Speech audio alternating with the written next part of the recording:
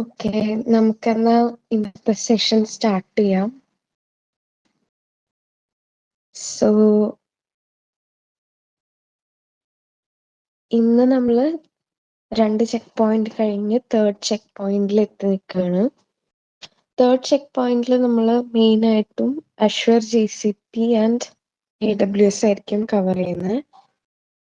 അതിൽ first session നമുക്ക് GCP ആണ്. നമ്മളുടെ സ്പീക്കർ നിരനാണ്, നിരൻ വിജയകുമാർ. സോ നിങ്ങൾ ഇതിനു മുമ്പ് നമ്മളുടെ ചാനലിലെ വീഡിയോസ് കണ്ടിട്ടുണ്ടെങ്കിൽ അറിയാൻ പറ്റും, GCP എക്സ്പേർട്ട് ആണ്, മൾട്ടി ക്ലൗഡ് ആർക്കിടെക്റ്റ് ആണ്. So it's a great opportunity to learn from him. So maximum doubts എല്ലാം ക്ലിയർ ചെയ്ത് പോവാ. So over to you, നിരൻ ചേട്ടാ.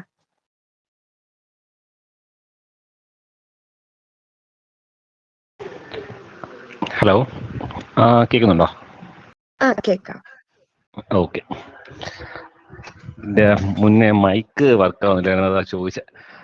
ഇപ്പം വേറെ എടുത്ത് വെച്ചു. ക്ലിയർ ആണല്ലോ അല്ലേ? ക്ലിയർ ആണ്. Okay, fine. അപ്പം okay, let me share my screen.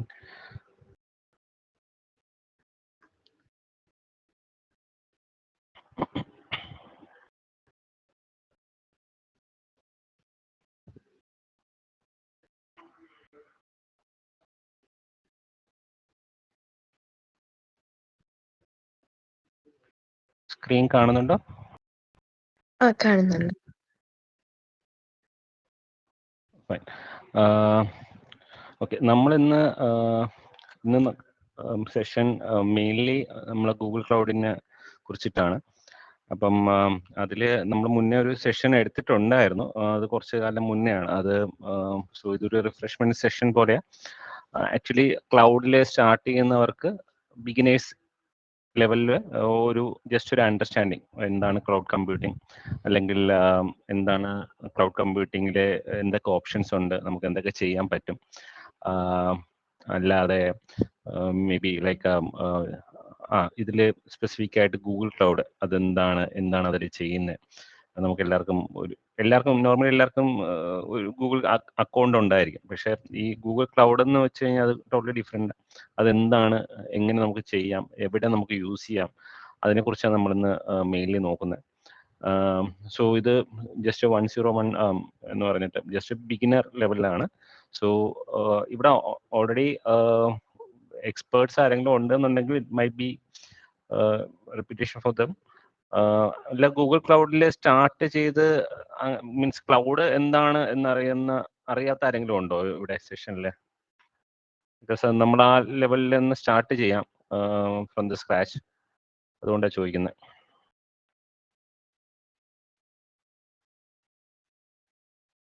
എല്ലാവരും ഒന്ന് റെസ്പോണ്ട് ചെയ്യട്ടോ.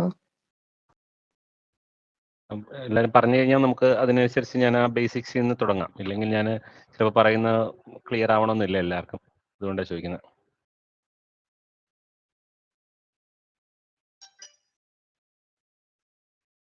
ആക്ച്വലി നമ്മള് ക്ലൗഡ് കമ്പ്യൂട്ടിംഗ് എന്താണെന്നുള്ള ബേസിക്സ് എല്ലാം കഴിഞ്ഞായിരുന്നു ബിഗിനർ സീരീസിൽ. GCP വെച്ച് ഫോക്കസ് ചെയ്ത് നമുക്ക് സ്റ്റാർട്ട് ചെയ്യാം. Okay, fine. ഓക്കെ, അപ്പം ഞാൻ ജസ്റ്റ് ഒന്ന് റിഫ്രഷ്മെന്റ് പോലെ ഒരു റിഫ്രഷർ പോലെ ജസ്റ്റ് എന്താണ് ക്ലൗഡ് കമ്പ്യൂട്ടിംഗ് എന്ന് പറഞ്ഞാൽ ജസ്റ്റ് ഒന്ന് സ്റ്റാർട്ട് ചെയ്യാം ഒരു അണ്ടർസ്റ്റാൻഡിങ് വേണ്ടിയിട്ട്. സോ ബിഫോർ ഗോയിങ് സോ എന്നെ കുറിച്ച് ഞാനൊരു മൾട്ടി ക്ലൗഡ് സൊല്യൂഷൻ ആർക്കിടെക്റ്റ് ആയിട്ട് വർക്ക് ചെയ്യുന്നു. കുറച്ച് ഗൂഗിളിന്റെയും അഷ്വറിന്റെയും കുറച്ച് കാലമായിട്ട് വർക്ക് ചെയ്യുന്നുണ്ട്. റീസെന്റ് അഷ്വറിലാണ് മെയിൻ ആയിട്ട് കോൺസെൻട്രേറ്റ് ചെയ്യുന്നത്. സോ ഗൂഗിളിൽ കുറച്ച് നാളായി വർക്ക് ചെയ്തിട്ട്. പിന്നെ ക്ലൗഡ് കമ്മ്യൂണിറ്റീസിലെല്ലാം സംസാരിക്കാറുണ്ട്. മെയിനായിട്ട് GCP ക്ലൗഡിൻ്റെ ആണ്.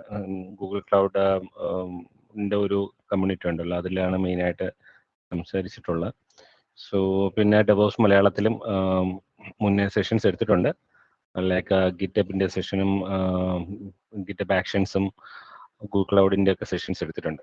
സോ ഇന്ന് നമ്മൾ ക്ലൗഡ് കമ്പ്യൂട്ടിംഗ്. സോ നമ്മളെ ക്ലൗഡ് കമ്പ്യൂട്ടിംഗ് എന്ന് പറയുമ്പം ഇത് ഓൾറെഡി അറിയാമെന്നാണ് വിശ്വസിക്കുന്നത്. സോ ക്ലൗഡ് കമ്പ്യൂട്ടിംഗ് എന്ന് പറയുമ്പോൾ നമ്മൾ സിസ്റ്റംസ് അല്ലെങ്കിൽ ക്ലൗഡ് മെഷീൻസോ അല്ലെങ്കിൽ ആ സാധനം ക്ലൗഡിൽ എന്ന് വെച്ചാൽ നമുക്കെന്താ കുറച്ച് റിമോട്ടിൽ അല്ലെങ്കിൽ എങ്ങനെ കണക്ട് ചെയ്യാം എന്നുള്ളതൊക്കെയാണ് നമ്മളിന്ന് നോക്കാൻ പോകുന്നത്. സോ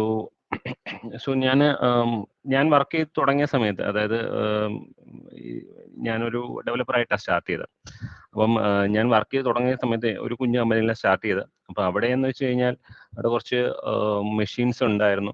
നമ്മൾ അവിടെയാണ് വർക്ക് ചെയ്യുന്നത്. അപ്പം അവിടെ വർക്ക് ചെയ്യുന്ന സമയത്ത് നമുക്ക് എന്താ പറയുക, ഈ കുറച്ച് ആപ്ലിക്കേഷൻസ്, വെബ് ആപ്ലിക്കേഷൻസിലാണ് വർക്ക് ചെയ്തുകൊണ്ടിരുന്നത്. അപ്പോൾ ഈ വർക്ക് ചെയ്തിട്ട് ഈ ആപ്ലിക്കേഷൻ, ഈ വെബ്സൈറ്റ്സും ഈ ആപ്ലിക്കേഷൻസും നമ്മൾ എവിടെയെങ്കിലും ഹോസ്റ്റ് ചെയ്യണം. ഹോസ്റ്റ് ചെയ്യണമെന്ന് വെച്ച് കഴിഞ്ഞാൽ എവിടെയെങ്കിലും ഹോസ്റ്റ് ചെയ്താൽ മാത്രമേ അത് ആക്സസ് ചെയ്യുന്ന യൂസേഴ്സിന് അത് കാണാൻ പറ്റത്തുള്ളൂ, വെബ്സൈറ്റ്. ഇല്ലെങ്കിൽ ഞാനിപ്പോൾ എൻ്റെ ലോക്കൽ മെഷീനിൽ ഹോസ്റ്റ് ചെയ്ത് കഴിഞ്ഞാൽ ആ മെഷീൻ എപ്പോഴും ഇൻ്റർനെറ്റിൽ കണക്ട് ആയിരിക്കണമെന്നില്ല, എപ്പോഴും ഓൺ ആയിരിക്കണമെന്നില്ല. അങ്ങനെ കുറേ ഇഷ്യൂസ് ഉണ്ട്. സോ അങ്ങനെ ഉണ്ടായിരുന്ന സമയത്ത് ഞങ്ങൾ എന്ത് ചെയ്യുന്നു വെച്ച് കഴിഞ്ഞാൽ വെബ് ആപ്ലിക്കേഷൻ ക്രിയേറ്റ് ചെയ്തിട്ട് ഞങ്ങളത് എവിടെയെങ്കിലും ഹോസ്റ്റ് ചെയ്യും. അത് ഒരു സെർവർ എന്ന് പറയുന്ന ഒരു കോൺസെപ്റ്റാണ് അവിടെ യൂസ് ചെയ്യുന്നത്. സെർവർ മെഷീൻസിൽ ഹോസ്റ്റ് ചെയ്യും. അത് IaaS എന്ന് പറഞ്ഞ് മൈക്രോസോഫ്റ്റിന് IaaSലാണ് മെയിനായിട്ടന്ന് ഡോട്ട്നെറ്റ് ആപ്ലിക്കേഷൻസ് അതൊക്കെ ഹോസ്റ്റ് ചെയ്യുന്നത്. അപ്പം അതിൽ മാനുവലായിട്ട് നമ്മൾ എന്തെങ്കിലും ഇഷ്യൂ വന്നു കഴിഞ്ഞാൽ അതൊക്കെ ഫിക്സ് ചെയ്യുന്നു. അല്ലെങ്കിൽ ആപ്ലിക്കേഷൻ എന്തെങ്കിലും അപ്ഗ്രേഡ് വരുമ്പം നമ്മളത് പുതിയ വെർഷൻ ഡിപ്ലോയ് ചെയ്യുന്നു, അതിനെ സപ്പോർട്ട് ചെയ്യുന്നു. എന്തെങ്കിലും ആപ്ലിക്കേഷൻ അല്ലെങ്കിൽ ഈ പർട്ടിക്കുലർ സെർവർ ക്രാഷ് ആയി കഴിഞ്ഞാൽ നമുക്ക് അതിൻ്റെ ബാക്കപ്പ് എടുത്ത് വേറൊരു മെഷീൻ അപ്പാക്കി റീസ്റ്റോർ ചെയ്ത് അതൊക്കെ ചെയ്യണം. സോ അതൊക്കെ എന്ന് വെച്ച് കഴിഞ്ഞാൽ കുറച്ച് tedious ടാസ്ക് ആയിരുന്നു. അത് മാനുവലായിട്ട് നമ്മൾ എല്ലാം ചെയ്യണമായിരുന്നു. സോ അവിടെ ഉള്ള ഇഷ്യൂസ് മെയിനായിട്ട് എന്തൊക്കെയാണെന്ന് വെച്ച് കഴിഞ്ഞാൽ, ഇപ്പം മെഷീനൊക്കെ ക്രാഷ് ആവുന്ന സമയത്ത് നമുക്കതിൻ്റെ ബാക്കപ്പ് എല്ലാം കാണണമെന്നില്ല. നമുക്കത് പുതിയൊരു മെഷീന് നമുക്ക് എടുത്ത് അതിൽ ഫുള്ള് കോൺഫിഗർ ചെയ്ത് from the start like full നമ്മൾ വിൻഡോസ് ഇൻസ്റ്റാൾ ചെയ്യേണ്ടി വരും, അതിൻ്റെ അപ്ഗ്രേഡ്സ് ഇൻസ്റ്റാൾ ചെയ്യേണ്ടി വരും. ഇപ്പോൾ ഡോട്ട്നെറ്റ് ആപ്ലിക്കേഷൻ ആണെങ്കിൽ ഡോട്ട്നെറ്റ് ഫ്രെയിംവർക്ക് ഇൻസ്റ്റാൾ ചെയ്യേണ്ടി വരും, ജാവ ആണെങ്കിൽ ജാവ JDK ഒക്കെ ഇൻസ്റ്റാൾ ചെയ്യേണ്ടി വരും. ഇതൊക്കെ ഇൻസ്റ്റാൾ ചെയ്തിട്ട് നമ്മൾ ആപ്ലിക്കേഷൻ്റെ ഡേറ്റാബേസ് ഒക്കെ നമ്മൾ മാനുവലായിട്ടായിരിക്കും കോൺഫിഗർ ചെയ്യുന്നത്. ഈ ഡേറ്റാബേസിൽ കുറച്ച് ഡേറ്റ ഉണ്ടായിരിക്കും. അപ്പോൾ ഈ മെഷീൻ ക്രാഷ് ആയി കഴിഞ്ഞാൽ ഈ ഡേറ്റ എല്ലാം നമുക്ക് ലോസ് ആയിട്ട് നമ്മൾ ഈ ഡേറ്റ നമുക്ക് എടുത്ത് റീസ്റ്റോർ ചെയ്തിട്ട് സെയിം ഇപ്പൊ കറണ്ട് ആയിട്ട് ഞാൻ ഇന്ന് മെഷീന്റെ ഒരു ബാക്കപ്പ് എടുത്ത് വെച്ചാൽ ഇന്നലെയാണ്, പക്ഷെ ഇന്നിപ്പോൾ ക്രാഷ് ആയെങ്കിൽ ഇന്ന് രാവിലെ നടന്ന ട്രാൻസാക്ഷൻ ഒന്നും എൻ്റെ ഡേറ്റാബേസിൽ കാണത്തില്ല. സോ ഈ ഡേറ്റാബേസ് എല്ലാം ഞാനൊരു വേറൊരു സെർവറിലായിരിക്കും കീപ്പ് ചെയ്യുന്നത്. സോ അങ്ങനെ കുറേ ഇഷ്യൂസ് ഉണ്ട്. പിന്നെ അത് മാത്രമല്ല, ഇപ്പം ഒരു എക്സാമ്പിൾ പറയുകയാണെങ്കിൽ, ഇപ്പോൾ ഫ്ലിപ്കാർട്ട് പോലൊരു സൈറ്റ് അല്ലെങ്കിൽ ആമസോൺ പോലൊരു സൈറ്റോ അല്ലെങ്കിൽ IRCTC പോലൊരു സൈറ്റോ ആണെന്നുണ്ടെങ്കിൽ നമുക്ക് ഈ ഓർഡറും ട്രാൻസാക്ഷനും എല്ലാം ഒത്തിരി കാണും. സോ ഇങ്ങനെ പഴയൊരു റീസ്റ്റോർ പോയിന്റിലേക്ക് റീസ്റ്റോർ ചെയ്യുന്ന മീൻസ് കറക്റ്റായിട്ട് വർക്ക് ആകത്തില്ല. നമുക്കത് എല്ലാ ട്രാൻസാക്ഷനും എടുക്കാൻ പറ്റത്തില്ല. സോ ഇപ്പോൾ ഓൾറെഡി കുറേ ആൾക്കാർ പേയ്മെൻ്റ് ഒക്കെ ചെയ്തു. അതെല്ലാം നമുക്ക് ഒരു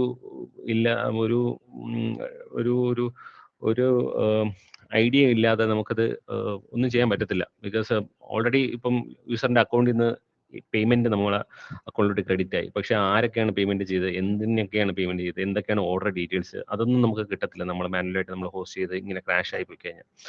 പിന്നെ അത് മാത്രമല്ല, ഇപ്പം ഫ്ലാഷ് സെയിൽ പോലുള്ള സാധനങ്ങൾ നടക്കുവാണെന്നുണ്ടെങ്കിൽ ആ സമയത്ത് നമുക്ക് ഈ മെഷീന് എപ്പോഴും അവൈലബിൾ ആയിരിക്കണമെന്നില്ല. ഇപ്പം നമുക്ക് മുന്നേ അറിയാം, IRCTC പോലുള്ള സൈറ്റ് ഇപ്പം പെട്ടെന്ന് രാവിലെ തൽക്കാലൊക്കെ ബുക്ക് ചെയ്യുന്ന സമയത്ത് അതൊക്കെ നല്ല പണ്ടൊക്കെ ആണെങ്കിൽ അത് ഒട്ടും ആക്സസബിൾ ആയിരുന്നില്ല. മെഷീൻ ഈ സെർവേഴ്സ് എല്ലാം എപ്പോഴും ക്രാഷ് ആവുമായിരുന്നു. ഹൈ എമൗണ്ട് ഓഫ് ട്രാഫിക് അത് ഹാൻഡിൽ ചെയ്യാൻ പറ്റത്തില്ല. അതിൻ്റെയൊക്കെ ഇഷ്യൂ എന്താന്ന് വെച്ച് കഴിഞ്ഞാൽ അവർക്കൊരു ലിമിറ്റഡ് ഹാർഡ്വെയർ ആണ്. ദേ മാനേജ് ദ ഹാർഡ്വെയർ. സോ അതിനൊരു ലിമിറ്റേഷൻ ഉണ്ട്. എല്ലാ മെഷീൻസും നമുക്ക് എന്തൊക്കെയുള്ള, ഇപ്പോൾ CPU ഉണ്ട്, RAM ഉണ്ട്, നെറ്റ്വർക്കിങ്ങിന് വേണ്ടി കുറേ കേബിളൊക്കെ കണക്ട് ചെയ്തിട്ടുണ്ട്, ഇതെല്ലാം ഉണ്ട്. അപ്പോൾ ഇതെല്ലാം നമ്മളിപ്പോൾ ലോക്കൽ മെഷീൻ ആയ കൂടെ നമുക്ക് അറിയാം, നമ്മളിപ്പം ഒരു ഫോട്ടോഷോപ്പോ അല്ലെങ്കിൽ ഹെവി ആയിട്ടുള്ള ലൈറ്റ് റൂമോ അല്ലെങ്കിൽ എന്തെങ്കിലും ഗെയിമോ എല്ലാം പ്ലേ ചെയ്യുകയാണ്, നമുക്കത് അതിനൊരു ലിമിറ്റ് ഉണ്ട്. ഒരു റാമിന് മേ ബി 16 GB, റാം ആയിരിക്കാം, അല്ലെങ്കിൽ 8 GB റാം ആയിരിക്കാം. ഇതെല്ലാം കൂടെ അത് താങ്ങത്തില്ല. ചിലപ്പം CPU കൗണ്ട് കുറവായിരിക്കും, ഹാർഡ് ഡിസ്കിന്റെ സൈസ് കുറവായിരിക്കാം. ഇതെല്ലാം കൂടെ ആ മെഷീൻ താങ്ങത്തില്ല. നമുക്ക് മെഷീന്റെ റെസ്പോൺസ് നല്ല സ്ലോ ആവും. അതായത് നമ്മൾ ഒരു റിക്വസ്റ്റ് ഇട്ട് കഴിഞ്ഞാൽ അതിന് ഒരു ക്ലിക്ക് ചെയ്ത് കഴിഞ്ഞാൽ അത് കുറേ നേരം കഴിഞ്ഞിട്ടായിരിക്കും റെസ്പോണ്ട് ചെയ്യുന്നത്. അതൊരു സിംഗിൾ യൂസർ സിംഗിൾ മെഷീനിലാണ് വർക്ക് ചെയ്യുന്നത്. സോ അതുപോലെ ഒരു സെർവറിൽ ഇപ്പോൾ മൾട്ടിപ്പിൾ യൂസേഴ്സ് പല പല സ്ഥലത്ത് നിന്നായിരിക്കും കണക്ട് ചെയ്യുന്നത്. അതിൽ കണക്ട് ചെയ്തിരിക്കുന്ന നെറ്റ്വർക്ക് കേബിളിൽ ഒരു ലിമിറ്റ് കാണും. Say this is A maximum. Say ഞാനിപ്പം ഒരു ഒരു ലോക്കൽ ബ്രോഡ്ബാൻഡ് കണക്ഷനാണ് എടുത്തിരിക്കുന്നത്. സേ മേ ബി അത് 10 Mbps കണക്ഷൻ ആയിരിക്കാം.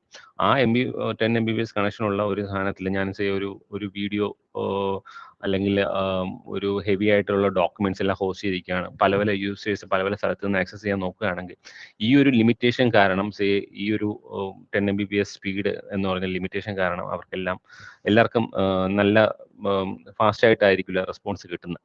സോ അങ്ങനെ കുറേ ഇഷ്യൂസ് ഉണ്ട്. അത് മാത്രമല്ല, ഇപ്പം ഞാൻ ഈ പറഞ്ഞ എക്സാമ്പിൾ, ഞാൻ പഴയ വർക്ക് ചെയ്യുന്ന കമ്പനിയിൽ ഇപ്പം എനിക്കിപ്പം ഇത് പറയുകയാണ്, ഇപ്പം യൂസേഴ്സ് കൂടുവാണ്. ഞാൻ ആദ്യം തുടങ്ങിയ സമയത്ത് മേ ബി 5 യൂസേഴ്സ് ആയിരിക്കാം, പിന്നെ അത് 10 യൂസേഴ്സായി, 100 യൂസേഴ്സ്, അങ്ങനെ എക്സ്പാൻഷൻ നടക്കുവാണ്. ഇപ്പം ഒത്തിരി പേര് ആക്സസ് ചെയ്യുന്നുണ്ട് എന്നുണ്ടെങ്കിൽ അവർക്കെല്ലാം ഈ സ്ലോനെസ് അഫക്റ്റ് ആയി വന്നു കഴിഞ്ഞാൽ അവർ മേ ബി ടിക്കറ്റ് റൈസ് ചെയ്യും, അല്ലെങ്കിൽ സർവീസ് ഡെസ്ക് വിളിച്ചിട്ട് പറയും എനിക്ക് ഈ ഇഷ്യൂസ് ഉണ്ട്, എന്താ ചെയ്യാൻ പറ്റുക എന്ന് പറഞ്ഞാൽ അങ്ങനെ വല്ലതും പറഞ്ഞു കഴിഞ്ഞാൽ നമുക്ക് ആ മെഷീൻസ് അപ്ഗ്രേഡ് ചെയ്തേ പറ്റത്തുള്ളൂ. അപ്പം അപ്ഗ്രേഡ് ചെയ്യുന്ന വെച്ച് കഴിഞ്ഞാൽ മേ ബി നമുക്ക് ഞാനിപ്പോൾ ഇട്ടിരിക്കുന്നത് 8 GB റാം അല്ലെങ്കിൽ 16 GB റാം ആയിരിക്കും, എനിക്ക് 32 GB റാം ആക്കണം. അങ്ങനെ ഉണ്ടെന്നുണ്ടെങ്കിൽ ഞാൻ എൻ്റെ അന്നത്തെ കാലത്ത് ഡെസ്ക്ടോപ്പ് ടീമിൻ്റെ അടുത്ത് റിക്വസ്റ്റ് ചെയ്യും, എനിക്ക് 8 GB അല്ലെങ്കിൽ 12 GB അല്ലെങ്കിൽ 16 GB റാമേ ഉള്ളൂ, എനിക്ക് 32 GB ആക്കണം. അല്ലെങ്കിൽ എൻ്റെ ഹാർഡ് ഡിസ്ക് സൈസ് 200 GB ഉള്ളൂ, അതിപ്പം ഓൾറെഡി ഫുള്ളായി, നമ്മുടെ ഡേറ്റ ഹ്യൂജ് ആണ്, അത് ഇപ്പം 500 GB അല്ലെങ്കിൽ 1 TB ആക്കണം. അല്ലെങ്കിൽ CPU-ന്റെ സൈസ് കൂട്ടണം. ഇങ്ങനെയൊക്കെ പറഞ്ഞു കഴിഞ്ഞാൽ അതൊരു മാനുവൽ ടാസ്ക് ആണ്. അവർ ഇത് പോയി പ്രൊക്യൂർ പോയി എവിടെയെങ്കിലും മേടിച്ചിട്ട് അതുകൊണ്ടൊന്ന് മെഷീൻ ഡൗൺ ആക്കി അതൊന്ന് ഇൻസ്റ്റാൾ ചെയ്ത് അതൊക്കെ അപ്പാക്കി വരുന്ന കുറച്ച് സമയം എടുക്കുമല്ലോ. അതൊക്കെ ഒരു mainly it was headache for all of us. Like പഴയ കമ്പനിയിലും ഇതെല്ലാം മാനുവലായിട്ട് ഹാൻഡിൽ ചെയ്യുന്നവർക്ക്, അതായത് ഓൺ പ്രെമിസിൽ ഇത് ഹാൻഡിൽ ചെയ്യുന്നവർക്ക് അതൊരു വലിയ ടാസ്ക് ആയിരുന്നു. ടാസ്ക് മാത്രമല്ല, ഇതിന്റെ ഇടയിൽ വേണമെങ്കിൽ മെഷീൻ പെട്ടെന്ന് ക്രാഷ് ആയിപ്പോയി കഴിഞ്ഞാൽ എൻ്റെ ഡേറ്റാ ബേസിന്റെ ഒന്നിൻ്റെയും ബാക്കപ്പ് ഇല്ല എന്നുണ്ടെങ്കിൽ നമുക്കത് റീസ്റ്റോർ ചെയ്യാനേ പറ്റത്തില്ല. അങ്ങനെ കുറേ ഇഷ്യൂസ് ഉണ്ട്. അപ്പം അതെല്ലാം നമ്മൾ മുന്നേ ഫേസ് ചെയ്തിരുന്ന ഇഷ്യൂസ് ആണ്. സോ ആ ഫേസ് ചെയ്ത ഇഷ്യൂസിൽ ഇപ്പം വേറൊരു എക്സാമ്പിൾ പറയുകയാണെങ്കിൽ ഞാനിപ്പം ഇന്ത്യയിലാണ് വർക്ക് ചെയ്യുന്നത്. ഇന്ത്യയിൽ ഇപ്പം ട്രിവാൻഡ്രത്താണ് വർക്ക് ചെയ്യുന്നത്. അങ്ങനെയാണെന്നുണ്ടെങ്കിൽ ഇപ്പം എനിക്ക് എൻ്റെ വെബ്സൈറ്റ് ഞാനിപ്പോൾ ഹോസ്റ്റ് ചെയ്തിട്ട് ആ വെബ്സൈറ്റ് ഹോസ്റ്റ് ചെയ്യുന്നത് അതിൻ്റെ കസ്റ്റമേഴ്സ് മെയിൻലി ഇപ്പം വേറൊരു കൺട്രിയിൽ നിന്നാണ്, അല്ലെങ്കിൽ US നിന്നാണ് കസ്റ്റമേഴ്സ് വരുന്നതെന്നുണ്ടെങ്കിൽ അവർക്ക് ഒരു ലേറ്റൻസി കാണും. ഇന്റർനെറ്റിൽ കൂടെ ഈ സൈറ്റ് ആക്സസ് ചെയ്യുന്ന സമയത്ത് അവർക്കൊരു ലേറ്റൻസി കാണും. അവർക്ക് സ്ലോ ആയിട്ടായിരിക്കും ഈ സൈറ്റൊക്കെ കിട്ടുന്നത്. അപ്പോൾ അവർക്ക് ഈ സൈറ്റ് ഒന്ന് അവരുടെ ലൊക്കേഷനിൽ എനിക്ക് ഹോസ്റ്റ് ചെയ്യണം.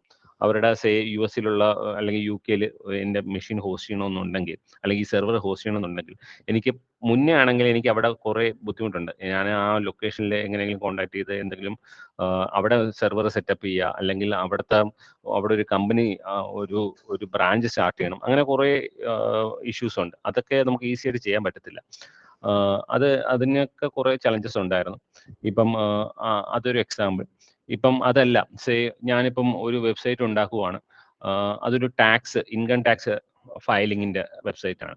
സോ നോർമലി നമ്മൾ ഇൻകം ടാക്സ് റിട്ടേൺസ് ഒക്കെ ഫയൽ ചെയ്യുന്ന around April, May, June, July ആ സമയത്തൊക്കെ ആയിരിക്കും. അപ്പം മേ ബി ഒരു 1 or 2 months ആയിരിക്കും അതിന് ഹെവി ആയിട്ട് ട്രാഫിക് വരുന്നത്. ഇപ്പം ഞാനിപ്പോൾ ഒരു മെഷീൻ ഒന്ന് കോൺഫിഗർ ചെയ്ത് അപ്പാക്കി എടുത്തിട്ട് ആ അപ്പാക്കി എടുത്ത മെഷീന് മേ ബി 1 or 2 months മാത്രമായിരിക്കും ഹെവി ആയിട്ട് യൂസേജ് വരുന്നത്. ബാക്കിയുള്ള അക്രോസ് ദ ഇയർ ഇതിന്റെ യൂസേജ് തീരെ കുറവാണ്, ട്രാഫിക്കേ ഇല്ല, സീറോ ട്രാഫിക് എന്ന് വേണമെങ്കിൽ പറയാം. അപ്പം അങ്ങനെ ഒരു സൈറ്റ് ഞാൻ ഇടുകയാണ്, പെട്ടെന്ന് 1-2 മാസം എനിക്ക് ഹൈ ആയിട്ട് വരണമെന്നുണ്ടെങ്കിൽ ഞാൻ ആ ട്രാഫിക് ഹാൻഡിൽ ചെയ്യാൻ പറ്റുന്നില്ല എന്നുണ്ടെങ്കിൽ ഈ ഹാർഡ്വെയർ എനിക്ക് അപ്ഗ്രേഡ് ചെയ്തേ പറ്റത്തുള്ളൂ. അപ്പോൾ ഞാൻ അപ്ഗ്രേഡ് ചെയ്ത് കഴിഞ്ഞാൽ അവിടെ ഒരു ഇൻവെസ്റ്റ്മെന്റ് നമ്മൾ ചെയ്യുകയാണ്, ക്യാപിറ്റൽ ഇൻവെസ്റ്റ്മെന്റ്. ക്യാപിറ്റൽ ഇൻവെസ്റ്റ്മെന്റ് ഞാൻ ചെയ്യുന്നത് വെച്ച് കഴിഞ്ഞാൽ ഞാൻ ഒരു 1 lakh or 2 lakh or 10 lakhs hardware extra മേടിച്ച് ഞാൻ എടുത്തിട്ട് കഴിഞ്ഞാലും ആക്ച്വലി അതൊരു മേ ബി ഒരു 1 week 2 week ആയിരിക്കും അത്രത്തോളം അതിന്റെ ഹിറ്റ് വരുന്നതും യൂസേജ് വരുന്നതും. അല്ലാത്ത സമയത്ത് അത്രയും ഹിറ്റ് വരുന്നില്ല, യൂസേജ് വരുന്നില്ല. ആ സമയത്ത് ഞാൻ actually I already paid for the machine. ആ മെഷീൻ ചുമ്മാ അവിടെ ഐഡിലായിട്ടിരിക്കുകയാണ്. സോ ഈ ഒക്കെ ഇങ്ങനെ ഞാൻ ഇപ്പോൾ കുറേ ഇഷ്യൂസ് പറഞ്ഞില്ലേ, ഇതൊക്കെ കൂടെ അഡ്രസ്സ് ചെയ്യാനും, അത് മാത്രമല്ല വേറെയും കുറേ ഇഷ്യൂസ് ഉണ്ട്. ഞാൻ ജസ്റ്റ് ഫോർ എക്സാമ്പിൾ പറഞ്ഞു തന്നുള്ളൂ. ഇങ്ങനെയുള്ള ഇഷ്യൂസ് അഡ്രസ്സ് ചെയ്യാനൊക്കെ വേണ്ടിയിട്ടാണ് നമ്മൾ ഈ ക്ലൗഡ് കമ്പ്യൂട്ടിംഗ് എന്ന് പറയുന്നത്. ക്ലൗഡ് കമ്പ്യൂട്ടിംഗ് ഞാൻ ഈ പറഞ്ഞ ഒട്ടുമിക്ക ഇഷ്യൂസും അഡ്രസ്സ് ചെയ്യുന്നുണ്ട്. അത് എങ്ങനെയാണെന്ന് വെച്ച് കഴിഞ്ഞാൽ നമുക്ക് ഈ ക്ലൗഡ് കമ്പ്യൂട്ടിങ്ങിൽ നമ്മൾ ഈ മെഷീൻസ് നമ്മളല്ല ഓൺ ചെയ്യുന്നത്, നമ്മുടെ ഡേറ്റാ സെന്ററിലല്ല. സോ നമ്മൾ മുന്നേ ഞാൻ ഈ പറഞ്ഞ എക്സാമ്പിളെല്ലാം ഓൺ പ്രമിസ് ആണ് നമ്മൾ സെർവർ ഹോസ്റ്റ് ചെയ്യുന്നത്. അതായത് നമ്മളെ കമ്പനിയിലെ ഓൺ പ്രമിസിലുള്ള ഡേറ്റാ സെന്ററിൽ നമ്മൾ ഈ ഒരു സെക്കൻഡ്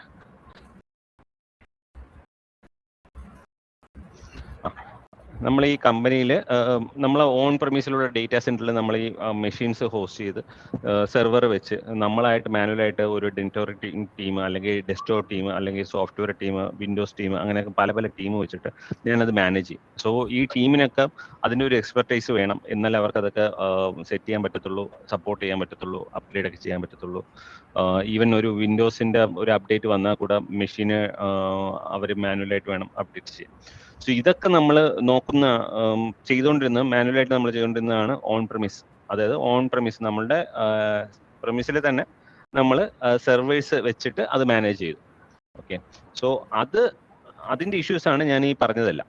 സോ ഓൺ പ്രമിസ് നമുക്ക് വെക്കുമ്പം ഈ അപ്ഗ്രേഡും അതെല്ലാം നമുക്ക് ഇഷ്യൂസ് ആയിരുന്നു.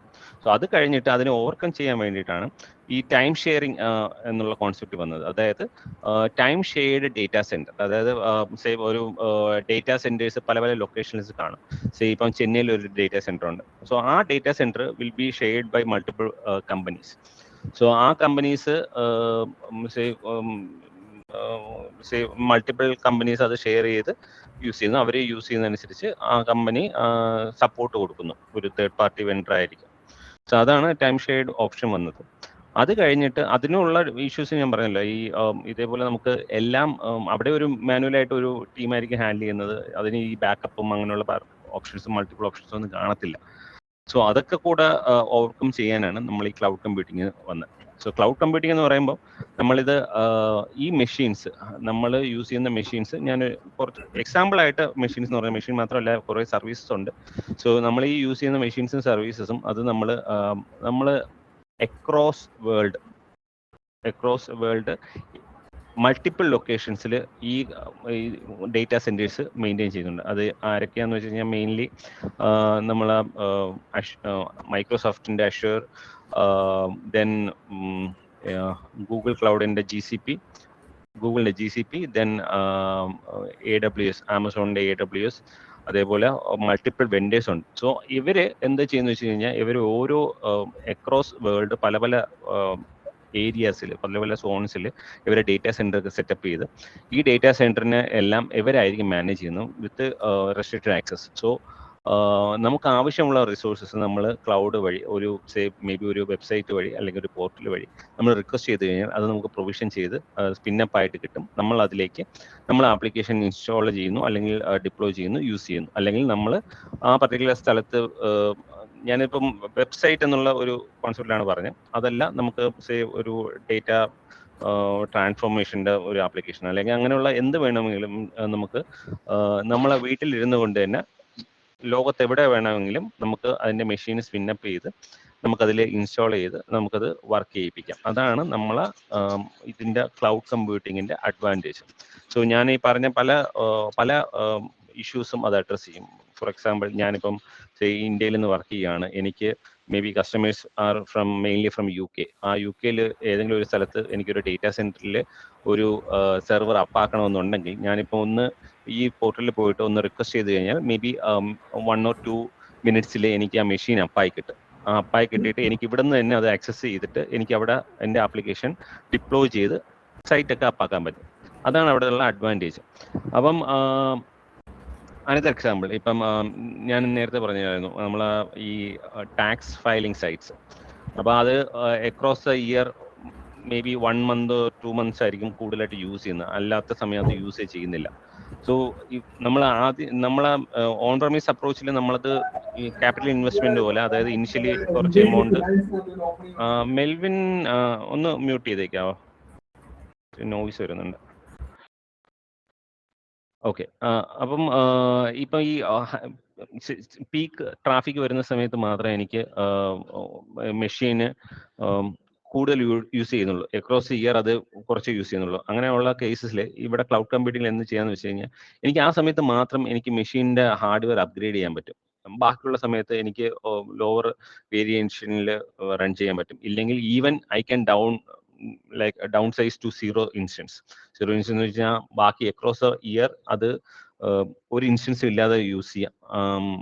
ഇപ്പം ഹിറ്റ് വരുമ്പോൾ മാത്രം ഇത് സ്പിന്നപ്പ് ചെയ്ത് 1000 ഹിറ്റ് പോവുകയാണെങ്കിൽ അതിനനുസരിച്ച് ഗ്രാജുവലായിട്ട് സ്പിന്നപ്പ് ചെയ്യാനും ഇൻസ്റ്റൻസിന്റെ കൗണ്ട് കൂട്ടാനും അല്ലെങ്കിൽ ഹാർഡ്വെയറിന്റെ സൈസ് കൂട്ടാനും എല്ലാം എനിക്ക് ഓപ്ഷൻസ് ഉണ്ട്. അതെല്ലാം ഡൈനാമിക് ആയിട്ട് നമുക്ക് ചെയ്യാനും പറ്റും. സോ അവിടെ അഡ്വാൻറ്റേജ് എന്ന് വെച്ച് കഴിഞ്ഞാൽ, ഞാനിപ്പോൾ യൂസ് ചെയ്യുന്ന ആ സമയത്ത് മാത്രമായിരിക്കും നമ്മൾ പേയ്മെന്റ് ചെയ്യുന്നത്. നമ്മൾ നമ്മളെ വീട്ടിലെ ഇലക്ട്രിസിറ്റി മീറ്റർ ഇല്ലേ, ഞാനിപ്പം ഈ മന്ത്സ് ഒക്കെ AC കൂടുതലായിട്ട് യൂസ് ചെയ്യുകയാണെന്നുണ്ടെങ്കിൽ നമുക്ക് ബില്ല് കൂടും. അല്ല, ഞാനിപ്പോൾ മഴക്കാലത്ത് AC യൂസ് ചെയ്യുന്നില്ല എന്നുണ്ടെങ്കിൽ എനിക്ക് അതിന് പേ ചെയ്യേണ്ട കാര്യമില്ല. സോ സെയിം കോൺസെപ്റ്റ് ആണ്. നമ്മളിപ്പം ക്ലൗഡ് കമ്പ്യൂട്ടിംഗിൽ വരുന്ന സമയത്ത് ഞാനത് യൂസ് ചെയ്യുന്നതനുസരിച്ച് മാത്രമേ എനിക്ക് പേയ്മെന്റ് ചെയ്യേണ്ടി വരത്തുള്ളൂ. ഇപ്പം അക്രോസ് ദ ഇയർ അത് യൂസേ ചെയ്യുന്നില്ല, ഒരു ഹിറ്റും വരുന്നില്ല എന്നുണ്ടെങ്കിൽ ആ അക്രോസ് ഇയർ എനിക്ക് ബില്ല് വരുന്നത് 0 ആയിരിക്കും. ബട്ട് ഈ മാർച്ചിലോ അല്ലെങ്കിൽ ഏപ്രിലോ മാത്രം യൂസ് ചെയ്യുന്നുണ്ട് എന്നുണ്ടെങ്കിൽ അതിന്റെ ട്രാഫിക് ഗ്രാജുവൽ ആയിട്ട് കൂടുന്നതനുസരിച്ച് ഇത് ഓട്ടോമാറ്റിക്കായിട്ട് സ്കെയിലിംഗ് ചെയ്യും. സോ സ്കെയിലിംഗ് മൾട്ടിപ്പിൾ കോൺസെപ്റ്റ് ഉണ്ട്. ഹൊറിസോണ്ടൽ സ്കെയിലിംഗും വെർട്ടിക്കൽ സ്കെയിലിംഗ്, അതെല്ലാം ഇതിൽ കവർ ചെയ്യുന്നില്ല.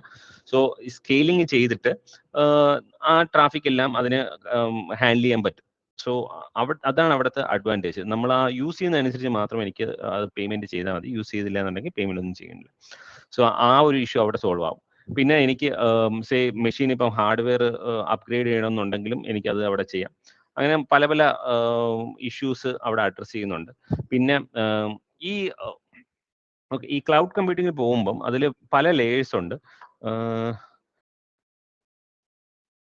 ഞാൻ ഈ പറഞ്ഞ പോയിന്റ്സ് ആണ് ഇവിടെ മെയിൻലി ഹൈലൈറ്റ് ചെയ്തിരിക്കുന്നത്. ഇപ്പോൾ ഓൺ ഡിമാൻഡ് നമുക്ക് സെൽഫ് സർവീസ് ചെയ്യാൻ പറ്റും.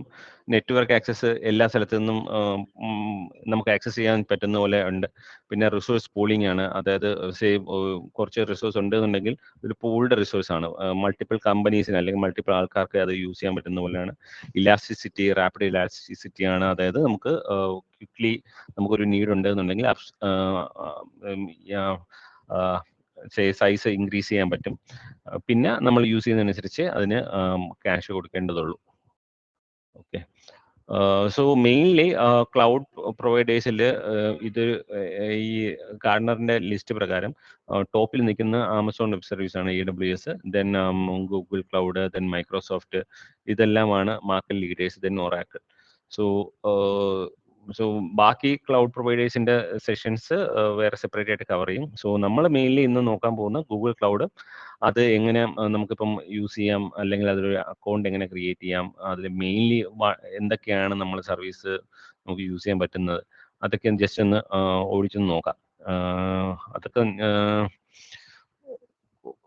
മെയിൻ ആയിട്ടുള്ള കുറച്ച് സർവീസ് മാത്രമേ നമ്മൾ ഇന്ന് കവർ ചെയ്യുന്നുള്ളൂ. ഓക്കെ. സോ അവിടെ പോകുന്നതിന് മുമ്പ് നമ്മൾ ക്ലൗഡ് കമ്പ്യൂട്ടിങ്ങിൽ നമുക്ക് ഫസ്റ്റ് ഓപ്ഷൻ ഞാൻ പറഞ്ഞ ഓൺ പ്രമിസ് ആണ്. ഓൺ പ്രമിസിൽ മുന്നേ ഉണ്ടായിരുന്ന ഓപ്ഷൻസ്, അതായത് നമ്മൾ അതിൽ networking, storage, server, virtualisation, OS, middleware, runtime, data, application, ഇതെല്ലാം നമ്മൾ മാനുവലായിട്ട് ഇരുന്ന്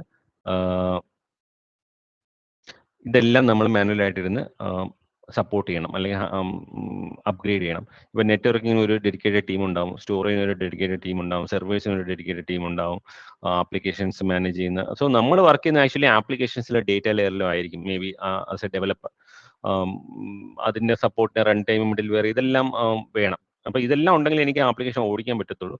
സോ ഓൺ പ്രമിസിൽ വരുന്ന സമയത്ത് നമ്മൾ തന്നെ വേണം, അതായത് നമ്മളെ കമ്പനി തന്നെ വേണം ഇതെല്ലാം ഹാൻഡിൽ ചെയ്യാൻ. സോ എന്തെങ്കിലും ഇഷ്യൂ വന്നാലും, ഇതിൽ ഏത് ലെയറിൽ ഇഷ്യൂ വന്നാലും നമ്മൾ വേണം നോക്കാൻ. സോ നമുക്ക് നെക്സ്റ്റ് ഈ സ്ക്രീൻ ഷെയർഡ് ആണ്, കാണുന്നുണ്ടല്ലോ അല്ലേ സ്ക്രീന്? കാണാം. Okay, thanks. സോ അടുത്ത ലെയർ, അടുത്ത ഒരു ഇതെന്ന് വെച്ച് കഴിഞ്ഞാൽ infrastructure as A service. So IaaS എന്ന് പറയും. ഇത് ഈ terms it's common across all the cloud. So common അല്ല, അതൊരു ഫൗണ്ടേഷൻ ആണ്. ഇത് മനസ്സിലാക്കിയാലേ നമുക്ക് ബാക്കി എല്ലാത്തിലും പോകുമ്പോഴും നമുക്കത് കുറച്ചും കൂടെ ഈസി ആയിട്ട് അണ്ടർസ്റ്റാൻഡ് ചെയ്യാൻ പറ്റുള്ളൂ. സോ ഇവിടെ നമ്മൾ ഇൻഫ്രാസ്ട്രക്ചർ ആ സർവീസ് എന്ന് വെച്ച് കഴിഞ്ഞാൽ ഇൻഫ്രാസ്ട്രക്ചർ മാനേജ്ഡ് ബൈ പ്രൊവൈഡർ, അതായത് ക്ലൗഡ് പ്രൊവൈഡർ ആയിരിക്കും ഇൻഫ്രാസ്ട്രക്ചർ മാനേജ് ചെയ്യുന്നത്. ഇൻഫ്രാസ്ട്രക്ചർ എന്ന് പറയുന്നത് നമുക്ക് say hardwares like networking devices, storage, server, virtualization, ഇതെല്ലാം നമ്മളെ ക്ലൗഡ് പ്രൊവൈഡർ ആയിരിക്കും മാനേജ് ചെയ്യുന്നത്. നമ്മൾ അതിൻ്റെ നമ്മൾ ഒരു മെഷീൻ റിക്വസ്റ്റ് ചെയ്യും, ഒരു വിർച്വൽ മെഷീൻ റിക്വസ്റ്റ് ചെയ്യുകയാണെന്നുണ്ടെങ്കിൽ ഇതെല്ലാം നമുക്ക് പ്രൊവിഷൻ ചെയ്ത് കിട്ടും. പക്ഷെ അതിൻ്റെ അകത്ത് ഉള്ള OS, middleware, runtime, നമ്മൾ ആപ്ലിക്കേഷൻ ഡിപ്ലോയ്മെന്റ്, അതിൻ്റെ മാനേജ്മെന്റ്, അതിൻ്റെ ഡേറ്റ, ഇതെല്ലാം നമ്മളായിരിക്കും മാനേജ് ചെയ്യേണ്ടത്. സോ അതാണ് infrastructure as service. So next one platform as service. Platform as സർവീസിൽ നമ്മൾ ഈ ഹാർഡ്വെയർ എല്ലാം അവർ തന്നെ മാനേജ് ചെയ്യും. ഈ OS, middleware, runtime, ഇതൊക്കെ ഇതും കൂടെ അവർ എക്സ്ട്രാ ആയിട്ട് മാനേജ് ചെയ്യും. സോ നമ്മൾ മാനേജ് ചെയ്യേണ്ടി വരുന്നത് നമുക്ക് ഈ ആപ്ലിക്കേഷനും ഡേറ്റയും ആയിരിക്കും നമ്മൾ മാനേജ് ചെയ്യേണ്ടി വരുന്നത്. അതായത് നമ്മൾ കോഡ് ചെയ്യുന്ന ആപ്ലിക്കേഷൻ, അതിൻ്റെ ഡേറ്റ എങ്ങനെ സ്റ്റോർ ചെയ്യണം, അങ്ങനെയുള്ള കാര്യങ്ങൾ നമ്മൾ മാനേജ് ചെയ്യുക. ബട്ട് ഈ run time, for example dot net framework 10 അല്ലെങ്കിൽ ഫ്രെയിംവർക്ക് 8 അല്ലെങ്കിൽ JDK വെർഷൻ, സോ അതെല്ലാം അവർ തന്നെ പ്രൊവൈഡ് ചെയ്യും. സെയിം ഞാനിപ്പോൾ റിക്വസ്റ്റ് ചെയ്യാണ്, എനിക്ക് JDK ഇന്നൊരു വെർഷനിലുള്ള അല്ലെങ്കിൽ ഡോട്ട്നെറ്റ് 10 ഒരു മെഷീൻ വേണം എന്ന് പറയുകയാണെങ്കിൽ അവരത് തരും. അതിൻ്റെ പാച്ചസും അതും എല്ലാം, OS പാച്ചസും എല്ലാം അവർ തന്നെ നോക്കിക്കോളും. നമുക്ക് അതിനെക്കുറിച്ച് പറയേണ്ട കാര്യമില്ല. സോ സോഫ്റ്റ്വെയർ ആസ് സർവീസ് പോകുന്ന സമയത്ത് ഇതെല്ലാം fully managed by cloud provider ആയിരിക്കും. ഫോർ എക്സാമ്പിൾ, അപ്പം സോഫ്റ്റ്വെയർ ആസ് സർവീസിൽ നമ്മൾ ഈവൻ ആപ്ലിക്കേഷൻ കൂടെ ബിൽഡ് ചെയ്യേണ്ട, നമ്മൾ അതിൽ ജസ്റ്റ് നമുക്ക് കിട്ടുന്ന ആപ്ലിക്കേഷൻ ഒന്ന് കോൺഫിഗർ ചെയ്താൽ മതി. ഫോർ എക്സാമ്പിൾ, ഇപ്പം നമ്മൾ വെബ് വഴി ആക്സസ് ചെയ്യുന്ന ഗൂഗിൾ ഷീറ്റ്സ് അല്ലെങ്കിൽ ഗൂഗിൾ സ്ലൈഡ്സ് അല്ലെങ്കിൽ നമ്മൾ Gmail, ഇങ്ങനെയുള്ള ഇതെല്ലാം ഔട്ട്ലുക്ക്, ഷെയർ പോയിന്റ്, ഇതെല്ലാം നമ്മൾ ഈ സോഫ്റ്റ്വെയർ സർവീസ് ആണ്. ജസ്റ്റ് അവർ ആപ്ലിക്കേഷൻ അപ്ഗ്രേഡും എല്ലാം അവർ തന്നെയാണ് ഹാൻഡിൽ ചെയ്യുന്നത്. നമ്മൾ ജസ്റ്റ് അതിൽ പോയിട്ട് കുറച്ച് കസ്റ്റമൈസേഷൻ എല്ലാം ചെയ്തിട്ട് നമ്മൾ യൂസ് ചെയ്യുന്നു.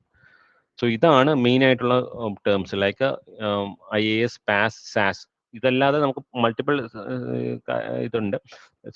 സ്റ്റോറേജ് ആസ് സർവീസ് ഉണ്ട്, database as service, container as service, അങ്ങനെ മൾട്ടിപ്പിൾ ഉണ്ട്. ബട്ട് മെയിൻലി ഇത് മൂന്നുമാണ്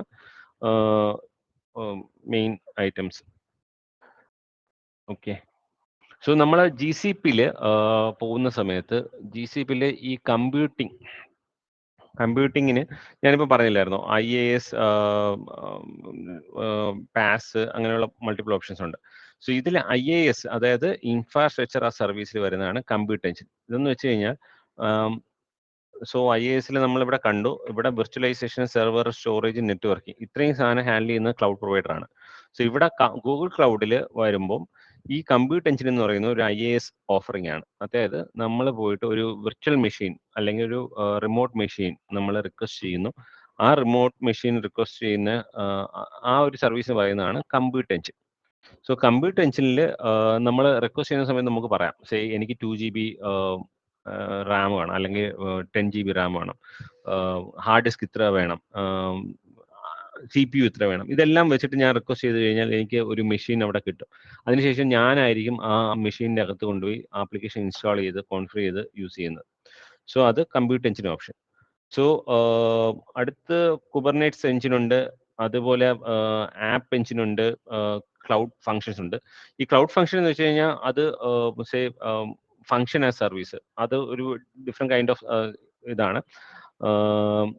ഈ ഗൂഗിൾ ക്ലൗഡ് ആദ്യമായിട്ട് തുടങ്ങിയ സമയത്ത് എനിക്ക് തോന്നുന്നു ആപ്പ് എഞ്ചിനിൽ വെച്ചാണ് തുടങ്ങിയത്. അത് പ്ലാറ്റ്ഫോം ആസ് സർവീസ്. നമ്മൾ ആ ആപ്പ് എഞ്ചിൻ അവർ ഇനിഷ്യൽ സർവീസ് എന്ന് തോന്നുന്നു ആപ്പ് എഞ്ചിൻ.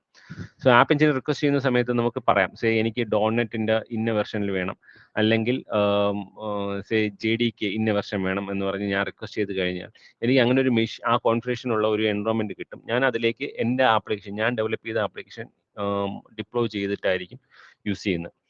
സോ അതല്ലാതെ ഈ കണ്ടെയ്നർ മാനേജ്മെന്റിനൊക്കെ വേണ്ടിയിട്ടാണ് കുബർനെറ്റ്സ് എഞ്ചിൻ. എനിക്ക് തോന്നുന്നു കണ്ടെയ്നറിന്റെ വേറൊരു സെഷൻ ഉണ്ട്, ഞാൻ അതിലേക്ക് അധികം പോകുന്നില്ല.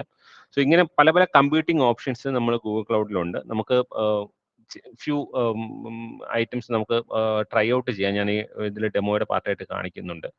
സോ ഇതിലേക്ക് ഡീറ്റെയിൽ ആയിട്ട് ഇപ്പം പോകുന്നില്ല. ഓക്കെ. പിന്നെ ഗൂഗിൾ ക്ലൗഡിൻ്റെ മെയിനായിട്ട് ഗൂഗിൾ ക്ലൗഡ് നമ്മളിപ്പം മുന്നെയൊക്കെ നെറ്റ് വർക്ക് ആകുന്നുണ്ടോ എന്ന് നോക്കാനായിട്ട് നമ്മൾ ഫസ്റ്റ് യൂസ് ചെയ്യുന്ന സൈറ്റ് google.com അടിച്ചു നോക്കും. google.com അടിച്ച് നോക്കിയിട്ട് വർക്ക് ആവുന്നുണ്ട് എന്നുണ്ടെങ്കിൽ ഓക്കെ നെറ്റ് വർക്ക് ആവുന്നുണ്ട് എന്നുള്ള അസംഷനിൽ നമ്മൾ മുന്നേ ആയിരിക്കും. സോ അതാണ് ഗൂഗിളിൻ്റെ ആ ഒരു ബേസ്. അതായത് ബാക്കി എല്ലാ സൈറ്റും മീൻസ് നല്ല ഹെവി ആയിട്ട് വർക്ക് ഇരുന്ന സമയത്ത്, അതായത് സ്ലോ ആയിട്ട് ലോഡ് ആയിക്കൊണ്ടിരുന്ന സമയത്ത് ഗൂഗിളിൻ്റെ സൈറ്റൊക്കെ നല്ല ഫാസ്റ്റ് ആയിട്ട് ലോഡ് ആവുമായിരുന്നു. സോ ആ ഒരു ഇത് വന്ന് എങ്ങനെയാന്ന് വെച്ച് കഴിഞ്ഞാൽ അവരുടെ ഇൻഫ്രാസ്ട്രക്ചർ അവർ അക്രോസ് ദ വേൾഡ് അവർ ഈ ഫൈബർ കേബിൾസ് സെറ്റപ്പ് ചെയ്തിട്ടുണ്ട്. സോ നല്ല ഫാസ്റ്റായിട്ട് നമ്മൾ ഈ ഏത് സൈറ്റ് ഗൂഗിളിൻ്റെ സൈറ്റ് എടുത്താലും വരണമെന്നുള്ള ഒരു കോൺസെപ്റ്റിൽ മുന്നേ അവർ ആ ഒരു സബ്മറൈൻ ഫൈബർ കേബിൾസ് ആയാലും എല്ലാം സെറ്റപ്പ് ചെയ്ത് നല്ലൊരു ഇൻഫ്രാസ്ട്രക്ചർ സെറ്റപ്പ് ചെയ്ത് വെച്ചിട്ടുണ്ട്. സോ ആ ഇൻഫ്രാസ്ട്രക്ചർ സെറ്റപ്പ് വെച്ചിട്ടുള്ളതാണ് ഈ ഗൂഗിൾ ക്ലൗഡിൻ്റെ ഫൗണ്ടേഷൻ.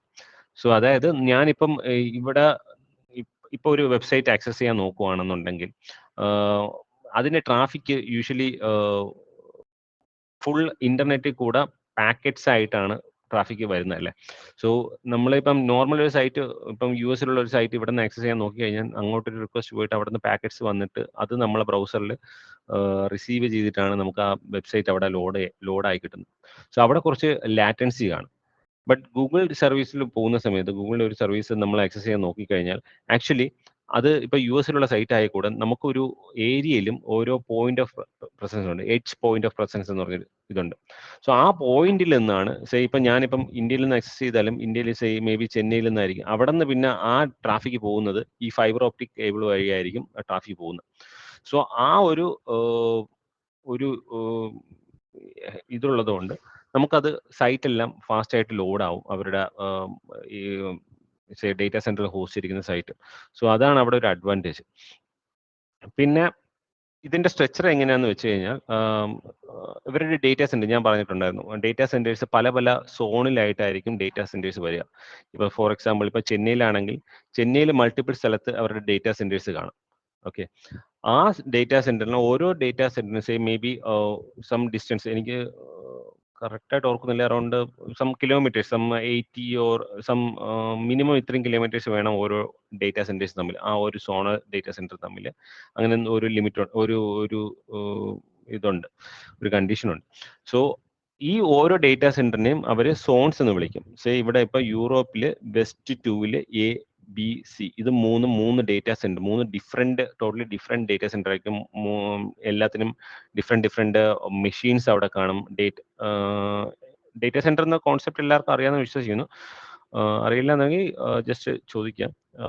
നമ്മൾ ഈ മെഷീൻസ് എല്ലാം അവിടെ സെർവേഴ്സ് കാണും, നെറ്റ്വർക്കിംഗ് ഡിവൈസ് കാണും, സ്റ്റോറേജ് ഡിവൈസ് കാണും, അങ്ങനെ എല്ലാം കൂടെ ചേർന്ന സാധനമാണ് ഈ ഡേറ്റാ സെന്റർ. ഈ ഡേറ്റാ സെന്ററിൽ റെസ്ട്രിക്റ്റഡ് ആക്സസ് ആയിരിക്കും. ഇപ്പം ഈവൻ ഗൂഗിൾ എംപ്ലോയീസിന് കൂടെ അവിടെ കയറണമെന്നുണ്ടെങ്കിൽ അവർക്ക് മൾട്ടി ലെവൽ ഓതന്റിക്കേഷൻ എല്ലാം ചെയ്തിട്ട് അത് കയറാൻ പറ്റത്തുള്ളൂ. സോ അവിടെ അങ്ങനെ പല പല സോണ് ചേർന്നിട്ട് നമ്മൾ അതിനൊരു റീജിയൻ എന്ന് പറയും. സോ ഇവിടെ റീജിയൻ എന്ന് കാണിക്കുന്നത് Europe west. So Europe west എന്ന് പറഞ്ഞ റീജിയൻ്റെ അകത്ത് മൾട്ടിപ്പിൾ സോൺസ്, ഇവിടെ 3 സോൺസ് ആണ് കാണിക്കുന്നത്, ചിലയിടത്ത് അതിനെക്കാട്ടും കൂടുതൽ സോൺസ് കാണാം. സോ മൾട്ടിപ്പിൾ സോൺസ് ചേർന്നിട്ട് അവരൊരു റീജിയൻ എന്ന് പറയും.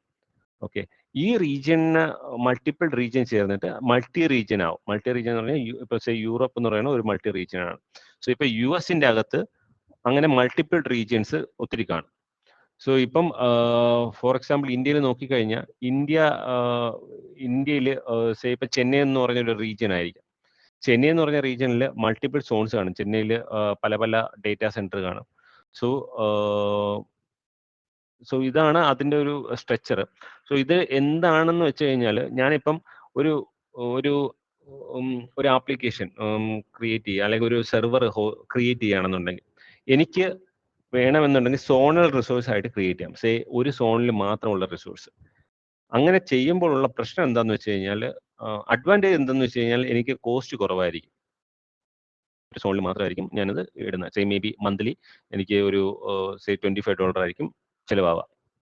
പക്ഷേ എനിക്ക് അവിടെയുള്ള പ്രശ്നം എന്താണെന്ന് വെച്ചാൽ ഇപ്പൊ ഈ സോണിൽ എന്തെങ്കിലും ഔട്ടേജ് ഉണ്ടാവുകയാണ്, ഈ നെറ്റ്വർക്ക് കേബിളും എല്ലാം ബ്രേക്ക് ആവുകയാണ്, അല്ലെങ്കിൽ ആ സോണിൽ ഒരു പവർ ഔട്ടേജ് ടോട്ടലി ഉണ്ടാവുകയാണെന്നുണ്ടെങ്കിൽ ഈ പർട്ടിക്കുലർ ആപ്ലിക്കേഷൻ ഫുള്ളായിട്ട് ഡൗൺ ആവും.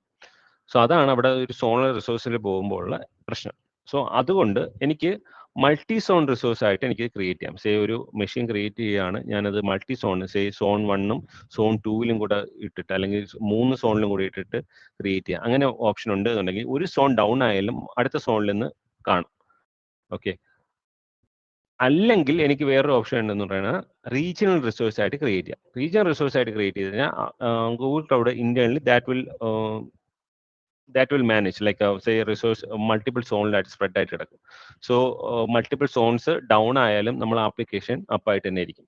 പക്ഷെ എന്ത് പറ്റും എന്ന് വെച്ച് കഴിഞ്ഞാൽ, ഇപ്പം സേ ഫോർ എക്സാമ്പിൾ ഇപ്പം നമ്മൾ ആപ്ലിക്കേഷൻ മൾട്ടിപ്പിൾ സോൺ ആയിട്ട് ഇപ്പം ഇറാനിൽ ഹോസ്റ്റ് ചെയ്തിട്ടുണ്ട് എന്നുണ്ടെങ്കിൽ, അവിടെ ഇപ്പം സേ മേ ബി ഒരു പർട്ടിക്കുലർ സോണിൽ ഒരു അറ്റാക്ക് നടന്നിട്ട് ആ പർട്ടിക്കുലർ റീജിയനിലുള്ള എല്ലാ പവർ ഔട്ടേജ് ആയി അല്ലെങ്കിൽ നെറ്റ്വർക്ക് കേബിളൊക്കെ ഡൗൺ ആയെന്നുണ്ടെങ്കിൽ ഈവൻ റീജിയൻ റിസോഴ്സിൽ പോയാലും നമുക്ക് അവിടെ ഇഷ്യൂ വരത്തില്ല. സോ ആ സമയത്ത് നമ്മൾ എന്ത് ചെയ്യുന്നു വെച്ച് കഴിഞ്ഞാൽ മൾട്ടി റീജിയൻ റിസോഴ്സ് ആയിട്ട് ഈ ഒരു ആപ്ലിക്കേഷൻ ഡിപ്ലോയ് ചെയ്യും. അതായത് ഒരു പർട്ടിക്കുലർ റീജിയൻ ഡൗൺ ആയാൽ കൂടെ നമുക്ക് വേറെ റീജിയനിൽ നിന്ന് ഈ ട്രാഫിക് അവർ മാനേജ് ചെയ്തോളും.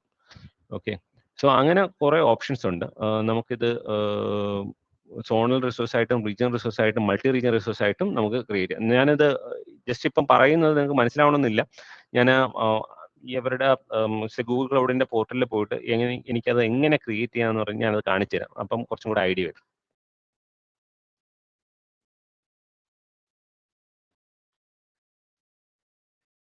ഇപ്പം ഇത് കുറച്ച് ഓൾഡ് സ്ലൈഡാണ്. ആ സമയത്ത് may be 1 or 2 years back, ആ സമയത്ത് അവർക്ക് 35 റീജിയൻസ് സപ്പോർട്ട് ഉണ്ട്, വിത്ത് 106 റീജിയൻസ് സപ്പോർട്ട് ഉണ്ടായിരുന്നു. ഞാൻ ഈ സ്ലൈഡിലേക്ക് പോകുന്നില്ല. ഞാൻ ഒരു കാര്യം ചെയ്യാം. ഞാൻ എങ്ങനെ അക്കൗണ്ട് ക്രിയേറ്റ് ചെയ്യാം, ഇതിലെങ്ങനെ ലോഗിൻ ചെയ്യാം, എങ്ങനെ ആക്സസ് ചെയ്യാം എന്നുള്ള ഡീറ്റെയിൽസ് ഒരു ഡെമോ പോലെ കാണിക്കാം.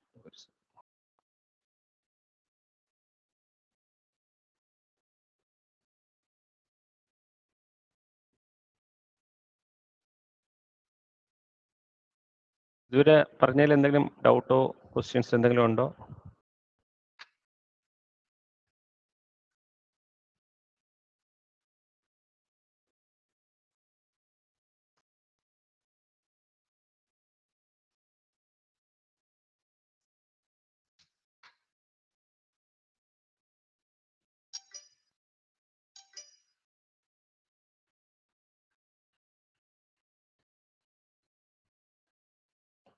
എന്തെങ്കിലും ഡൗട്ട്സ് ഉണ്ടെങ്കിൽ ചോദിക്കാം.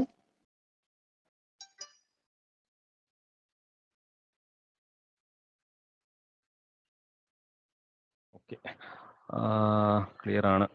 ഓക്കെ. അപ്പോൾ നമുക്കിതിൻ്റെ അകത്ത് ഗൂഗിൾ ക്ലൗഡിൽ എങ്ങനെ അക്കൗണ്ട് ക്രിയേറ്റ് ചെയ്തതെന്ന് വെച്ച് കഴിഞ്ഞാൽ, നമുക്ക് ഈ cloud.google.com അതിലേക്ക് പോയി കഴിഞ്ഞാൽ നമുക്ക് ആർക്ക് വേണം അക്കൗണ്ട് ക്രിയേറ്റ് ചെയ്യാം. ഇതിൽ ഫസ്റ്റ് നമ്മൾ അക്കൗണ്ട് ക്രിയേറ്റ് ചെയ്യുന്നത് ഒരു ഫ്രീ സൈനപ്പിൻ്റെ ഒരു ഓപ്ഷൻ ഉണ്ട്.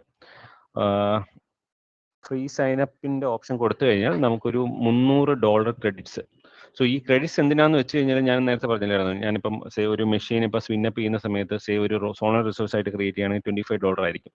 ഞാനിപ്പോൾ അത് യൂസ് ചെയ്യുന്നുണ്ടെന്നുണ്ടെങ്കിൽ അതിൻ്റെ എമൗണ്ട് ഞാൻ പേ ചെയ്യണം. അപ്പം നമ്മളിപ്പോൾ ഫ്രീ ട്രയൽ അക്കൗണ്ട് ക്രിയേറ്റ് ചെയ്ത് കഴിഞ്ഞാൽ നമുക്കൊരു $300 ക്രെഡിറ്റ്സ് കിട്ടും. ആ ക്രെഡിറ്റ്സ് വെച്ചിട്ട് നമുക്ക് മെഷീൻസ് സ്പിന്നപ്പ് ചെയ്യാം, ഈവൻ ഡിഫറെൻറ്റ് സർവീസ് യൂസ് ചെയ്യാം, ഈവൻ AI സർവീസ് വരെ വേണമെങ്കിൽ നമുക്കത് യൂസ് ചെയ്യാം. അതിനെല്ലാം നമുക്ക് യൂസ് ചെയ്യാൻ പറ്റും. സോ 300 ഫ്രീ ക്രെഡിറ്റ്സ് കിട്ടും എവറി ന്യൂ കസ്റ്റമർ. ഈ 300 ഫ്രീ ഡോളറിന്റെ ക്രെഡിറ്റ്സ് നമുക്ക് ഒരു 3 മാസം വാലിഡിറ്റി ഉണ്ട്. മുന്നേ അവർ മോർ ദാൻ 9 months 1 year അടുപ്പിച്ചെങ്ങാണ്ട് കൊടുക്കുന്നുണ്ടായിരുന്നു. ഇപ്പോൾ അത് 3 months മാത്രമേ കൊടുക്കുന്നുള്ളൂ. 3 months നമുക്ക് ഈ $300 യൂസ് ചെയ്യാൻ പറ്റും.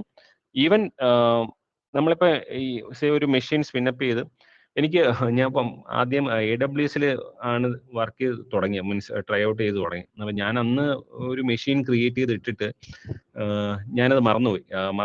അത് നല്ല ഹൈ കോൺഫിഗറേഷൻ മെഷീൻ എങ്ങാണ്ടായിരുന്നു. അത് കുറെ കാലം കിടന്ന് ഓടി എനിക്ക് നല്ലൊരു ബില്ലൊക്കെ വന്നു.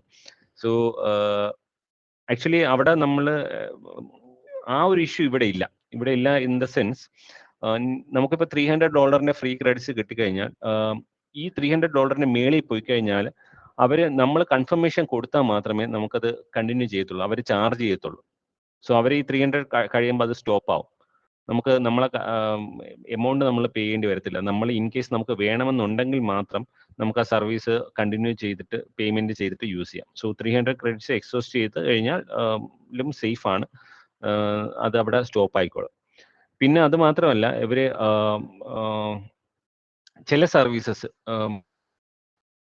ഫോർ എക്സാമ്പിൾ വിർച്വൽ മെഷീൻ അല്ലെങ്കിൽ ക്ലൗഡ് കമ്പ്യൂട്ട് എഞ്ചിൻ എന്ന് പറഞ്ഞ വിർച്വൽ മെഷീൻസ് ഇവർ പറയുന്ന പേരാണ് കമ്പ്യൂട്ട് എഞ്ചിൻ. സോ ആ കമ്പ്യൂട്ട് എഞ്ചിൻസിൽ some tier in the sense lower configuration ഉള്ള മെഷീൻസ് അവർ നമുക്ക് എത്ര കാലം വേണമെങ്കിലും യൂസ് ചെയ്യാം, ഇത്ര മിനിറ്റ്സ് വരെ യൂസ് ചെയ്യാം എന്ന് പറഞ്ഞ് അവർ പ്രൊവൈഡ് ചെയ്യുന്നുണ്ട്. സോ കമ്പ്യൂട്ട് എഞ്ചിൻ ഒരു എക്സാമ്പിൾ പറഞ്ഞ്, അതേപോലെ ഇവർ സ്റ്റോറേജ് സർവീസസ് പ്രൊവൈഡ് ചെയ്യുന്നുണ്ട്. അതായത് നമുക്കിപ്പോൾ ഫയൽസ് സ്റ്റോർ ചെയ്യുന്നതിന് വേണ്ടിയിട്ടുള്ള സ്റ്റോറേജ് സർവീസസ്, അത് 5 GB പെർ മന്തോ അങ്ങനെ എന്തോ ഇത് വെച്ചിട്ട് പ്രൊവൈഡ് ചെയ്യുന്നുണ്ട്. ഇവിടെ നോക്കിക്കഴിഞ്ഞാൽ അറിയാം, 20+ products with free tier. So നമ്മൾ ഈ 300 ക്രെഡിറ്റ്സ് കഴിഞ്ഞ് നമ്മൾ കണ്ടിന്യൂ ചെയ്യണം, യൂസ് ചെയ്യണമെന്നുണ്ടെങ്കിൽ we can go for this free tier with some monthly limits. So ഇവിടെ നോക്കിക്കഴിഞ്ഞാൽ അറിയാം, നമുക്ക് ആപ്പ് എഞ്ചിനിലാണെങ്കിൽ ഇത്ര മണിക്കൂർ ഇത്, അല്ലെങ്കിൽ ബിഗ്ക്വറി ആണെങ്കിലും ക്ലൗഡ് ബിൽഡ് ആണെങ്കിലും ക്ലൗഡ് റൺ ആണെങ്കിലും, ഇതൊക്കെ എന്ന് വെച്ച് കഴിഞ്ഞാൽ ഇപ്പം ക്ലൗഡ് റണ്ണിലൊക്കെ, ക്ലൗഡ് റൺ എന്ന് വെച്ചാൽ നമ്മളിപ്പം ഒരു കണ്ടെയ്നറൈസ് ചെയ്ത ഒരു സർവീസ് നമ്മൾ ഡിപ്ലോയ് ചെയ്യുകയാണെന്നുണ്ടെങ്കിൽ നമുക്ക് V can go four cloud run. അവിടെ എന്ന് വെച്ച് കഴിഞ്ഞാൽ നമ്മൾ ഹോസ്റ്റ് ചെയ്ത് കഴിഞ്ഞാൽ 2 million റിക്വസ്റ്റ് പെർ മന്ത് നമുക്ക് ഫ്രീ ആയിട്ട് കിട്ടും. സോ നമ്മളിപ്പോൾ ഒരു ആപ്ലിക്കേഷൻ, നമ്മളെ ഒരു പേഴ്സണൽ വെബ്സൈറ്റ് ആയാലും നമ്മളത് കണ്ടെയ്നറൈസ് ചെയ്ത് ഇതിൻ്റെ അകത്ത് ക്ലൗഡ് റണ്ണിൻ്റെ അകത്ത് കൊണ്ട് ഇട്ട് കഴിഞ്ഞാൽ ഇത്രയും റിക്വസ്റ്റ് വരെ അത് സപ്പോർട്ട് ചെയ്യും. 1 GB ട്രാഫിക്ക് അതുവരെ സപ്പോർട്ട് ചെയ്യും ഫ്രീ ആയിട്ട്. സോ എത്ര കാലം വേണമെങ്കിലും നമുക്കത് ഫ്രീ ആയിട്ട് തന്നെ യൂസ് ചെയ്യാം. ഇത് ക്ലൗഡ് സ്റ്റോറേജ് നമുക്ക് ഈവൻ ആഫ്റ്റർ നമ്മൾ പെയിന്റ് ചെയ്യാതെ തന്നെ നമുക്ക് യൂസ് ചെയ്യാൻ പറ്റും. 5 GB means of regional storage. So ഇത് US റീജിയനിൽ സപ്പോർട്ട് ചെയ്യുന്നുള്ളൂ. അങ്ങനെ കുറേ സർവീസ് അവർ ഫ്രീ ആയിട്ട് തരുന്നുണ്ട്, even after this trial period. Okay, ഇല്ല നമുക്ക് ഹയർ കോൺഫിഗറേഷൻ വേണമെന്നുണ്ടെങ്കിൽ നമ്മൾ ക്രെഡിറ്റ് കാർഡ് കൊടുത്തിട്ട് അത് മന്ത്ലി ഒരു ബില്ല് വരും, നമ്മൾ അത് വെച്ചിട്ട് പേ ചെയ്ത് യൂസ് ചെയ്യാം. ഓക്കെ,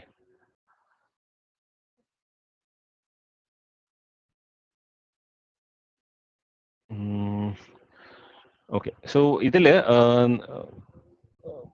നമ്മളിപ്പം ജസ്റ്റ് ഒരു ഫസ്റ്റ് എന്താ ചെയ്യുന്നത് വെച്ച് കഴിഞ്ഞാൽ ഗെറ്റ് സ്റ്റാർട്ടഡ് ഫോർ ഫ്രീ എന്ന് പറഞ്ഞ ഓപ്ഷൻ കൊടുത്തു കഴിഞ്ഞാൽ, ഞാൻ ഷെയർ ചെയ്യുന്ന സ്ക്രീൻ കാണുന്നുണ്ടോ? ഈ ഫ്രീ ടു സൈൻ അപ്പ് എന്നൊക്കെ പറഞ്ഞിട്ടുള്ള കാണുന്നുണ്ട്. ഓക്കെ, അപ്പം ഇതിൽ വന്നിട്ട് നമ്മൾ ഗെറ്റ് സ്റ്റാർട്ടഡ് ഫോർ ഫ്രീ എന്നുള്ള ഓപ്ഷൻ കൊടുക്കുക.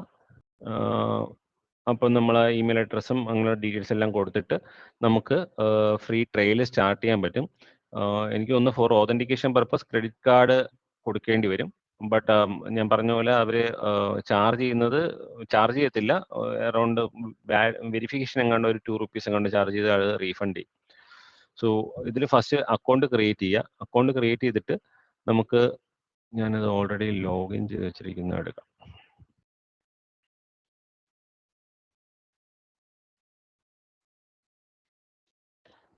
ഇതേപോലെ കാണിക്കും. നമ്മൾ ലോഗിൻ ചെയ്ത് കഴിയുമ്പോൾ this is the cloud console page, that is Google ക്ലൗഡിൻ്റെ കൺസോൾ പേജ്. സോ എല്ലാ ക്ലൗഡ് പ്രൊവൈഡേഴ്സ് ഇതേപോലെ ഒരു കൺസോൾ പേജ് പ്രൊവൈഡ് ചെയ്യുന്നുണ്ട്. കൺസോൾ പോർട്ട് നമ്മൾ AWS അക്കൗണ്ട് ക്രിയേറ്റ് ചെയ്താലും അഷ്യൂറിൽ അക്കൗണ്ട് ക്രിയേറ്റ് ചെയ്താലും ഇതേപോലെ ഒരു ഡാഷ്ബോർഡ് പോലെ ഒരു പേജ് അവർ പ്രൊവൈഡ് ചെയ്യുന്നുണ്ട്. സോ ഈ പേജാണ് നമ്മളെ കൺസോൾ, അതായത് ഈ ക്ലൗഡ് സർവീസസ് നമ്മൾ മാനേജ് ചെയ്യുന്ന കൺസോൾ. Okay, console.cloud.google.com. സോ ഇതിൽ ഞാൻ ഒരു ഫ്രീ ട്രയൽ അക്കൗണ്ട് ഇപ്പം ക്രിയേറ്റ് ചെയ്തായിരുന്നു, അതിൻ്റെയാണ് ഈ കാണിക്കുന്നത്. ഫ്രീ ട്രയൽ സ്റ്റേറ്റസ് $330 എന്ന് പറഞ്ഞില്ല, അതിൻ്റെ ഇന്ത്യൻ റുപ്പീസ് കൺവേർട്ട് ചെയ്ത് കാണിക്കുന്നതാണ്. സോ ഇത് 90 days റിമൈനിങ്. സോ ഇതിൽ കുറച്ച് റെസ്ട്രിക്ഷൻസ് ഉണ്ട്. ഇപ്പം നല്ല ഹൈ കോൺഫിഗറേഷൻ ആയിട്ടുള്ള മെഷീൻസ് എനിക്ക് ഇത് വെച്ച് ക്രിയേറ്റ് ചെയ്യാൻ പറ്റത്തില്ല. സോ അത് വേണമെന്നുണ്ടെങ്കിൽ നമുക്ക് we have to pay for that. Okay, so ഇതിലിപ്പം ജസ്റ്റ് ഫ്രീ ട്രയൽ ആയതുകൊണ്ട് എനിക്കൊരു ലിമിറ്റ് വെച്ചിട്ട് തരുന്നുണ്ട്. സോ ഇതിൻ്റെ അകത്ത് സ്ട്രക്ചർ എങ്ങനെ വരും എന്ന് വെച്ച് കഴിഞ്ഞാൽ, എനിക്ക് ഞാനിപ്പോൾ മൾട്ടിപ്പിൾ ആപ്ലിക്കേഷൻസിൽ വർക്ക് ചെയ്യുകയാണ്. ഞാനിപ്പോൾ അല്ലെങ്കിൽ ഒരു കമ്പനി റൺ ചെയ്യുകയാണ്. ആ കമ്പനി റൺ ചെയ്യുമ്പം എനിക്ക് പല പല ഡിപ്പാർട്ട്മെന്റ്സ് കാണും. ഫിനാൻസ് ഡിപ്പാർട്ട്മെന്റ് കാണും, HR ഡിപ്പാർട്ട്മെന്റ് കാണും, അങ്ങനെ പല പല ഡിപ്പാർട്ട്മെന്റ് കാണും. അതുപോലെ ഓരോ ഡിഫറെന്റ് ആപ്ലിക്കേഷൻസ് കാണും. ഈ ആപ്ലിക്കേഷൻസിന്റെ റിസോഴ്സസ്, അതായത് കോമൺ ആയിട്ടുള്ള റിസോഴ്സസ് എനിക്ക് ഗ്രൂപ്പ് ചെയ്യണം. നമ്മൾ ലോക്കൽ മെഷീനിൽ നമ്മൾ ഫയലൊക്കെ ഇടുന്നത് നമ്മൾ ഫോൾഡർ ക്രിയേറ്റ് ചെയ്താണ് ഇടുന്നത്. സെയിം ഒരു കോൺസെപ്റ്റ് നമ്മൾ GCPയിലുണ്ട്.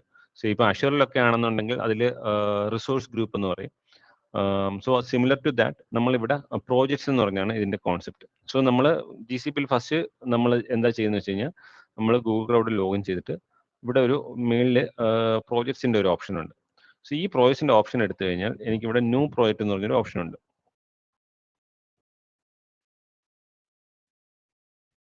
ന്യൂ പ്രോജക്റ്റ് എന്ന് പറഞ്ഞ ഓപ്ഷൻ ഉണ്ട്. ഇതെന്ന് വെച്ചാൽ ഇറ്റ്സ് ലൈക്ക് എ കണ്ടെയ്നർ. നമ്മൾ എന്ത് റിസോഴ്സ് ക്രിയേറ്റ് ചെയ്താലും, ഒരു വിർച്വൽ മെഷീൻ ക്രിയേറ്റ് ചെയ്താലും, അല്ലെങ്കിൽ ഡേറ്റാബേസ് ക്രിയേറ്റ് ചെയ്താലും, അല്ലെങ്കിൽ സ്റ്റോറേജ് അക്കൗണ്ട് ക്രിയേറ്റ് ചെയ്താലും, വാട്ട് എവർ ഇറ്റ് ഈസ്, ഇതൊരു ഈ ഒരു പ്രോജക്റ്റിന്റെ അകത്തായിരിക്കും നമ്മൾ ക്രിയേറ്റ് ചെയ്യുന്നത്. ഞാനിവിടെ ഒരു പ്രോജക്റ്റ് ടെസ്റ്റ് പ്രോജക്റ്റ് ഡെമോ എന്ന് പറഞ്ഞൊരു പ്രോജക്റ്റ് നെയിം നമുക്ക് കൊടുക്കാം. അത് ഏത് ബില്ലിംഗ് അക്കൗണ്ട് ആണ് വേണ്ടതെന്നൊക്കെ പറഞ്ഞിട്ട് നമ്മൾ ക്രിയേറ്റ് ചെയ്താൽ കൊടുത്തു കഴിഞ്ഞാൽ ഇത് ഒരു പ്രോജക്റ്റ് അവിടെ ക്രിയേറ്റ് ചെയ്യും. ഓക്കെ, ഈ പ്രോജക്റ്റ് ക്രിയേറ്റ് ചെയ്തിട്ട് നമ്മൾ ഏത് റിസോഴ്സ് ക്രിയേറ്റ് ചെയ്യുന്നതായാലും അതിൻ്റെ അകത്ത് പോയി ക്രിയേറ്റ് ചെയ്യാം. ഞാനിവിടെ പ്രോജക്റ്റ് സ്വിച്ചർ ഉണ്ട്. ഇവിടെ ലോഗിൻ ചെയ്ത് കഴിഞ്ഞാൽ എനിക്ക് പ്രോജക്റ്റ് സ്വിച്ചർ കാണും. ഇങ്ങനെ ക്രിയേറ്റ് ചെയ്ത കുറച്ച് മൂന്ന് പ്രോജക്ട്സ് ആണ് ഇവിടെ കാണിക്കുന്നത്. ഞാനിപ്പോൾ ഒരു ഫസ്റ്റ് പ്രോജക്റ്റ് എടുത്തു, നിരൺ 1 എന്ന് പറഞ്ഞിട്ട് ഒരു ഫസ്റ്റ് പ്രോജക്റ്റ് എടുത്തു. ഈ പ്രോജക്റ്റിനൊക്കെ ഒരു പ്രോജക്റ്റ് നമ്പറും പ്രോജക്റ്റ് ID ഒക്കെ കാണും. ഈ project ID is important one. ഇതാണ് അവരുടെ ഡാഷ്ബോർഡ്, ഒരു മെയിൻ വെൽക്കം സ്ക്രീൻ. അത് കഴിഞ്ഞ് ഇവിടെ ഡാഷ്ബോർഡ് ഉണ്ട്. ഞാൻ എന്തൊക്കെ സർവീസ് യൂസ് ചെയ്യുന്നുണ്ടോ അതിന്റെ എല്ലാം ഫുൾ ഓവറോൾ വ്യൂ ഇവിടെ കാണിക്കും. ഓക്കെ, ഇത് ഡാഷ്ബോർഡ് വ്യൂ ആണ്. നമ്മൾ എത്ര ബില്ലിങ് എത്ര യൂസ് ചെയ്തു എന്നൊക്കെ പറഞ്ഞിട്ട് കാണിക്കും. ഇവിടെ അതുപോലെ വേറൊരു ഇമ്പോർട്ടൻ്റ് ഓപ്ഷൻ ഇവിടെ ഉള്ളതെന്ന് വെച്ച് കഴിഞ്ഞാൽ ക്ലൗഡ് ഷെൽ എന്ന് പറഞ്ഞൊരു ഓപ്ഷൻ ഉണ്ട്. ഓക്കെ, ഇവിടെ മേളിൽ ക്ലൗഡ് ഷെല്ലിൽ ക്ലിക്ക് ചെയ്ത് കഴിഞ്ഞാൽ നമുക്കൊരു 5 GB ഫ്രീ സ്പേസ് നമുക്ക് അലോക്കേറ്റ് ആവും. അതെന്ന് വെച്ച് കഴിഞ്ഞാൽ നമുക്ക് നമ്മളെ ഫയൽസ് സ്റ്റോർ ചെയ്യാനും, it's like a shell remote ക്ലൗഡിലുള്ള ഒരു ഷെല്ല് നമുക്ക് അലോക്കേറ്റ് ആവും.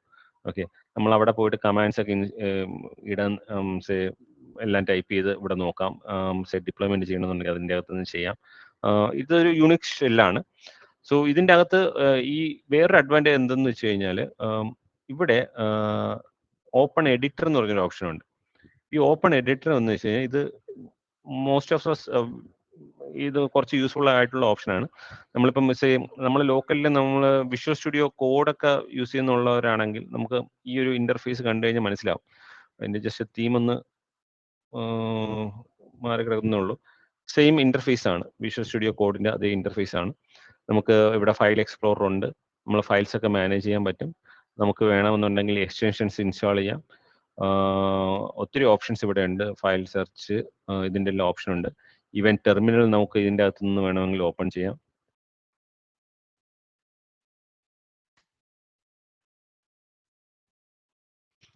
Most of the cloud shell command, bash commands and everything will be supported on this shell. Okay, ഈ ഷെല്ലിൽ വെച്ച് നമുക്ക് കമാൻഡ് എഡിറ്റ് ചെയ്യാം. ഈവൻ കോഡ് ചെയ്യണമെന്നുണ്ടെങ്കിൽ ഇതിൻ്റെ അകത്ത് തന്നെ ഡയറക്റ്റ് ആയിട്ട് കോഡ് ചെയ്യാം. അഡ്വാൻറ്റേജ് എന്ന് വെച്ച് കഴിഞ്ഞാൽ ഇത് നമ്മളെ ക്ലൗഡിൽ തന്നെ സ്റ്റോർ ആയി കിടന്നോളും. നമ്മൾ എടുത്ത് ഡിപ്ലോയ് ചെയ്യുന്നില്ല. ഇറ്റ്സ് ലൈക്ക് നമ്മളെ ഒരു പേഴ്സണൽ വർക്ക് സ്പേസ് പോലെ. ഓക്കെ, ഇപ്പം ഇതിൻ്റെ അകത്ത് എല്ലാ കമാൻഡ്സും നമുക്ക് വർക്കാവും. ഇതിൻ്റെ അകത്ത് നിന്ന് തന്നെ നമുക്കെല്ലാം ചെയ്യാൻ പറ്റും. ഇത് ക്വൈറ്റ് യൂസ്ഫുൾ ആണ് ഈ ഒരു ഓപ്ഷൻ. ഓക്കെ, ഇത് ജസ്റ്റ് ഒന്ന് മിനിമൈസ് ചെയ്യാം.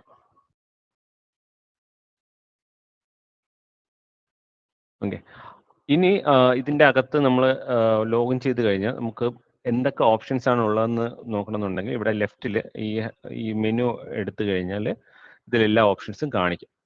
ബില്ലിംഗ് ഉണ്ട്, പിന്നെ മെയിൻ ആയിട്ടുള്ള ചില ഐറ്റംസ് മാത്രം ഞാൻ പറയാം.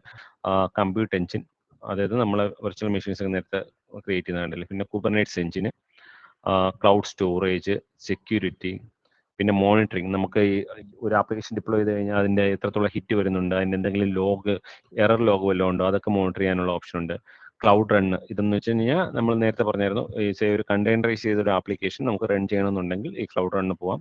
നമ്മൾ നെറ്റ്വർക്ക് ഫുൾ മാനേജ് ചെയ്യാനുള്ള ഓപ്ഷൻസ് ഉണ്ട്. ഡേറ്റാബേസസ് ഉണ്ട്. ഡേറ്റാബേസ് പല പല ഡേറ്റാബേസ് ഉണ്ട്. Cloud SQL, Spanner, Bigtable, Firestore, അങ്ങനെ എല്ലാ ഓപ്ഷൻസും ഉണ്ട്. അതല്ലാതെ ഞാനിപ്പം ഇത് കുറച്ച് കൂടുതൽ യൂസ് ചെയ്യുന്ന ആപ്ലിക്കേഷൻ ആണ് ഇവിടെ ലിസ്റ്റ് ചെയ്യുന്നത്. സോ ഞാനിപ്പം വ്യൂ ഓൾ പ്രോഡക്ട്സ് കൊടുത്തു കഴിഞ്ഞാൽ എല്ലാ ആപ്ലിക്കേഷൻസും ലിസ്റ്റ് ആവും. സോ കുറേ സർവീസസ് ഉണ്ട്. സേ ഫോർ എക്സാമ്പിൾ ഇപ്പം കമ്പ്യൂട്ടറിൽ തന്നെ സേ VMs അതൊക്കെ ആണെങ്കിൽ കമ്പ്യൂട്ട് എഞ്ചിൻ എന്ന് പറഞ്ഞ ഓപ്ഷൻ. അതുപോലെ കുബർനെറ്റ്സ് ഉണ്ട്. പിന്നെ സ്റ്റോറേജിൽ പോവുകയാണെങ്കിൽ ക്ലൗഡ് സ്റ്റോറേജ് ഉണ്ട്. ക്ലൗഡ് സ്റ്റോറേജ് ഉണ്ട്, ബാക്കപ്പ്. അനാലിറ്റിക്സിൽ പോവുകയാണെങ്കിൽ ബിഗ്ക്വറി, പബ്സപ്പ്, നമ്മൾ ഈവന്റ് മാനേജ്മെന്റ്, റിയൽ ടൈം മെസ്സേജിങ്ങിനൊക്കെ ആണെങ്കിൽ പബ്സപ്പ് ഉണ്ട്. സ്ട്രീമിംഗ് അനാലിറ്റിക്സിനാണെങ്കിൽ ഡേറ്റ ഫ്ലോ ഉണ്ട്. അങ്ങനെ ഒത്തിരി ഒത്തിരി സർവീസസ് ഇവർ പ്രൊവൈഡ് ചെയ്യുന്നുണ്ട്. പിന്നെ നമുക്ക് നെറ്റ്വർക്ക് ഫുള്ള് മാനേജ് ചെയ്യാൻ വേണ്ടിയിട്ട് VPC നെറ്റ്വർക്ക് സർവീസസ് ഉണ്ട്.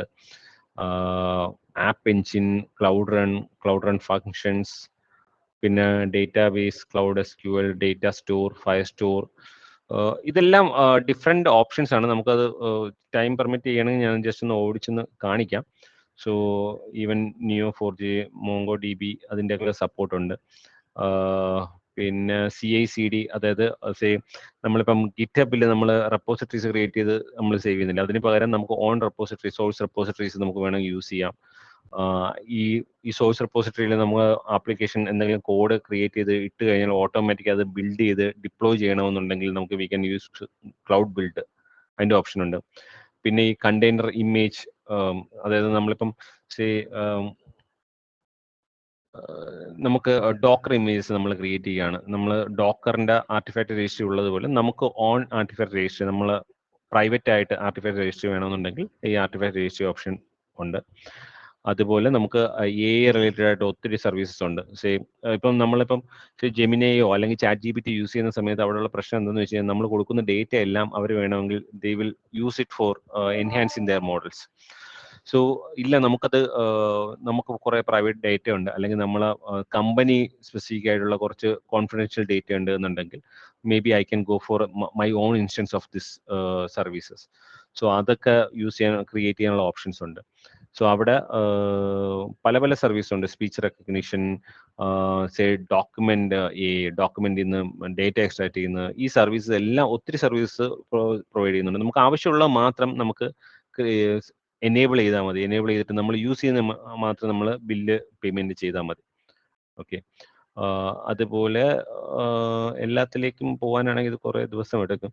സോ നമുക്ക് മെയിനായിട്ട് ഞാനിപ്പം ജസ്റ്റ് ആദ്യം പറഞ്ഞൊരു എക്സാമ്പിൾ, ഞാനിപ്പോൾ ഒരു റിമോട്ട് പ്ലേസിൽ എനിക്കിപ്പോൾ ഒരു VM, ഒരു മെഷീൻ സ്പിന്നപ്പ് ചെയ്ത് അവിടെ എനിക്കൊരു ആപ്ലിക്കേഷൻ ഹോസ്റ്റ് ചെയ്യണം. സോ ആ ഒരു യൂസ് കേസിൽ ഞാനിപ്പം എന്ത് ചെയ്യുന്നു വെച്ച് കഴിഞ്ഞാൽ എനിക്കിവിടെ കമ്പ്യൂട്ട് എഞ്ചിൻ എന്ന് പറയുന്ന ഓപ്ഷൻ ഉണ്ട്. ഇപ്പം കമ്പ്യൂട്ട് എഞ്ചിൻ ഓപ്ഷൻ എടുത്തു കഴിഞ്ഞാൽ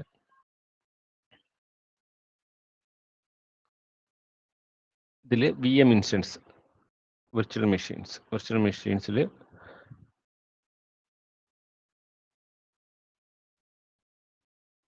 ഇത് ഓൾറെഡി ക്രിയേറ്റ് ചെയ്ത് കുറച്ച് VMs കാണിക്കുന്നുണ്ട്. എനിക്ക് എന്ത് വേണമെന്ന് വെച്ച് കഴിഞ്ഞാൽ ഞാനിപ്പം എനിക്ക് UK എൻ്റെ ഒരു ആപ്ലിക്കേഷൻ ഹോസ്റ്റ് ചെയ്യാൻ പോവുകയാണ്. അങ്ങനെയാണെന്നുണ്ടെങ്കിൽ ഞാൻ എന്ത് ചെയ്യുന്നു, ക്രിയേറ്റ് ഇൻസ്റ്റൻസ് കൊടുക്കുക. ക്രിയേറ്റ് ഇൻസ്റ്റൻസ് കൊടുക്കുന്ന സമയത്ത് ഒരു നെയിം ചോദിക്കും. സോ ഇതാണ് ഞാൻ നേരത്തെ പറഞ്ഞത്, എനിക്കിപ്പം ഒരു റീജിയണൽ റിസോഴ്സ് ആയിട്ട് ഹോസ്റ്റ് ചെയ്യണം. സോ ഇതിൽ വേറൊരു ഇതെന്താന്ന് വെച്ച് കഴിഞ്ഞാൽ ഇപ്പോൾ ഓരോ റീജിയണിലും അവരുടെ ടാക്സ് റൂൾസും അതെല്ലാം ഡിഫറെൻ്റ് ആയിരിക്കും. ഇപ്പം ഫസ്റ്റ് റീജിയൻ ഉള്ളിടത്ത് ഉള്ള ടാക്സ് റൂൾ ആയിരിക്കത്തില്ല ഇന്ത്യയിലുള്ള ടാക്സ് റൂൾ ആയിരിക്കത്തില്ല UK-യിലുള്ളത്. സോ അവിടുത്തെ പെർസെൻറ്റേജ് എല്ലാം ഡിഫറെൻ്റ് ആയിരിക്കും. സോ അങ്ങനെയൊക്കെ ഉള്ള സമയത്ത് എനിക്ക് പല റീജിയണിലും പല പല റേറ്റ് ആയിരിക്കും വരിക. അപ്പം ഞാനിപ്പം ഇവിടെ നോക്കിക്കഴിഞ്ഞാൽ എനിക്ക് കുറേ റീജിയൻ, എനിക്ക് അമേരിക്കാസിൽ വേണമെങ്കിൽ എൻ്റെ സൈറ്റ് ഹോസ്റ്റ് ചെയ്യാം, യൂറോപ്പിൽ വേണമെങ്കിൽ ഹോസ്റ്റ് ചെയ്യാം, അല്ലെങ്കിൽ മിഡിൽ ഈസ്റ്റ്, Asia Pacific, ഏഷ്യയിൽ തന്നെ ഇന്ത്യയിൽ തന്നെ ഹോസ്റ്റ് ചെയ്യണമെന്നുണ്ടെങ്കിൽ എനിക്ക് മുംബൈ, ഡൽഹി, ചെന്നൈ എവിടെയോ ഉണ്ടായിരുന്നു, എനിക്കിഷ്ടമുള്ള സ്ഥലത്ത് എനിക്കിത് ഹോസ്റ്റ് ചെയ്യാനുള്ള ഓപ്ഷൻ ഉണ്ട്. സോ ഒന്നുകിൽ എനിക്ക് ആ റീജിയണൽ റിസോഴ്സ് ആയിട്ട് ഹോസ്റ്റ് ചെയ്യാം, അല്ലെങ്കിൽ സോണൽ റിസോഴ്സ് ആയിട്ട് വേണമെങ്കിലും ഹോസ്റ്റ് ചെയ്യാം. അപ്പം ഞാനിപ്പം അമേരിക്കാസ് എടുത്തു കഴിഞ്ഞാൽ എനിക്ക് അതിൻ്റെ ഒരു അപ്രോക്സിമേറ്റ് മന്ത്ലി റേറ്റ് എത്ര വരും എന്ന് പറഞ്ഞിട്ട് ഇവിടെ റൈറ്റിൽ കാണിക്കും. ലോഡാകുന്നില്ല. റൈറ്റിൽ കാണിക്കും. ഇത് കണ്ടോ, എനിക്കിത് സേ 2 CPU വിത്ത് 4 GB മെമ്മറി, ഇത്ര 10 GB പെർസിസ്റ്റന്റ് ഡിസ്ക് വേണമെന്നുണ്ടെങ്കിൽ സേ അറൗണ്ട് $28 ആവും പെർ മന്ത്. ഓക്കെ. ഇല്ല, എനിക്കിപ്പം റീജിയണലായിട്ടും അങ്ങനെയെല്ലാം വേണമെങ്കിൽ ഇവിടെ എടുക്കാം. സേ ഏത് റീജിയൻ വേണമെന്ന് ഗൂഗിൾ ക്ലൗഡ് തന്നെ ഡിസൈഡ് ചെയ്യുന്നുണ്ടെങ്കിൽ എനിക്ക് കൊടുക്കുക. ഓക്കെ. പിന്നെ എനിക്കിപ്പം സേ ലോ കോസ്റ്റ് ആയിട്ട് ഹോസ്റ്റ് ചെയ്യണം, സേ ഹെവി ആയിട്ട് മെമ്മറി ഓപ്റ്റിമൈസ്ഡ് സാധനം വേണമെന്നുണ്ടെങ്കിൽ എനിക്ക് മെമ്മറി ഓപ്റ്റിമൈസ്ഡിൽ പോവാം. മെമ്മറി ഓപ്റ്റിമൈസ്ഡിൽ പോകുന്ന സമയത്ത് ഇത് ഇവിടെ കണ്ടോ, എനിക്ക് 208 CPU വരെ ഉള്ളത്, അല്ലെങ്കിൽ മെമ്മറി 11,776 GB മെമ്മറി. ഇതൊക്കെ നമ്മൾ ഓൺ പ്രമിസിൽ ഹോസ്റ്റ് ചെയ്യണമെന്നുണ്ടെങ്കിൽ നമുക്ക് എത്രത്തോളം എമൗണ്ട് ആവുന്ന, ഇതൊന്ന് പർച്ചേസ് ചെയ്യാൻ തന്നെ, അല്ലെങ്കിൽ ഇവിടെ പ്രൊക്യർ ചെയ്യാൻ തന്നെ പറ്റുമെന്ന് അറിയത്തില്ല. സോ അങ്ങനെയുള്ള മെഷീൻസ് ഒക്കെ ഇവിടെ അവൈലബിൾ ആണ്. ഇപ്പം ഫോർ എക്സാമ്പിൾ ഈ ഒരു മെഷീൻ ഞാനിപ്പോൾ എടുക്കുകയാണെന്നുണ്ടെങ്കിൽ അതിപ്പോൾ ഒരു മന്ത് എടുക്കുന്ന എമൗണ്ട് ആണ് $38 സംതിങ്. ഓക്കെ. ബട്ട് എനിക്കിപ്പം ഹെവി ആയിട്ട് പ്രോസസ് ചെയ്യണമെന്നുണ്ടെങ്കിൽ മാത്രമേ എനിക്ക് അതിൽ പോകേണ്ട കാര്യമുള്ളൂ. ഇപ്പം എനിക്ക് വേണ്ട, ഞാനിപ്പോൾ ഒരു സിമ്പിൾ വെബ്സൈറ്റ് ആണ് ഹോസ്റ്റ് ചെയ്യുന്നത്, അത് ജസ്റ്റ് ജനറൽ പർപ്പസ് ഇതാണെന്നുണ്ടെങ്കിൽ എനിക്ക് ഇവിടെ കൊടുത്തു കഴിഞ്ഞാൽ എനിക്ക് സേ മേ ബി ഇത് കാണിക്കുന്നു, low cost day to day computing, ഇതിനൊക്കെ വേണമെന്നുണ്ടെങ്കിൽ ഇത് യൂസ് ചെയ്താൽ മതി. ഇങ്ങനെ പല പല കാറ്റഗറിയിലുള്ള മെഷീൻസ് എനിക്ക് സെലക്ട് ചെയ്യാം. എൻ്റെ ബഡ്ജറ്റ് അനുസരിച്ച്, അല്ലെങ്കിൽ എത്രത്തോളം യൂസേജ് വരും എന്നുള്ള ഒരു ഐഡിയ വെച്ചിട്ട് എനിക്ക് ഇഷ്ടമുള്ള മെഷീൻ കോൺഫിഗറേഷൻ സെലക്ട് ചെയ്യാം. ഇപ്പോൾ ഹൈ പെർഫോമൻസ്, സേ കൂടുതൽ CPU ഉള്ള വേണം, കമ്പ്യൂട്ടർ ഓപ്റ്റിമൈസ്ഡ്, സേ ഹെവി ആയിട്ട് കമ്പ്യൂട്ടർ ഓപ്പറേഷൻസ് ചെയ്യാൻ പോകുന്ന ഒരു ആപ്ലിക്കേഷനാണ് നമ്മൾ ചെയ്യുന്നതെന്നുണ്ടെങ്കിൽ മേ ബി കമ്പ്യൂട്ടർ ഓപ്റ്റിമൈസ്ഡ് സാധനത്തിൽ പോകേണ്ടി വരും. ആ സമയത്ത് സേ VCPUs 192 VCPUs ഉള്ള ഇതിൽ വേണമെങ്കിൽ പോവാം. ഓക്കെ. അങ്ങനെ എനിക്ക് ഏത് ഓപ്ഷൻ വേണമെങ്കിൽ എടുക്കാം. മെമ്മറി ഓപ്റ്റിമൈസ്ഡ് പോവാം, അല്ലെങ്കിൽ സ്റ്റോറേജ് ഓപ്റ്റിമൈസ്ഡ്, നല്ല ഹെവി ആയിട്ട് ഒത്തിരി അനലിറ്റിക്സ് ഡേറ്റ ഉണ്ട്, ഒത്തിരി ഡേറ്റ ഉണ്ട്, അതിനെയൊക്കെ സ്റ്റോർ ചെയ്യണം എന്നുണ്ടെങ്കിൽ ഇത് കണ്ടോ, 72,000 GB വരെ ഇവിടെ സപ്പോർട്ടുണ്ട്. സോ അങ്ങനെ എനിക്ക് ഇഷ്ടമുള്ള ഒരു കോൺഫിഗറേഷൻ ഉള്ള ഒരു മെഷീൻ സെലക്ട് ചെയ്യാം. ഇപ്പം ഞാനിപ്പം സേ എമൗണ്ട് കുറച്ച് വെക്കാനായിട്ട് ഞാനൊരു ലോ കോസ്റ്റ് ഓപ്ഷൻ എടുക്കുന്നു. സോ അതുപോലെ എനിക്ക് അവിടെ സബ് സെലക്ഷൻ ഉണ്ട്. എനിക്കിപ്പം സേ സ്റ്റാൻഡേർഡ് കോഡ്, ഈ മൈക്രോ മെഷീൻ ഇതിലേക്ക് പോയി കഴിഞ്ഞാൽ ഇതൊരു ഷെയർഡ് മെഷീൻ പോലെയാണ്. ഒരു മെഷീൻ്റെ അകത്ത് തന്നെ വേറെ ആൾക്കാർക്ക് ഹോസ്റ്റ് ചെയ്യാൻ പറ്റും, റേറ്റ് നല്ല കുറവായിരിക്കും. സോ അതിപ്പം സെലക്ട് ചെയ്ത് കഴിഞ്ഞാൽ എത്ര, around some $5 or something $7 per month വരത്തുള്ളൂ. സോ എനിക്കിപ്പം സേ ഓക്കെ, ഒരു നോർമൽ വെബ്സൈറ്റ് ആണ്, അതിൽ വലുതായിട്ട് ഇത് വരത്തില്ല എന്നുണ്ടെങ്കിൽ എനിക്കിങ്ങനെ ഒരു മെഷീൻ എടുത്തിട്ട് ദെൻ ഇവിടെ വേറെ കുറേ ഓപ്ഷൻസ് ഉണ്ട്. എനിക്ക് OS ഏത് വേണമെന്ന് പറഞ്ഞാൽ എനിക്കിവിടെ സെലക്ട് ചെയ്യാം. Say I can go for CentOS or say Ubuntu, Red Hat. അതിൻ്റെയൊക്കെ ഇവിടെ ഓപ്ഷൻസ് ഉണ്ട്. ഞാനിപ്പം അതല്ല, എനിക്കൊരു കസ്റ്റം ഇമേജ് ഉണ്ടെന്നുണ്ടെങ്കിൽ I can go for that one. Okay. അങ്ങനെ ഇഷ്ടമുള്ള ഒരു OS എടുക്കാൻ പറ്റും. സോ ഞാനിപ്പോൾ അത് എടുക്കുന്നില്ല, ഞാൻ ജസ്റ്റ് ഒരു ഒരു കണ്ടെയ്നറാണ്. എൻ്റെ കയ്യിൽ ഓൾറെഡി ഒരു എൻജിനെക്സിൻ്റെ ഒരു ഇമേജ് ഉണ്ട്. എൻജിനെക്സ് എന്ന് വെച്ച് കഴിഞ്ഞാൽ ജസ്റ്റ് ഒരു വെബ്സൈറ്റ് ഒക്കെ ഹോസ്റ്റ് ചെയ്യാൻ വേണ്ടി മെയിൻലി യൂസ് ചെയ്യുന്ന ഒരെണ്ണമാണ്. സോ അതിൻ്റെ ഒരു ഇമേജ് ഉണ്ട്, സോ ഒരു കണ്ടെയ്നർ ഇമേജിനുണ്ട് എന്നുണ്ടെങ്കിൽ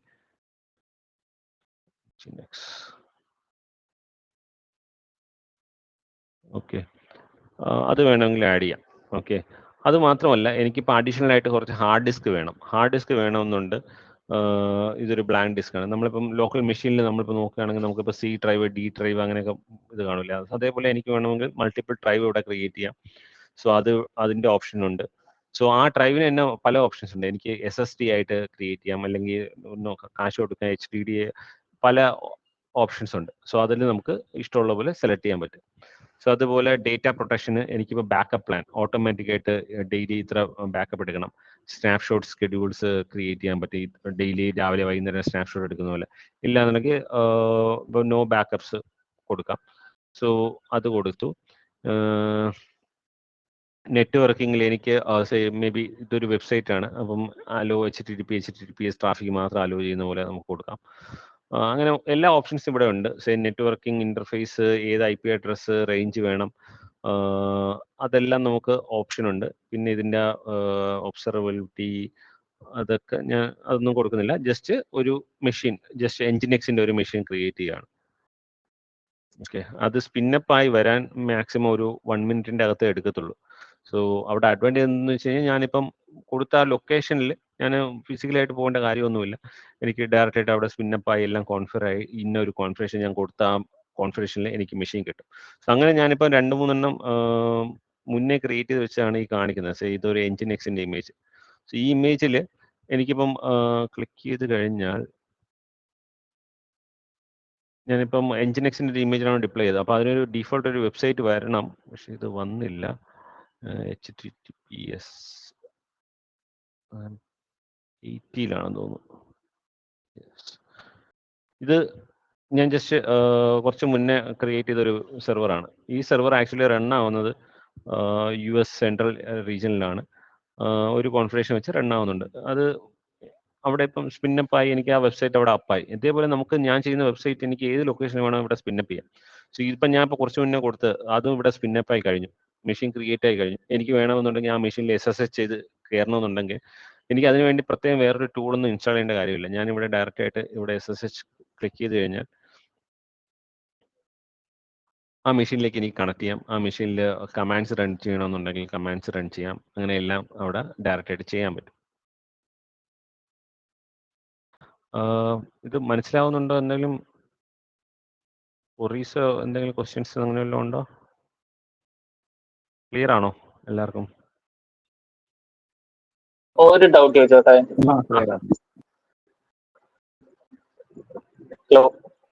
ഹലോ, പറഞ്ഞോളൂ. ഒരു ഡൗട്ട് ചോദിച്ചു. നമ്മളിപ്പോ ഈ കണ്ടെയ്നർ ഇപ്പൊ നമ്മൾ ലൈക്ക് ഒരു EC2 പോലെയല്ലേ എടുത്തേക്കുന്നത്? അതെ, വിർച്വൽ മെഷീനല്ലേ? നമ്മൾ ഈ കണ്ടെയ്നറിന്റെ ഇമേജ് കൊടുക്കുമ്പോ ഈ ഓട്ടോമാറ്റിക് ആയിട്ട് എന്താ ഡോക്കറിന്റെ ഇത് ഇൻസ്റ്റാൾ ആക്കി തരും? അല്ല, ഡോക്കർ അല്ല, കണ്ടെയ്നർ ഇൻസ്റ്റാൾ ആക്കി തരും.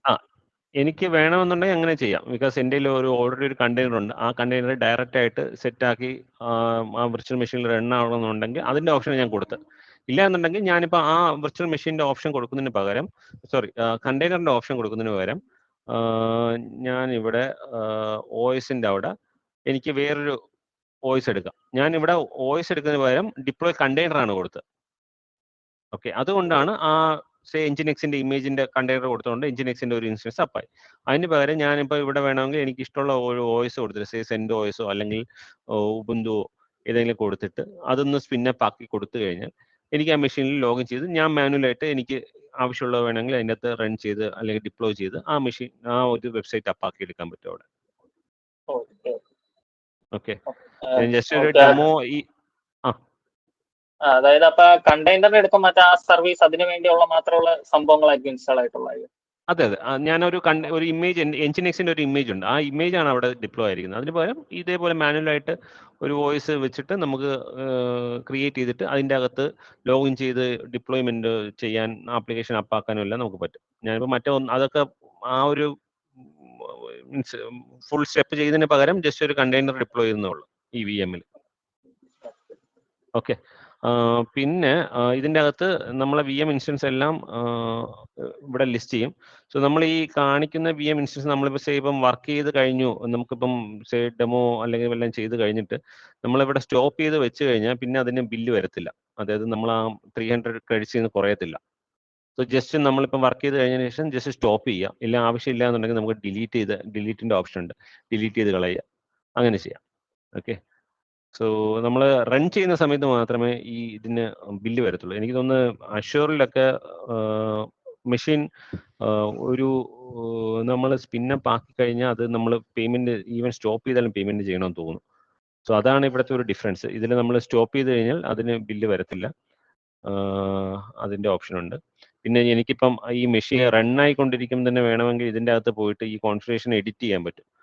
ഓക്കെ, ഈ ഇതിൻ്റെ അകത്ത് വന്നിട്ട് എഡിറ്റ് കൊടുത്തു കഴിഞ്ഞാൽ എനിക്ക് ഈ മെഷീൻ്റെ കോൺഫിഗറേഷൻ ഞാൻ നേരത്തെ സെലക്ട് ചെയ്തില്ലേ, ഇത്ര CPU. ഇപ്പം അത് പെട്ടെന്ന് ഞാനിപ്പം ടാക്സ് ഫയലിംഗ് സൈറ്റ് ആണ്, എനിക്കിപ്പം മാർച്ച് ഏപ്രിൽ വരുന്ന സമയത്ത് എനിക്ക് ഓട്ടോമാറ്റിക്കലി ഞാൻ മാനുവലായിട്ട് വേണമെങ്കിൽ പോയി സ്കെയിൽ ചെയ്യാൻ പറ്റും. അതിൻ്റെ ഓപ്ഷൻ ഇവിടെ മാനുവലായിട്ട് അപ്ഗ്രേഡ് ചെയ്യുന്നു, അങ്ങനെ അപ്ഗ്രേഡ് ചെയ്യാൻ പറ്റും. ഇതല്ലാതെ എനിക്ക് ഓട്ടോമാറ്റിക്കായിട്ട് ട്രാഫിക് ഹിറ്റ് ചെയ്യുന്ന വെച്ചിട്ടും സ്കെയിൽ ചെയ്യാനോ ഓപ്ഷൻ ഉണ്ട്. ഞാൻ അതിലേക്കൊന്നും പോകുന്നില്ല. ഇതിപ്പോൾ ജസ്റ്റ് ഒരു VM ഇട്ട്. ഓക്കെ, ഈ VM ഇടുമ്പോൾ സിംഗിൾ ഒരു ഇൻസ്റ്റൻസ് ആണ് ക്രിയേറ്റ് ചെയ്തത്. അത് മൾട്ടിപ്പിൾ ഇൻസ്റ്റൻസ് വേണമെന്നുണ്ടെങ്കിൽ എനിക്ക് ഇൻസ്റ്റൻസ് ടെംപ്ലേറ്റ് എന്നൊരു ഓപ്ഷൻ ഉണ്ട്. ഇൻസ്റ്റൻസ് ടെംപ്ലേറ്റിൽ പോയി കഴിഞ്ഞാൽ ഞാനിപ്പം ഇപ്പം ക്രിയേറ്റ് ചെയ്ത പോലെ തന്നെ സെയിം പ്രോസസ് തന്നെ ഒരെണ്ണം ചെയ്യുന്നു. എന്നിട്ട് ഞാൻ അവിടെ സ്പെസിഫൈ ചെയ്യുന്നു എനിക്ക് മിനിമം ഒരു 0 ഇൻസ്റ്റൻസും അല്ലെങ്കിൽ 2 ഇൻസ്റ്റൻസ് വേണം, മാക്സിമം 5 ഇൻസ്റ്റൻസ് വരെ പോകാന്ന് പറഞ്ഞ് കൊടുത്ത് എനിക്കത് ഇൻസ്റ്റൻസ് ടെംപ്ലേറ്റ് ക്രിയേറ്റ് ചെയ്യാം. അതിന്റെ അഡ്വാൻറ്റേജ് എന്ന് വെച്ച് കഴിഞ്ഞാൽ ഇപ്പം ഞാനിപ്പോൾ 2 ഇൻസ്റ്റൻസ് റൺ ആയിക്കൊണ്ടിരിക്കുന്ന ആപ്ലിക്കേഷൻ പെട്ടെന്ന് ഒരു ഇൻസ്റ്റൻസ് ഡൗൺ ആവുകയാണ്, ക്രാഷ് ആവുകയാണെന്നുണ്ടെങ്കിൽ ഓട്ടോമാറ്റിക്കായിട്ട് സെയിം ഇൻസ്റ്റൻസ് ടെംപ്ലേറ്റ് വെച്ചിട്ട് വേറൊരു ഇൻസ്റ്റൻസ് അവിടെ ക്രിയേറ്റ് ചെയ്യും. ഞാൻ മാനുവലായിട്ട് അവിടെ ഒന്നും ചെയ്യേണ്ട കാര്യമില്ല. അത് എപ്പോഴും ഒരു ഇൻസ്റ്റൻസ് ഓടിക്കൊണ്ടിരിക്കും. മിനിമം ഒരു ഇൻസ്റ്റൻസ് കൊടുത്താലും മെഷീൻ ക്രാഷ് ആവുകയാണെങ്കിൽ ഓട്ടോമാറ്റിക് സെയിം കോൺഫിഗറേഷൻ വെച്ചിട്ട് ഓട്ടോമാറ്റിക്കായിട്ട് അടുത്തൊരു ഇൻസ്റ്റൻസ് അവിടെ അപ്പായി ട്രാഫിക് അതിലേക്ക് പൊയ്ക്കോളും. അതാണ് അവിടെ ഇൻസ്റ്റൻസ് ടെംപ്ലേറ്റിന്റെ അഡ്വാൻറ്റേജ്. ഓക്കെ, സോ അതുപോലെ ഞാൻ ഇവിടെ ക്ലൗഡ് റണ്ണിലോട്ട് അടുത്ത് വരിക. ക്ലൗഡ് റൺ എന്ന് പറയുമ്പം അതൊരു നമുക്ക് ക്ലൗഡ് റണ്ണിൽ പോകുന്നതിന് മുമ്പ് ഇപ്പം നമ്മൾ കണ്ടത് വിർച്വൽ മെഷീൻ ക്രിയേറ്റ് ചെയ്യുന്നത് അത് IaaS service, infrastructure as service. അടുത്ത platform as service. Platform as service വരുന്നതാണ് ആപ്പ് എഞ്ചിൻ. ആപ്പ് എഞ്ചിനിൽ നമുക്ക് മാനേജ്ഡ് ആപ്പ് പ്ലാറ്റ്ഫോം. ഓക്കെ, ഇതെന്തിനാ യൂസ് ചെയ്യുന്നത് വെച്ച് കഴിഞ്ഞാൽ ഇവിടെ നമ്മൾ ആപ്ലിക്കേഷൻ മാത്രം നമ്മൾ ഇന്ന സ്ഥലത്ത് വേണമെന്ന് പറഞ്ഞിട്ട് നമ്മളങ്ങ് സെറ്റപ്പ് ചെയ്യുന്നു. ഇന്നതാണ് നമ്മളെ ലാംഗ്വേജ് എന്ന് പറയുന്നു. അപ്പോൾ അത് റൺ ആവുന്ന എല്ലാ സാധനവും ക്ലൗഡ് പ്രൊവൈഡർ തന്നെ നോക്കിക്കണം. അതായത് അതിന്റെ ഒരു .NET ഫ്രെയിംവർക്ക് വേണം, അല്ലെങ്കിൽ JDK വെർഷൻ, അല്ലെങ്കിൽ പൈത്തൺ ഇന്ന വെർഷൻ വേണമെന്ന് പറഞ്ഞു കഴിഞ്ഞാൽ അതിന്റെ ബേസ് സാധനം എല്ലാം അവൻ തന്നെ സെറ്റപ്പ് ആക്കി തരും. എന്നിട്ട് നമുക്ക് ഇന്ന റീജിയനിൽ വേണമെന്ന് പറഞ്ഞാൽ നമുക്ക് ഇവിടെ കൊടുക്കാം. ഫോർ എക്സാമ്പിൾ ഇവിടെ ഞാനിപ്പോൾ പറയുകയാണ് എൻ്റെ ഈ ആപ്പ് എഞ്ചിൻ. സോ ഇത് റീജിയൻ നമ്മൾ എപ്പോഴും സെലക്ട് ചെയ്യുന്നതെന്ന് വെച്ച് കഴിഞ്ഞാൽ എപ്പോഴും കസ്റ്റമേഴ്സിന്റെ ഏറ്റവും അടുത്ത് ഹോസ്റ്റ് ചെയ്യാനായിരിക്കും നമ്മൾ നോക്കുന്നത്. സോ ഇപ്പം നമ്മൾ ഹോസ്റ്റ് ചെയ്യുന്ന ആപ്ലിക്കേഷൻ ഇന്ത്യയിലുള്ളതെന്നാണ് കസ്റ്റമേഴ്സ് വരുന്നതെന്നുണ്ടെങ്കിൽ ഇന്ത്യ റീജിയൻ ഞാൻ അവിടെ സെലക്ട് ചെയ്യുന്നു. സെലക്ട് ചെയ്ത്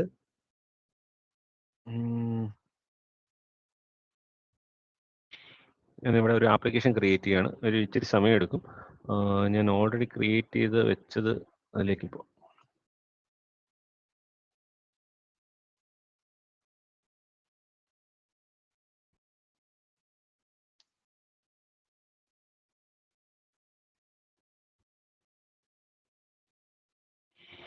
ഞാനിത് നമുക്ക് ആവശ്യമുള്ള ലാംഗ്വേജ് ഇതുണ്ട്. ഇവിടെ ഈ ആപ്പ് എഞ്ചിനിൽ 2 ടൈപ്പ് ഓഫ് സർവീസ് ഉണ്ട്. ഒന്ന് ആപ്പ് എഞ്ചിൻ സ്റ്റാൻഡേർഡ്, ഒന്ന് app engine flexible. Okay, app engine standard എന്ന് വെച്ച് കഴിഞ്ഞാൽ നമുക്ക് ഫ്ലെക്സിബിലിറ്റി കുറവായിരിക്കും. അതായത് നമുക്ക് അവിടെ കുറച്ച് ഫ്രെയിംവർക്ക് മാത്രം ഡിഫൈൻ ചെയ്തിരിക്കും, അത് മാത്രമേ നമുക്ക് യൂസ് ചെയ്യാൻ പറ്റുള്ളൂ. പക്ഷെ അവിടെ അഡ്വാൻറ്റേജ് എന്ന് വെച്ച് കഴിഞ്ഞാൽ അത് സീറോ, നമുക്കിപ്പോൾ ട്രാഫിക് ഇല്ലാത്ത സമയത്ത് സീറോയിലേക്ക് പോകും. അതായത് ഇൻസ്റ്റൻസ് കൗണ്ട്, അതായത് ബില്ല് ഒന്നും വരത്തില്ല. അതാണ് ആപ്പ് എഞ്ചിൻ സ്റ്റാൻഡേർഡിന്റെ കാര്യം. ബട്ട് ആപ്പ് എഞ്ചിൻ ഫ്ലെക്സിബിൾ പോവുകയാണെന്നുണ്ടെങ്കിൽ അവിടെ കുറച്ചും കൂടെ ഫ്ലെക്സിബിൾ ആണ്, പക്ഷെ അവിടെ സീറോ ഇൻസ്റ്റൻസിലേക്ക് പോകത്തില്ല. അറ്റ്ലീസ്റ്റ് മിനിമം ഒരു ഇൻസ്റ്റൻസ് എങ്കിലും ഓടിക്കൊണ്ടിരിക്കും. ഓക്കെ, ഞാനിപ്പോൾ ഒരു പൈത്തൺ ആപ്ലിക്കേഷൻ ക്രിയേറ്റ് ചെയ്യുകയാണെന്നുണ്ടെങ്കിൽ എനിക്ക് അതിൽ ആപ്പ് എഞ്ചിൻ സ്റ്റാൻഡേർഡിൽ ഇടുന്നതായിരിക്കും നല്ലത്. ഓക്കെ, അവിടെ അത് മാത്രമല്ല, ഈ എന്തെങ്കിലും അപ്ഗ്രേഡ് വല്ലതും വരികയാണെന്നുണ്ടെങ്കിൽ അതെല്ലാം ഓട്ടോമാറ്റിക്കായിട്ട് അപ്ലൈ ആയിക്കോളും. പൈത്തണിന്റെ അപ്ഗ്രേഡ്സ് എല്ലാം ഓട്ടോമാറ്റിക്. പക്ഷേ .NET ഒക്കെ സെലക്ട് ചെയ്യുകയാണെങ്കിൽ എനിക്ക് തോന്നുന്നു .NET സ്റ്റാൻഡേർഡ് ഇല്ല, .NET ഫ്ലെക്സിബിളേ ഉള്ളൂ. പക്ഷെ ബാക്കിയുള്ള എല്ലാത്തിനും സ്റ്റാൻഡേർഡും ഫ്ലെക്സിബിളും ഉണ്ട്. സോ ഇത് നമുക്ക് ഈസിയാണ്. മീൻസ് ഈ ഒരെണ്ണം സെറ്റപ്പ് ചെയ്തിട്ട് ഒരു ആപ്ലിക്കേഷൻ G-Cloud ഇനിറ്റ് കൊടുത്തിട്ട് നമ്മളൊരു ആപ്ലിക്കേഷൻ ഒരെണ്ണം ക്രിയേറ്റ് ചെയ്ത് കഴിഞ്ഞിട്ട് അവിടെ നിന്ന് G-Cloud ആപ്പ് ഡിപ്ലോയ് എന്ന് പറഞ്ഞൊരു കമാൻഡ് കൊടുത്തു കഴിഞ്ഞാൽ ഓട്ടോമാറ്റിക്കായിട്ട് അവൻ ഇതിലേക്ക് ഡിപ്ലോയ് ചെയ്തോളും. എന്നിട്ട് നമുക്ക് ഈ സർവീസസിൽ വന്നു കഴിഞ്ഞാൽ ആ സർവീസസ് കാണാൻ പറ്റും. അത് മാത്രമല്ല, ഞാനിപ്പോൾ ഇന്നൊരു വെർഷൻ ഇട്ടു, നാളെ വേറൊരു വെർഷൻ ഇട്ടു. ഓക്കെ, ആ 2 വെർഷനും എനിക്ക് ഇവിടെ വന്നു കഴിഞ്ഞാൽ വെർഷൻസിൽ കാണിക്കും. Yesterday's version, today's version. എന്നിട്ട് ഞാനിപ്പോൾ നോക്കുവാണ്, ഓക്കെ ഇന്നത്തെ വെർഷൻ എനിക്ക് കുറച്ച് ക്രാഷ് ആവുന്നുണ്ട്, എനിക്ക് ഇന്നലത്തെ വെർഷനിലേക്ക് റോൾ ബാക്ക് ചെയ്യണം. ഓക്കെ, അല്ലെങ്കിൽ ഇന്നലത്തെ വെർഷനിലേക്ക് 50% ട്രാഫിക് ഇന്നത്തെ വെർഷനിൽ പോകണം, 50% ട്രാഫിക് ഇന്നലത്തെ വെർഷനിൽ പോകണം. ഓക്കെ, അങ്ങനെയൊക്കെയുള്ള കോൺഫിഗറേഷനൊക്കെ നമുക്ക് ഈസി ആയിട്ട് നമുക്ക് ഇവിടെ ട്രാഫിക് സ്പ്ലിറ്റിംഗ് എല്ലാം നമുക്ക് ഇതിൻ്റെ അകത്ത് ഈസി ആയിട്ട് ചെയ്യാൻ പറ്റും. നമുക്ക് ഈ UIയിൽ വന്നിട്ട് ഇതൊക്കെ ഇവിടെ കോൺഫിഗർ ചെയ്താൽ മതി. ഓക്കെ, അങ്ങനെയുള്ള കുറേ ഓപ്ഷൻസ് ഉണ്ട്. ഞാനിപ്പോൾ അതിപ്പോൾ ഡിപ്ലോയ് ചെയ്ത് റൺ ചെയ്ത് അപ്പാക്കണമെന്നുണ്ടെങ്കിൽ കുറച്ച് ഒരു 5 or 10 minutes എടുക്കും. അപ്പം അതുകൊണ്ട് അതിലേക്ക് പോകുന്നില്ല. എനിക്ക് തോന്നുന്നു നമ്മളെ ഡെവോസ് മലയാളത്തിന്റെ മുന്നേ എടുത്ത സെഷന്റെ റെക്കോർഡിംഗ് ഉണ്ട്, അതിൻ്റെ അകത്ത് അത് എക്സ്പ്ലെയിൻ ചെയ്തിട്ടുണ്ട്. ആ ഒരു ഡെമോ ഉണ്ട്, പറ്റുവാണെങ്കിൽ അത് നോക്കിക്കോളൂ.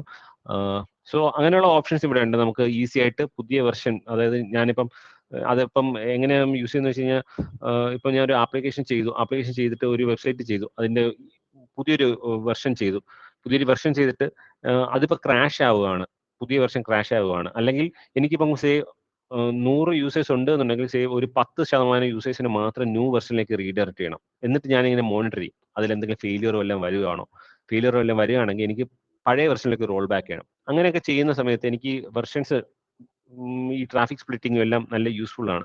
എനിക്കത് മാനുവലായിട്ട് ഞാനിപ്പം പണ്ടത്തെ പോലെ വെബ്സൈറ്റ് ഹോസ്റ്റ് ചെയ്ത് ഒരെണ്ണം ചെയ്യണമെന്നുണ്ടെങ്കിൽ എനിക്ക് 2 ഇൻസ്റ്റൻസ് ഓടിക്കുന്നതൊക്കെ ഭയങ്കര പാടാണ്. പക്ഷേ ഇതിലാണെങ്കിൽ അത് മൾട്ടിപ്പിൾ ഇൻസ്റ്റൻസ് എനിക്ക് ഓടിക്കാം. കുറച്ച് ട്രാഫിക് ഒരിടത്തോട്ടും കുറച്ച് ട്രാഫിക് വേറൊരിടത്തോട്ടും റീഡയറക്ട് ചെയ്തിട്ട് വല്ല ഫെയിലിയർ വന്നു കഴിഞ്ഞാൽ റോൾ ബാക്ക് ചെയ്യുന്നത് അതെല്ലാം റിയലി ഈസിയാണ് ഈ ആപ്പ് എഞ്ചിനിൽ പോകുന്ന സമയത്ത്. ഈ ആപ്പ് എഞ്ചിനിനെ കുറച്ചും കൂടെ ഫ്ലെക്സിബിൾ ആക്കി ചെയ്യാൻ വേണ്ടിയിട്ടാണ് ഇവരിവിടെ തന്നെ, ഇത് ഇവരുടെ ഫസ്റ്റ് സർവീസ് ആയിരുന്നു ആപ്പ് എഞ്ചിൻ. ഓക്കെ, അത് കഴിഞ്ഞിട്ടാണ് ബാക്കിയുള്ള സർവീസ് വരുന്നത്. സോ ഇപ്പോൾ അവർ കൂടുതലും പ്രൊമോട്ട് ചെയ്യുന്നത് ക്ലൗഡ് റൺ ആണ്. ക്ലൗഡ് റൺ എന്ന് പറയുമ്പോൾ ഈ ആപ്പ് എഞ്ചിനെക്കാട്ടിയും കുറച്ചും കൂടെ അഡ്വാൻസ്ഡ് ആണ്. അഡ്വാൻസ്ഡ് എന്ന് വെച്ച് കഴിഞ്ഞാൽ അഡ്വാൻസ് മാത്രമല്ല, നമുക്ക് കുറച്ചും കൂടെ ഈസിയാണ് യൂസ് ചെയ്യാൻ. ഓക്കെ, സോ ഇതെന്ന് വെച്ച് കഴിഞ്ഞാൽ ഇവിടെ നമുക്ക് ലിമിറ്റഡ് ലാംഗ്വേജസ് ആണ്. എല്ലാ ലാംഗ്വേജും ഇല്ല, അല്ലെങ്കിൽ ചില വെർഷൻ മാത്രമേ അവർ സപ്പോർട്ട് ചെയ്യത്തുള്ളൂ. ഓക്കെ, പക്ഷെ ഇവിടെ പോകുന്ന സമയത്ത് ഏത് ലാംഗ്വേജിൽ വേണോ നമുക്ക് ക്രിയേറ്റ് ചെയ്യാം, ഏത് വെർഷനിൽ വേണോ ക്രിയേറ്റ് ചെയ്യാം. അത് ക്രിയേറ്റ് ചെയ്തിട്ട് നമുക്ക് ഈസി ആയിട്ട് ഡിപ്ലോയ്മെന്റ് ചെയ്യാം. അതാണ് ഈ ക്ലൗഡ് റൺ. ക്ലൗഡ് റൺ എന്ന് പറയുന്നത് fully managed application hosting that allows you to run your code, function or container on top of Google. Okay, so ഇത് നമുക്ക് ഈസി ആയിട്ട് ഒരു വെബ്സൈറ്റ് ഡിപ്ലോയ് ചെയ്യണമെന്ന് നമുക്ക് കണക്ട് റെപ്പോസിറ്ററി ഓപ്ഷൻ കൊടുത്തു കഴിഞ്ഞാൽ ഡയറക്റ്റ് ആയിട്ട് ഒരു റെപ്പോയിൽ കണക്ട് ചെയ്ത് അതിലുള്ള കോഡ് ഓട്ടോമാറ്റിക് ആയിട്ട് എടുത്ത് അവൻ തന്നെ ബിൽഡ് ചെയ്ത് അവൻ തന്നെ ഡിപ്ലോയ് ചെയ്തോളും. ഞാൻ എന്തെങ്കിലും ഒരു ചേഞ്ച് ചെയ്യുകയാണെന്നുണ്ടെങ്കിൽ, എൻ്റെ വെബ്സൈറ്റിൽ എന്തെങ്കിലും ചേഞ്ച് ചെയ്യുകയാണെന്നുണ്ടെങ്കിൽ അവൻ ഓട്ടോമാറ്റിക് ആയിട്ട് ആ വെർഷൻ്റെ ലേറ്റസ്റ്റ് ചേഞ്ചസ് എടുക്കും, ഓട്ടോമാറ്റിക് ആയിട്ട് ബിൽഡ് ചെയ്യും, ഓട്ടോമാറ്റിക് ഡിപ്ലോയ് ചെയ്യും. അങ്ങനെ അതിൻ്റെ ഓപ്ഷൻ ഉണ്ട്. അവിടെ ഞാൻ അതല്ല, എനിക്കൊരു കണ്ടെയ്നർ ഇമേജ് ഇവിടെ റൺ ചെയ്യണമെങ്കിൽ അത് ഇടാം. ഇല്ലെങ്കിൽ ഈ ഫംഗ്ഷൻ, ക്ലൗഡ് ഫംഗ്ഷൻ എനിക്ക് ഏത് ലാംഗ്വേജിൽ വേണം റൈറ്റ് ചെയ്യാം, അതിൻ്റെ കുറേ ഓപ്ഷൻസ് ഉണ്ട്. സോ ഇപ്പം ഞാനിപ്പം ഡിപ്ലോയ് കണ്ടെയ്നർ കൊടുക്കുവാണ്. ഡിപ്ലോയ് കണ്ടെയ്നർ കൊടുത്തിട്ട് ഇവിടെ ഇത് കണ്ടോ, ഇത് ഡയറക്റ്റ് ആയിട്ട് deploy 1 version from an existing container image use ചെയ്യുക. ഇത് ഓൺലൈൻ എഡിറ്റർ വെച്ചിട്ട് നമുക്ക് ഡിപ്ലോയ് ചെയ്യുന്നുണ്ട്. ഇത് ഞാൻ നേരത്തെ പറഞ്ഞ റെപ്പോസിറ്ററിയിൽ നിന്ന് ഡിപ്ലോയ് ചെയ്യുന്നത്. ഓക്കെ, ഞാനിപ്പം കണ്ടെയ്നർ ഇമേജിലുള്ള എൻജിനെക്സിന്റെ ലേറ്റസ്റ്റ് വെർഷൻ, അല്ലെങ്കിൽ test with a sample container, ഇവർ തന്നെ ഒരു സാമ്പിൾ ടെസ്റ്റ് കണ്ടെയ്നർ തന്നിട്ടുണ്ട്. ഓക്കെ, ഞാനൊരു സർവീസ് നെയിം ഹലോ എന്ന് കൊടുത്തു, അലോ പബ്ലിക് ആക്സസ് കൊടുത്തു. എനിക്കിപ്പോൾ എക്സ്ട്രാ ഓതന്റിക്കേഷൻ ഗൂഗിളിൻ്റെ വേണമെന്നുണ്ടെങ്കിൽ അത് കൊടുക്കാം. ഓക്കെ, ഞാനിപ്പോൾ അതൊന്നും കൊടുക്കുന്നില്ല. ഇവിടെ billing request based, charge only when processing request. ഇതിപ്പം റിക്വസ്റ്റ് വന്നില്ല എന്നുണ്ടെങ്കിൽ ചാർജ് ചെയ്യത്തില്ല, 0 ആയിരിക്കും. Scaling minimum number of instance 0 വയ്ക്കാം. ഓക്കെ, അതായത് 0 ആയിരിക്കും. എന്തെങ്കിലും റിക്വസ്റ്റ് വന്നാൽ മാത്രം കൗണ്ട് മീൻസ് ഇൻക്രീസ് ആയിക്കോളും. ഇപ്പോൾ ഒത്തിരി റിക്വസ്റ്റ് വരികയാണെങ്കിൽ ഓട്ടോമാറ്റിക്കായിട്ട് ഇവൻ തന്നെ സ്കെയിൽ ചെയ്തോളും. ഇപ്പം ഒത്തിരി തൗസൻഡ്സ് ഓഫ് റിക്വസ്റ്റ് വരികയാണെങ്കിൽ അതിനനുസരിച്ച് ഗ്രാജുവലായിട്ട് ഇവൻ തന്നെ ഇൻസ്റ്റൻസ് കൗണ്ട് കൂട്ടും. പക്ഷേ അത് എത്രത്തോളം കൂട്ടണം എന്ന് പറഞ്ഞിട്ട് നമ്മളിപ്പോൾ ഒരു റേഞ്ച് ഇവിടെ കൊടുക്കുക. മാക്സിമം 2 ഇൻസ്റ്റൻസ്, അല്ലെങ്കിൽ 20 ഇൻസ്റ്റൻസ് എന്ന് പറയുന്നത് നമ്മൾ കൊടുക്കാം. ഇല്ലെങ്കിൽ മാനുവൽ സ്കെയിലിംഗ് ചെയ്യണമെങ്കിൽ അതും കൊടുക്കാം. ഓക്കെ, സോ ഇതിൽ വേറെ ഓപ്ഷൻസ് ഒന്നും ഞാനിപ്പോൾ സെറ്റ് ചെയ്യുന്നില്ല. ജസ്റ്റ് ഡീഫോൾട്ട് ഓപ്ഷൻസ് ഇവിടെ വെച്ചിട്ട് ഞാനിപ്പോൾ ക്രിയേറ്റ് കൊടുത്തു കഴിഞ്ഞാൽ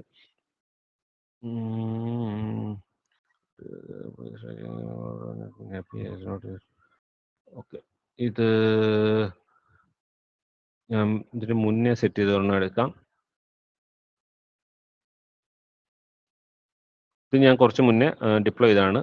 അതിൽ ആക്ച്വലി ഒരു റിവിഷൻ ഓൾറെഡി ഉണ്ട്. ഫസ്റ്റ് റിവിഷനിൽ ഞാൻ എൻജിനെക്സ് വെച്ചിട്ട് ഡിപ്ലോയ് ചെയ്തു. സെക്കൻഡ് റിവിഷൻ വേറെ ഒരു ഇമേജ് വെച്ചിട്ട് ഡിപ്ലോയ് ചെയ്യാൻ നോക്കി, അത് ഫെയിലായി. സോ നമ്മൾ പഴയ വെർഷൻ തന്നെ ഇപ്പോഴും ട്രാഫിക് ഹിറ്റ് ആയിക്കൊണ്ടിരിപ്പുണ്ട്. സോ ഇതിപ്പം ഡയറക്റ്റ് ആയിട്ട് ഞാനിപ്പോൾ ഓപ്പൺ ചെയ്ത് കഴിഞ്ഞാൽ ഇതാ ഞാൻ നേരത്തെ കാണിച്ച ആ കണ്ടെയ്നർ ഇമേജ് റൺ ചെയ്യുന്നതാണ്. ഓക്കെ, ഇത് ക്ലൗഡ് റണ്ണിൽ റൺ ആയിക്കൊണ്ടിരിക്കുകയാണ്. ഇവിടെയും എനിക്ക് ട്രാഫിക് സ്പ്ലിറ്റിങ്ങിൻ്റെ ഓപ്ഷനൊക്കെ ഇവിടെയുണ്ട്. സോ ഇതിപ്പം പുതിയ വെർഷൻ ഇനി അപ്പായിട്ടില്ല, ആ വെർഷനിൽ എന്തോ എറർ ഉണ്ട്. സോ ആ വെർഷൻ അപ്പായി കഴിഞ്ഞാൽ എനിക്ക് വേണമെന്നുണ്ടെങ്കിൽ മാനേജർ ട്രാഫിക് കൊടുത്തു കഴിഞ്ഞാൽ ട്രാഫിക് ഒക്കെ അതിലേക്ക് റീഡയറക്ട് ചെയ്യാം. Send all traffic to the latest version. പല ഓപ്ഷൻസ് ഉണ്ട്. ഇപ്പം പുതിയൊരു വെർഷൻ ഞാനിപ്പം പുതിയ വെർഷൻ വെബ്സൈറ്റ് ക്രിയേറ്റ് ചെയ്തിട്ട് ഡിപ്ലോയ് ചെയ്തിട്ട് എല്ലാ ട്രാഫിക് അതിലേക്ക് റീഡയറക്ട് ചെയ്യണോ, ഓർ സെൻഡ് ടു സ്പെസിഫിക് വെർഷനിൽ മാത്രം ട്രാഫിക് റീഡയറക്ട് ചെയ്യണോ, ഇല്ലെങ്കിൽ കുറച്ച് പേര് സേ 10% ട്രാഫിക് ഇന്ന സർവീസിലേക്ക് പോവുക, ഇന്ന വെർഷനിലേക്ക് പോവുക, റിവിഷൻ 2ലേക്ക് 20% ട്രാഫിക്ക് പോകണം. അതൊക്കെ എനിക്ക് വേണമെങ്കിൽ ഇവിടെ കോൺഫർ ചെയ്യാം. ഓക്കെ, ഇപ്പം ഞാനിപ്പോൾ ലേറ്റസ്റ്റ് വെർഷൻ, ഇത് ലേറ്റസ്റ്റ് വെർഷനാണ്, ഇത് ഫെയിലായെങ്കിൽ ഓട്ടോമാറ്റിക്കായിട്ട് ഇപ്പം 100% ഓഫ് ട്രാഫിക്കും വർക്കാവുന്ന വെർഷനിലേക്കാണ് ഇപ്പോൾ റീഡയറക്റ്റ് ആയിക്കൊണ്ടിരിക്കുന്നത്. എനിക്ക് വേണമെങ്കിൽ ഈ പഴയ വെർഷനെ ഡിലീറ്റ് ചെയ്തിട്ട് അതൊക്കെ ചെയ്യാൻ പറ്റും. ഓക്കെ, പിന്നെ ഇതിനകത്ത് ഒബ്സർവബിലിറ്റി, നമുക്ക് ഡയറക്റ്റ് ആയിട്ട് ഈ കണ്ടെയ്നറിന്റെ ലോഗ്, എറർ മെസ്സേജ്, അതെല്ലാം നമുക്ക് ഇതിൻ്റെ അകത്ത് കാണാൻ പറ്റും. എത്ര റിക്വസ്റ്റ് വന്നു, റിക്വസ്റ്റിന്റെ ലേറ്റൻസി, എത്ര കണ്ടെയ്നർ ഇൻസ്റ്റൻസ്, അതെല്ലാം ഫുള്ള് മോണിറ്ററിങ് ഇതിൻ്റെ അകത്ത് തന്നെ വരുന്നുണ്ട്. ഇതിൻ്റെ അകത്ത് ലോക്സ് എടുക്കാൻ പറ്റും. നമ്മൾ ആ കണ്ടെയ്നറിൽ വരുന്ന എറർ, ഞാനിപ്പം ലാസ്റ്റ് ഡിപ്ലോയ്മെന്റ് ചെയ്യാൻ നോക്കിയ സാധനം, the user provided container fail to start, listen to the port, ഏത് പോർട്ട് നമ്പർ ഇൻവാലിഡ് ആയിട്ട് കൊടുത്തതാണ്, പോർട്ട് 8080 വേരിയബിൾ കൊടുത്തു, ടൈം ഔട്ട് വന്നു. അങ്ങനെ എല്ലാ എററും നമുക്ക് ഇതിൻ്റെ അകത്ത് കിട്ടും. ലോഗ് ഫുള്ള് നമുക്ക് ഇതിൻ്റെ അകത്ത് എടുക്കാൻ പറ്റും. ഫിൽട്ടർ ചെയ്ത് ഈസി ആയിട്ടൊക്കെ നമുക്ക് ഇഷ്യൂസ് വന്നു കഴിഞ്ഞാൽ കണ്ടുപിടിക്കാൻ പറ്റും. സോ അതിന് വേണ്ടിയിട്ടുള്ളതാണ് ഇവിടെ ക്ലൗഡ് മോണിറ്ററിംഗ് എന്ന് പറയുന്ന സാധനമുണ്ട്, ഒരു സെൻട്രൽ കൺസോൾ.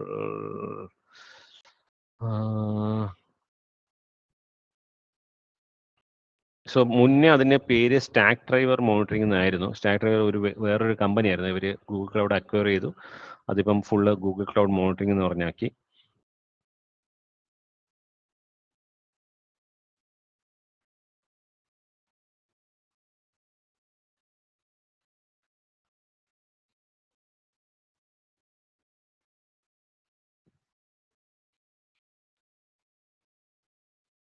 സോ കമ്പ്യൂട്ടർ എഞ്ചിൻ്റെ എറർ മെസ്സേജും എല്ലാത്തിൻ്റെ ലോഗും ഇതെല്ലാം ഇതിൻ്റെ അകത്ത് വരും.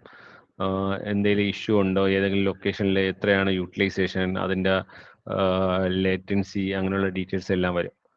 ഓക്കെ, പിന്നെ ഇതിൻ്റെ അകത്ത് നമുക്ക് ഡാഷ്ബോർഡ്സ് ക്രിയേറ്റ് ചെയ്യാൻ പറ്റും. ഇതിൻ്റെ നമുക്ക് കസ്റ്റമായിട്ട് ഡാഷ്ബോർഡ്സ് ക്രിയേറ്റ് ചെയ്യാൻ പറ്റും.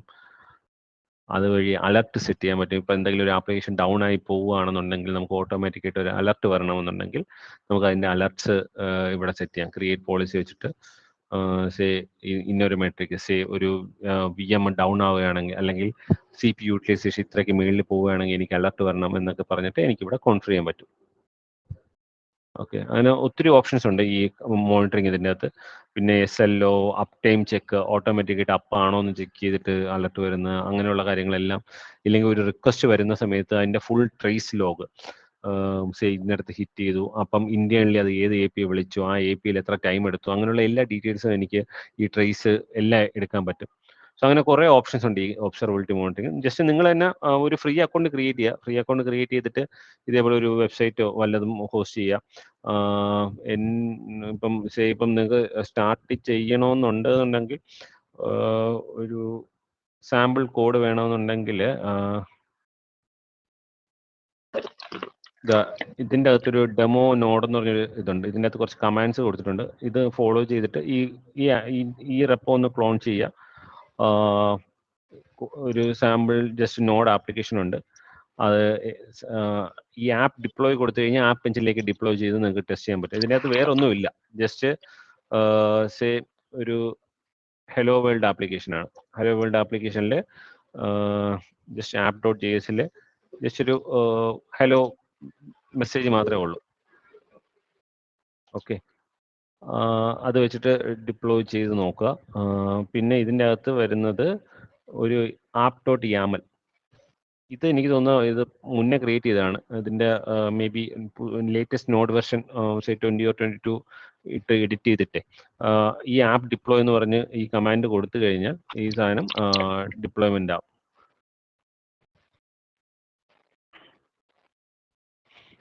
ഇല്ല, നിങ്ങൾക്ക് ഇപ്പം ക്ലൗഡ് റണ്ണിലോട്ട് ഡിപ്ലോയ് ചെയ്യണമെന്നുണ്ടെങ്കിലും G-Cloud run deploy എന്ന് പറയുന്ന കമാൻഡ് ഇത് എവിടെ ഓടിക്കണമെന്ന് വെച്ച് കഴിഞ്ഞാൽ നിങ്ങൾക്ക് ലോക്കലിൽ ഇപ്പം സെറ്റ് ചെയ്യണമെന്നുണ്ടെങ്കിൽ ലോക്കലിൽ നമുക്ക് ഗൂഗിൾ ക്ലൗഡിൻ്റെ CLI ഇൻസ്റ്റാൾ ചെയ്യാം. ഇല്ലാന്നുണ്ടെങ്കിൽ നമ്മൾ ഈ ക്ലൗഡ് കൺസോൾ ഉണ്ടല്ലോ, ഈ ഓപ്ഷൻ വെച്ചിട്ട് നമ്മൾ ഇവിടെ നിന്ന് തന്നെ നമുക്ക് വേണമെന്നുണ്ടെങ്കിൽ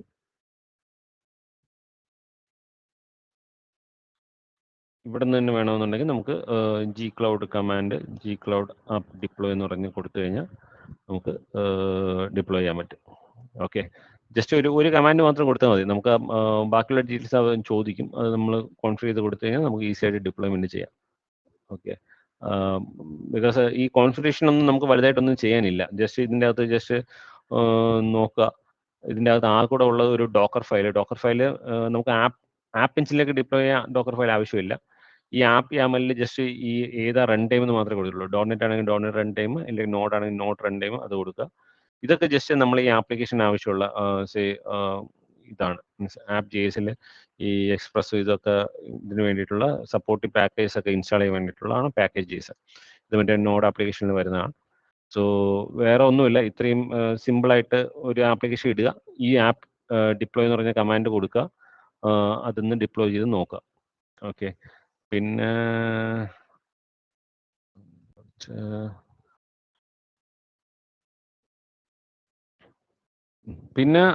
ഓക്കെ, നമ്മളിപ്പം മെയിനായിട്ട് കണ്ടത് കമ്പ്യൂട്ടർ എഞ്ചിനും ആപ്പ് എഞ്ചിനും ക്ലൗഡ് റണ്ണുമാണ്. പിന്നെ വരുന്നത് കുബർനെറ്റ്സ് എഞ്ചിൻ എന്ന് പറയുന്നത് ഇത് ആക്ച്വലി കണ്ടെയ്നർ ഓർക്കസ്ട്രേഷൻ ആണ്. കണ്ടെയ്നർ ഓർക്കസ്ട്രേഷൻ വെച്ച് കഴിഞ്ഞാൽ കുബർനെറ്റ്സ് ഒരു വൈഡ്ലി യൂസ്ഡ് ആയിട്ടുള്ള ഒരു സാധനമാണ്. നമ്മൾ അക്രോസ് ഇൻഡസ്ട്രി ഇപ്പം most of the companies are using this. എങ്ങനെയാണെന്ന് വെച്ച് കഴിഞ്ഞാൽ നമ്മളിപ്പോൾ ഒരു ആപ്ലിക്കേഷൻ ചെയ്ത് കണ്ടെയ്നറൈസ് ചെയ്ത് കഴിഞ്ഞിട്ട് നമ്മൾ കണ്ടെയ്നർ ഓർക്കസ്ട്രേഷൻ, അതായത് മിനിമം ഈ ഒരു ആപ്ലിക്കേഷന് ഒരു ഇൻസ്റ്റൻസ് എങ്കിലും വേണം, അല്ലെങ്കിൽ 5 ഇൻസ്റ്റൻസ് വേണം എന്ന് പറഞ്ഞാൽ നമ്മൾ ജസ്റ്റ് ഒരു കോൺഫിഗറേഷനിൽ സെറ്റ് ചെയ്തേ ഉള്ളൂ. ഇത് ഓട്ടോമാറ്റിക്കായിട്ട് കുബർനെറ്റ്സ് അത് മേക്ക് ഷുവർ ചെയ്യും at least that many instance are there. അങ്ങനെ കുറേ ഓപ്ഷൻ, ഞാൻ ജസ്റ്റ് ഒരു സിമ്പിൾ ഒരു എക്സാമ്പിൾ പറയുന്നേ ഉള്ളൂ. സോ ഇതിൻ്റെ അകത്ത് വരുന്ന സമയത്ത് എനിക്ക് ക്ലസ്റ്റർ ക്രിയേറ്റ് ചെയ്യണമെന്നുണ്ടെങ്കിൽ ഈസി ആയിട്ട് ഒരു ക്ലസ്റ്റർ ക്രിയേറ്റ് ചെയ്യാൻ പറ്റും. സോ പിന്നെ നിങ്ങൾക്കിപ്പം എവിടെയെങ്കിലും ഫോളോ ചെയ്യാൻ പറ്റുന്നില്ല, അല്ലെങ്കിൽ എന്തെങ്കിലും ഡൗട്ട് ഉണ്ട്, അല്ലെങ്കിൽ ഫസ്റ്റ് ടൈം നമ്മളിത് ചെയ്യുകയാണെന്നുണ്ടെങ്കിൽ എന്ത് ചെയ്യണമെന്ന് വെച്ച് കഴിഞ്ഞാൽ, ഇത് ഫസ്റ്റ് ഓട്ടോ പൈലറ്റ് ക്ലസ്റ്റർ എന്ന് പറയുന്ന ഓപ്ഷൻ ഉണ്ട്. ഇതെന്ന് വെച്ച് കഴിഞ്ഞാൽ ക്ലസ്റ്റർ ഒന്നും നമ്മൾ കോൺഫിഗർ ചെയ്യേണ്ട. നമ്മളിപ്പോൾ ലോക്കലി അല്ലെങ്കിൽ വേറെ എവിടെയെങ്കിലും കുബർനെറ്റ്സ് ക്ലസ്റ്റർ ചെയ്യണമെന്നുണ്ടെങ്കിൽ അത് ഫുള്ള് നമ്മൾ നോഡ് പൂൾ അങ്ങനെ കുറേ സാധനങ്ങളുണ്ട്. നമ്മൾ മെഷീൻ കോൺഫിഗറേഷൻ അങ്ങനെ കുറേ മാസ്റ്റർ അങ്ങനെ കുറേ ഉണ്ട്. അതൊന്നും നമ്മൾ മൈൻഡ് ചെയ്യേണ്ട കാര്യമില്ല. നമ്മൾ ജസ്റ്റ് നെറ്റ്വർക്കിംഗ് ഒന്നും ചെയ്യേണ്ട. ജസ്റ്റ് ഇതിൻ്റെ അകത്തൊന്ന് ഒരു ക്ലസ്റ്ററിൻ്റെ പേര് കൊടുക്കുക. പേര് കൊടുത്തിട്ട് ക്രിയേറ്റ് കൊടുത്തു കഴിഞ്ഞാൽ അവനാണെങ്കിൽ ക്ലസ്റ്റർ ക്രിയേറ്റ് ചെയ്ത് തരും. നമുക്ക് ആപ്ലിക്കേഷൻ ഇട്ട് ടെസ്റ്റ് ചെയ്യാനോ ചെക്ക് ചെയ്യാനോ എല്ലാം പറ്റും. നല്ല ഈസിയാണ്. ഇല്ലെങ്കിൽ മാനുവലായിട്ട് നിങ്ങൾക്ക് ചെയ്യണമെന്നുണ്ടെന്നുണ്ടെങ്കിൽ സ്വിച്ച് ടു സ്റ്റാൻഡേർഡ് ക്ലസ്റ്റർ കൊടുക്കുക. ഈ ഓട്ടോ പൈലറ്റ് ആണെങ്കിൽ കുറച്ച് ഈസിയാണ്, നമ്മൾ മാനുവലായിട്ട് ഒന്നും ചെയ്യേണ്ട കാര്യമില്ല. പിന്നെ നിങ്ങൾക്ക് എന്തെങ്കിലും ഡൗട്ട് ഉണ്ട്, ഇത് എങ്ങനെയാണ്, ഒരു ഗൈഡ് വേണം, അല്ലെങ്കിൽ കുറച്ച് ഹെൽപ്പ് വേണം, എന്തൊക്കെ സ്റ്റെപ്പ് എവിടെ ക്ലിക്ക് ചെയ്യണമെന്ന് അറിയണമെന്നുണ്ടെങ്കിൽ ഇവിടെ ഒരു ലേൺ എന്ന് പറഞ്ഞൊരു ഓപ്ഷൻ ഉണ്ട്. ഈ ലേൺ എന്ന് പറഞ്ഞ ഓപ്ഷൻ കൊടുത്തു കഴിഞ്ഞാൽ ഇവിടെ ഇങ്ങനെ കാണിക്കും, create cluster and deploy work load. Okay, ഞാനിപ്പോൾ അത് ക്ലിക്ക് ചെയ്യണം. അത് ക്ലിക്ക് ചെയ്യണമെന്നുണ്ടെങ്കിൽ സ്റ്റാർട്ട് കൊടുക്കുക, ഈ എനേബിൾ ചെയ്യാൻ പറയാം, അത് എനേബിൾ ചെയ്യുക. Go to create autopilot cluster, ഇവിടെ പോവുക, എവിടെ ക്ലിക്ക് ചെയ്യണം എന്നൊക്കെ പറഞ്ഞ് ഇതിൽ കാണിക്കും. ഇത് കണ്ടോ, ഇത് ക്ലിക്ക് ചെയ്യുമ്പോൾ ഇവിടെ ഹൈലൈറ്റ് ചെയ്ത് കാണിക്കുന്നുണ്ട്. ക്രിയേറ്റ് ക്ലിക്ക് ചെയ്യുക, ക്രിയേറ്റ്. ഓക്കെ, നെക്സ്റ്റ് എന്തൊക്കെ ചെയ്യണം, എവിടെയൊക്കെ ക്ലിക്ക് ചെയ്യണം, എന്തൊക്കെ കമാൻഡ് യൂസ് ചെയ്യണം, അതിൻ്റെ ഡിസ്ക്രിപ്ഷൻ എല്ലാ ഡീറ്റെയിൽസും ഇവർ ഇതിൻ്റെ അകത്ത് തന്നെ എംബഡ് ചെയ്തിട്ടുണ്ട്. ഈ മോസ്റ്റ് ഓഫ് ദ സർവീസസ് നിങ്ങൾ പോയി കഴിഞ്ഞാൽ റൈറ്റിൽ അല്ലെങ്കിൽ മേളിൽ ലേൺ എന്ന് പറഞ്ഞ ഓപ്ഷൻ ഉണ്ട്. അത് ജസ്റ്റ് ക്ലിക്ക് ചെയ്യുക, ഫുള്ള് ഗൈഡ് ചെയ്യും. ഇതേപോലെ സ്റ്റെപ്പ് ബൈ സ്റ്റെപ്പ് ആയിട്ട് നമ്മൾ എന്താ ചെയ്യേണ്ടത് എന്ന് പറഞ്ഞ് റൈറ്റ് സൈഡിൽ തന്നെ വരും. നല്ല ഈസിയാണ്. അതൊന്ന് ക്ലൗഡിൽ ജസ്റ്റ് സ്റ്റാർട്ട് ചെയ്യുകയാണ് പഠിക്കണം എന്നുണ്ടെങ്കിൽ it would be a good option. Okay, പിന്നെ നമ്മൾ ഈ ക്രിയേറ്റ് ചെയ്യുന്നതെല്ലാം ഞാനിപ്പോൾ UI വെച്ചിട്ടാണ്, അതായത് ക്ലൗഡ് കൺസോൾ വെച്ചിട്ടാണ് ഞാൻ ചെയ്തത്. യൂഷ്വലി നമ്മൾ ഇൻഡസ്ട്രിയിൽ ഇപ്പം വലിയ കമ്പനീസിലൊക്കെ പോകുമ്പോൾ നമ്മളിതിങ്ങനെ UI വഴി ചെയ്യത്തില്ല. ഇതെല്ലാം കോഡ് ബേസ്ഡ് ആയിട്ടായിരിക്കും ചെയ്യുക. Maybe some YAML files, അല്ലെങ്കിൽ കോൺഫിഗറേഷൻ ഫയൽ, അല്ലെങ്കിൽ ടെറാഫോം, ഇതൊക്കെ വെച്ചിട്ടായിരിക്കും ക്രിയേറ്റ് ചെയ്യുന്നത്. അപ്പോൾ അങ്ങനെ ഉണ്ട് എന്നുണ്ടെങ്കിൽ എനിക്കിപ്പം ഈ ചെയ്ത ആക്ഷൻസ് എനിക്ക് വേണമെങ്കിൽ CLA വഴി ചെയ്യാം. ഇല്ല എന്നുണ്ടെങ്കിൽ ഇപ്പം ചെയ്തതിന് ഒരു ഇക്വാലന്റ് എനിക്കൊരു കോഡ് വേണമെന്നുണ്ടെങ്കിൽ ഇവിടെ ക്ലിക്ക് ചെയ്യുക, ഇക്വാലന്റ് കോഡ് കൊടുത്തു കഴിഞ്ഞാൽ ഇവനാണെങ്കിൽ ക്ലൗഡ് കൺസോൾ വെച്ചിട്ടാണെങ്കിൽ ഇന്ന കമാൻഡ് വെച്ച് ഓടിക്കുക, അല്ലെങ്കിൽ റെസ്റ്റ് കമാൻഡ്സ് വെച്ചിട്ടാണെങ്കിൽ ഇങ്ങനെ, അല്ലെങ്കിൽ ടെറാഫോം സ്ക്രിപ്റ്റ് ഇവൻ തന്നെ ക്രിയേറ്റ് ചെയ്ത് തരും. ഇതിപ്പോൾ ലേറ്റസ്റ്റ് ഈ സാധനം ആയതുകൊണ്ടാണ് ഇത് വരാത്തത്. ടെറാഫോം കൊടുത്തു കഴിഞ്ഞാൽ ഇത് മോഡിഫൈ ചെയ്തുകൊണ്ടിരിക്കുന്നുണ്ടെന്ന് വരാത്തത്. അവൻ തന്നെ ആ ടെറാഫോം സ്ക്രിപ്റ്റ് തരും. നമ്മളത് റെഫർ ചെയ്തിട്ട് അല്ലെങ്കിൽ നമുക്ക് ഓണായിട്ട് നമുക്ക് യൂസ് ചെയ്യാം, ഫ്യൂച്ചർ റെഫറൻസിന് വേണമെങ്കിൽ വെക്കാം. ഓക്കെ, സോ ഇതിപ്പം കുബർനെറ്റ്സിന്റെ ക്ലസ്റ്റർ ക്രിയേറ്റ് ചെയ്യുന്ന, അതിലേക്ക് സർവീസ് ഡിപ്ലോയ് ചെയ്യുന്നൊന്നും ഞാൻ പോകുന്നില്ല. ഇതിൻ്റെ അകത്ത് ഫുള്ള് ഇവരുടെ ഡാഷ്ബോർഡ് കുറച്ച് നല്ല യൂസ്ഫുൾ ആണ്. ഇവർ ഒബ്സർവബിലിറ്റിയും അത് ഇതെല്ലാം ഇംപ്ലിമെന്റ് ചെയ്തിട്ടുണ്ട്. ഞാൻ മുന്നേ ക്രിയേറ്റ് ചെയ്ത ഒരു ക്ലസ്റ്ററിൽ ആപ്ലിക്കേഷൻ ഒരു ക്ലസ്റ്റർ ഇവിടെ ക്രിയേറ്റ് ചെയ്ത് അതിൻ്റെ ഡീറ്റെയിൽസ് എല്ലാം ഉണ്ട്. ആ ക്ലസ്റ്ററിൻ്റെ അകത്തുള്ള സ്റ്റേറ്റസും അത് ഇതെല്ലാം ഇതിൻ്റെ അകത്ത് തന്നെ കാണിക്കും. അതിൻ്റെ ഒബ്സർവബിലിറ്റി, ലോഗ്സ്, ക്ലസ്റ്ററിൻ്റെ ഫുൾ ഡീറ്റെയിൽസ് എല്ലാം എനിക്ക് ഇതിൻ്റെ അകത്ത് തന്നെ ഒരു ഡാഷ്ബോർഡ് അവർ തരുന്നുണ്ട്. സോ അതിൻ്റെ അകത്ത് നിന്ന് കാണാൻ പറ്റും. ഓക്കെ, ഞാനിപ്പം നമ്മളിപ്പോൾ മെയിനായിട്ട് കമ്പ്യൂട്ട് ഓപ്ഷൻസ് ആണ് നോക്കിയത്. ഇനി ജസ്റ്റ് സ്റ്റോറേജ് ഓപ്ഷൻസ് നോക്കാം. സ്റ്റോറേജ് ഓപ്ഷൻസ് നോക്കുന്ന സമയത്ത് ക്ലൗഡ് സ്റ്റോറേജ് ഉണ്ട്. ക്ലൗഡ് സ്റ്റോറേജ് എടുക്കുന്ന സമയത്ത് നമ്മൾ ആമസോണിലെ S3 ബക്കറ്റ്സ് അല്ലെങ്കിൽ അഷ്യൂർ സ്റ്റോറേജ് സെയിം തന്നെ ഇതിൻ്റെ അകത്ത് cloud storage, Google cloud storage. ഇതിൻ്റെ അകത്ത് എനിക്ക് S3 ബക്കറ്റ് ക്രിയേറ്റ് ചെയ്യുന്നുള്ള ഇവിടെയും ഒരു ബക്കറ്റ് ക്രിയേറ്റ് ചെയ്യാം, ഇല്ലെങ്കിൽ അഷ്യൂറിൽ സ്റ്റോറേജ് കണ്ടെയ്നർ ക്രിയേറ്റ് ചെയ്യുന്ന പോലെ ഇവിടെ ഒരെണ്ണം ക്രിയേറ്റ് ചെയ്യുന്നു. ടെസ്റ്റ് സ്റ്റോറേജ്, ഈ നെയിം യുണീക്ക് ആയിരിക്കണം, അങ്ങനെ എന്തോ ഉണ്ടെന്ന് തോന്നുന്നു. ഓക്കെ,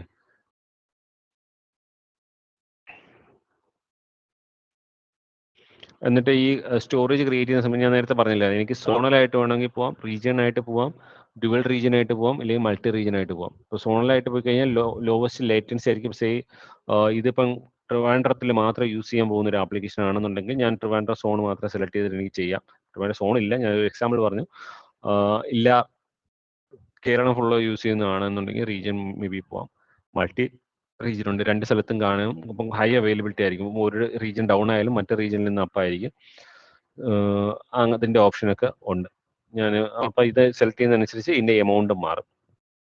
പിന്നെ അതുപോലെ എനിക്ക് ഈ സ്റ്റോറേജിൻ്റെ ഡേറ്റ, ഇപ്പം സ്റ്റോറേജിലെ ഡേറ്റ എപ്പോഴും റിയൽ ടൈം നമുക്ക് യൂസ് ചെയ്യുന്ന സാധനമാണെന്നുണ്ടെങ്കിൽ, അല്ലെങ്കിൽ ഇപ്പം ആർക്കൈവ് ചെയ്ത് വെക്കുന്ന ഡേറ്റയാണ്, അങ്ങനെ ഉണ്ടെന്നുണ്ടെങ്കിൽ എനിക്ക് പല പല ക്ലാസ് സ്റ്റോറേജ് ക്ലാസ് ഉണ്ട്. സ്റ്റാൻഡേർഡിൽ പോയി കഴിഞ്ഞാൽ റേറ്റ് കൂടുതലായിരിക്കും. ഇത് short term storage, frequently accessed data, അതായത് ഫ്രീക്വൻ്റ് ആയിട്ട് നമുക്ക് ലേറ്റൻസി ഇല്ല, പെട്ടെന്ന് ആക്സസ് ചെയ്യണമെന്നുണ്ടെങ്കിൽ I can go for this one. ഇല്ല, ഞാനിപ്പോൾ റിക്വസ്റ്റ് ചെയ്ത് പിന്നെ മതി, അല്ലെങ്കിൽ കുറച്ച് ലേറ്റ് ആയാലും പ്രശ്നമില്ല. ഇപ്പം ഞാൻ നേരത്തെ പറഞ്ഞ ഒരു എക്സാമ്പിൾ, ഞാൻ പണ്ട് വർക്ക് ചെയ്യുന്ന കമ്പനിയിൽ അവർ സ്റ്റോർ എന്ത് ചെയ്യുന്നത് വെച്ച് കഴിഞ്ഞാൽ, ഇവർ ഈ സെർവർ ടേപ്പ് ബാക്കപ്പ് എടുക്കും. ബാക്കപ്പ് എടുത്തിട്ട് ഈ ബാക്കപ്പ് അവർ ഈ ലൊക്കേഷനിൽ വെക്കാതെ, ഈ ലൊക്കേഷനിൽ എന്തെങ്കിലും പറ്റി അല്ലെങ്കിൽ ഫയർ ഇൻസിഡൻറ്റോ അങ്ങനെ വല്ലതും പറ്റി ഈ ഡേറ്റ ലോസ് ആവും. സോ അതുകൊണ്ട് അവരിത് വേറെ ലൊക്കേഷനിൽ ഒരു ഡേറ്റ സെന്ററിൽ കൊണ്ടുപോയി സ്റ്റോർ ചെയ്യും. ഓക്കെ, അപ്പം എന്താണെന്ന് വെച്ച് കഴിഞ്ഞാൽ ഇത് റീസ്റ്റോർ ചെയ്യണമെന്നുണ്ടെങ്കിൽ പഴയ മറ്റേ ലൊക്കേഷനിൽ പോയിട്ട് ഈ ഡേറ്റ എടുത്തിട്ട് വന്ന് ടേപ്പ് ബാക്കപ്പ് എടുത്ത് റീസ്റ്റോർ ചെയ്യണം. സോ അങ്ങനെയുള്ള കേസിൽ actually similar to cold storage, like Coldline. So ആ സമയത്ത് ഡിസാസ്റ്റർ റിക്കവറിക്ക് അതിനൊക്കെ വല്ലപ്പോഴും നമ്മൾ യൂസ് ചെയ്തുള്ളൂ. എപ്പോഴും നമുക്കത് ഡേറ്റ വേണ്ട. മേ ബി വല്ല ഇഷ്യൂ വന്നാൽ മാത്രം, maybe once in year or twice in year, ആ സമയത്ത് നമുക്ക് ആക്ച്വലി കുറച്ച് എമൗണ്ട് പേയ്മെന്റ് ചെയ്തിട്ട് കോൾഡ് ലൈനിൽ കൊണ്ടുവിടാം. ഓക്കെ, അങ്ങനെ പല നമ്മളെ യൂസ് കേസ് അനുസരിച്ച് നമുക്ക് ഇഷ്ടമുള്ള പോലെ സ്റ്റോറേജ് ക്ലാസ് എടുക്കാൻ പറ്റും. Then access control full set ചെയ്യാം. നമ്മൾ സ്പെസിഫൈ ചെയ്യുന്നവർക്ക് മാത്രം ആക്സസ് കൊടുക്കുക. ഇല്ലെങ്കിൽ even I can host A website using Google cloud storage. അങ്ങനെയാണെന്നുണ്ടെങ്കിൽ നമ്മൾ ഫുൾ ആക്സസ്, റീഡ് ആക്സസ് കൊടുക്കണം എല്ലാ യൂസേഴ്സിനും. അങ്ങനെയൊക്കെ വേണമെന്നുണ്ടെങ്കിൽ എനിക്ക് യൂണിഫോം ആക്സസോ അല്ലെങ്കിൽ ഫൈൻ ഗ്രെയിൻഡ് ആക്സസോ എടുക്കാം. പിന്നെ റിട്ടൻഷൻ, സോഫ്റ്റ് ഡിലീറ്റ്, നമ്മൾ ഡിലീറ്റ് ചെയ്ത് കഴിഞ്ഞാൽ ഹാർഡ് ഡിലീറ്റ് ആയി പോകരുത്. പിന്നെ വെർഷനിങ് ചെയ്യണം. അങ്ങനെയുള്ള സാധനങ്ങളെല്ലാം നമുക്ക് ഈ സ്റ്റോറേജ് തന്നെ കോൺഫിഗർ ചെയ്യാൻ പറ്റും. എന്നിട്ട് ഇതിൻ്റെ അകത്ത് കൊടുത്തു കഴിഞ്ഞാൽ ഇപ്പം സ്റ്റോറേജ് ക്രിയേറ്റ് ചെയ്ത് ഒരു കണ്ടെയ്നർ ക്രിയേറ്റ് ചെയ്ത് അല്ലെങ്കിൽ ബക്കറ്റ് ക്രിയേറ്റ് ചെയ്ത് തരും. എനിക്ക് ഫയൽസ് കൊണ്ടുപോയി അതിൻ്റെ അകത്ത് ഇടാം. ഓക്കെ, അതാണ് ക്ലൗഡ് സ്റ്റോറേജ്. ഇനി ഡേറ്റാബേസിൽ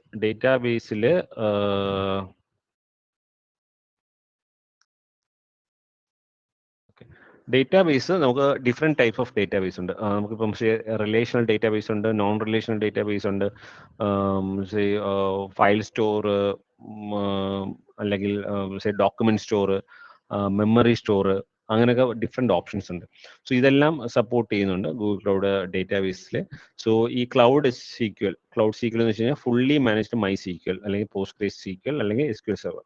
സോ നമ്മളിപ്പം നമ്മളെ ഓൺ സെർവറിൽ ഇപ്പം ഡേറ്റാബേസ് ഹോസ്റ്റ് ചെയ്യുകയാണെന്നുണ്ടെങ്കിൽ നമുക്ക് ഈ ഡേറ്റാബേസിന്റെ ബാക്കപ്പ് എടുക്കണം, ഇല്ലെങ്കിൽ അപ്ഗ്രേഡ് ചെയ്യണം, അതെല്ലാം നമ്മൾ മാനുവലായിട്ട് ചെയ്യണം, അല്ലേ? അപ്പം ഇതിപ്പം നമ്മൾ ക്ലൗഡ് സീക്വലിൽ പോയി കഴിഞ്ഞാൽ അതൊന്നും നമ്മൾ മാനുവലായിട്ട് ചെയ്യേണ്ട കാര്യമില്ല. നമുക്ക് ഈസി ആയിട്ട് നമുക്കത് ക്രിയേറ്റ് ചെയ്യാൻ പറ്റും. ഇത് റിലേഷണൽ ഡേറ്റാബേസിൽ വേണ്ടി നമ്മൾ യൂസ് ചെയ്യുന്നു. ഓക്കെ, പക്ഷേ ഇതിപ്പം ഈ ഡേറ്റാബേസ് നമുക്ക് റീജിയണലായിട്ട് ഹോസ്റ്റ് ചെയ്യുന്ന സമയത്തായിരിക്കും നമുക്ക് വേണ്ടി വരിക. അതായത് ഇപ്പം റീജിയണലായിട്ട് നടക്കുന്ന കുറച്ച് കാര്യങ്ങൾ, ഇൻസിഡൻസ് അല്ലെങ്കിൽ കുറച്ച് ന്യൂസ് മാത്രം പർട്ടിക്കുലർ റീജിയണലായിട്ടുള്ള ക്ലൗഡ് സീക്വലിൽ സ്റ്റോർ ചെയ്യാം. പക്ഷേ ഇപ്പം ട്രാൻസാക്ഷൻ ഡി വി നമ്മൾ ബാങ്കിങ് ICICI ബാങ്ക് അല്ലെങ്കിൽ SBI ബാങ്കിൽ നടക്കുന്ന ട്രാൻസാക്ഷൻ എല്ലാം അവർക്ക് ഇപ്പോൾ സ്റ്റോർ ചെയ്യണമെന്നുണ്ടെങ്കിൽ they have to go for Spanner. So global consistency ആയിരിക്കും. സോ ക്ലൗഡ് സീക്വലാണെങ്കിൽ മറ്റേ റീജിയണൽ ആയിട്ടുള്ള കൺസിസ്റ്റൻസി ആയിരിക്കും. ഗ്ലോബൽ കൺസിസ്റ്റൻസി വേണമെന്നുണ്ടെങ്കിൽ നമുക്ക് we have to go for Spanner. So അതിന് വേറെ മൾട്ടി മോഡൽ കേപ്പബിലിറ്റീസും എല്ലാം ഉണ്ട്. പിന്നെ അലോയ് DB ഞാനത് വലുതായിട്ട് യൂസ് ചെയ്തിട്ടില്ല. അലോയ് DB PostgreSQL കോമ്പാറ്റബിൾ ആണ്. അലോയ് DB ഉണ്ട്. പിന്നെ Bigtable is one of the important thing. Like wide column, ഒത്തിരി കോളംസ് അല്ലെങ്കിൽ key value store kind of ഇതിന് വേണ്ടിയിട്ട് നമ്മൾ ബിഗ് ടേബിൾ യൂസ് ചെയ്യാം. പിന്നെ റെഡിസ് ക്യാഷ്, റെഡിസ് ക്ലസ്റ്റർ അതിനൊക്കെ വേണമെങ്കിൽ മെമ്മറി സ്റ്റോർ യൂസ് ചെയ്യാം. ഫയർസ്റ്റോർ DB സെർവർലെസ് ഡോക്യുമെന്റ്, നമ്മൾ ഡോക്യുമെന്റ് ഓരോ ജേസൺ പോലെ ആയിട്ട് നമുക്ക് പല പല ഡോക്യുമെന്റ്സ് ആയിട്ട് ഇങ്ങനെ കിടക്കുന്ന ഡേറ്റ നമുക്ക് റിലേഷൻ DB അല്ല, അങ്ങനെയുള്ള കാര്യങ്ങൾ നമുക്ക് സ്റ്റോർ ചെയ്യാനായിട്ട് ജേസൺ കോമ്പാറ്റബിൾ ഡേറ്റ സ്റ്റോർ ചെയ്യാനായിട്ട് ഫയർസ്റ്റോർ DB. ഇത് മുന്നേ അതിന്റെ പേര് ഡേറ്റ സ്റ്റോർ എന്നായിരുന്നു, അത് ഫയർസ്റ്റോർ എന്ന് മാറ്റിയിട്ടുണ്ട്. അതൊരു അപ്ഗ്രേഡ് സർവീസ് ആയിരുന്നു, അതിപ്പം ഡേറ്റ സ്റ്റോർ ഇപ്പം ഇല്ലെന്ന് തോന്നുന്നു. ഫയർസ്റ്റോർ DB ഉണ്ട്. സോ പിന്നെ അത് മാത്രമല്ല ഇവർ ഈ DMS സർവീസ് ഓൾറെഡി നമുക്കിപ്പോൾ ഒരു Oracle DB അല്ലെങ്കിൽ SQL ഡേറ്റാബേസ് സെർവർ നമ്മൾ ലോക്കലിലുണ്ട്, അല്ലെങ്കിൽ വേറൊരു ക്ലൗഡ് പ്രൊവൈഡർ ഉണ്ട്. ആ SQL DBയിൽ നിന്ന് നമുക്ക് വേറെ PostgreSQL അല്ലെങ്കിൽ MySQLോട്ട് മൈഗ്രേറ്റ് ചെയ്യണം, ഗൂഗിൾ ക്ലൗഡ് MySQLോട്ട് മൈഗ്രേറ്റ് ചെയ്യണമെന്നുണ്ടെങ്കിൽ വി ഹാവ് DMS സർവീസ്. അത് യൂസ് ചെയ്ത് നമുക്ക് മൈഗ്രേറ്റ് ചെയ്ത് ഡേറ്റയിലേക്ക് കൊണ്ടുപോകാൻ പറ്റും. ഓക്കെ. സോ ഇപ്പം ഫോർ എക്സാമ്പിൾ ഇപ്പം ക്ലൗഡ് സീക്വൽ സ്പിന്നപ്പ് ചെയ്യുന്ന സമയത്ത് അതിലും ഇതേപോലെ ഓപ്ഷൻസ് ചോദിക്കും. സോ നമുക്ക് റീജിയണൽ വേണോ, സോണൽ വേണോ, അല്ലെങ്കിൽ മൾട്ടി റീജിയൻ വേണോ, അങ്ങനെയുള്ള ഓപ്ഷൻസ് ഒക്കെ ഉണ്ട്. പിന്നെ അതിൻ്റെ CPU കപ്പാസിറ്റി എത്ര വേണം, CPU കപ്പാസിറ്റി എത്ര വേണം, സ്റ്റോറേജ് കപ്പാസിറ്റി എത്ര വേണം, അതെല്ലാം ഇവിടെ ഉണ്ട്. എനിക്ക് പഴയ വെർഷൻ വേണമെന്നുണ്ടെങ്കിൽ അത് വേണമെങ്കിൽ സെലക്ട് ചെയ്യാം. MySQL, PostgreSQL, പിന്നെ SQL സെർവറിൻ്റെ ഓപ്ഷൻസ് ഉണ്ട്. Okay. ഇതെല്ലാം actually manage services in the sense cloud provider will be managing the infrastructure and back and all these things. പിന്നെ അതിൻ്റെ ബാക്കപ്പിൻ്റെ ഡീറ്റെയിൽസ്, ഓപ്ഷൻസ് അതെല്ലാം ഇവിടെ ഉണ്ട്. Okay, these are the main database services. പിന്നെ അതല്ലാതെ AI services, AIയുടെ ഒത്തിരി options ഇപ്പം വന്നിട്ടുണ്ട്. AI ഡേറ്റ സ്റ്റുഡിയോ എന്ന് പറഞ്ഞിട്ട് ഉണ്ട്.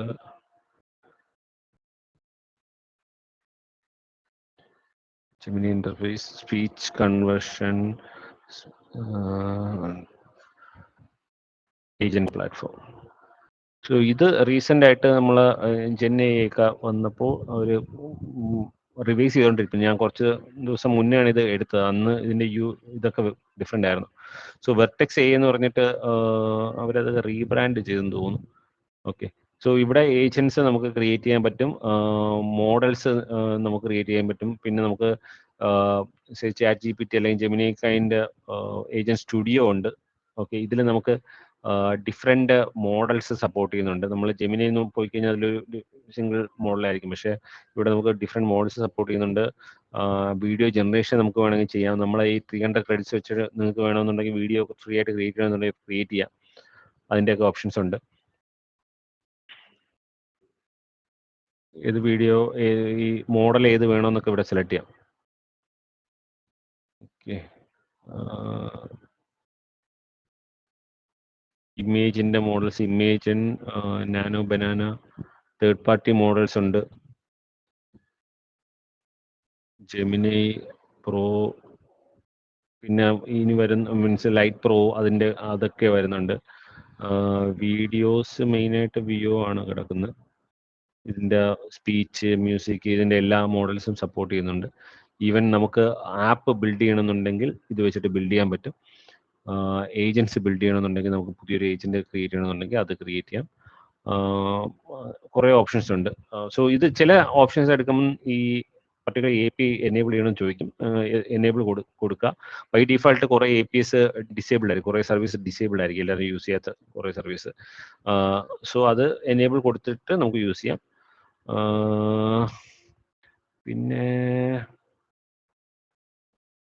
പിന്നെ നെറ്റ്വർക്കിംഗ് ഇത് കുറച്ച് കോംപ്ലക്സ് ടോപ്പിക്കാണ്.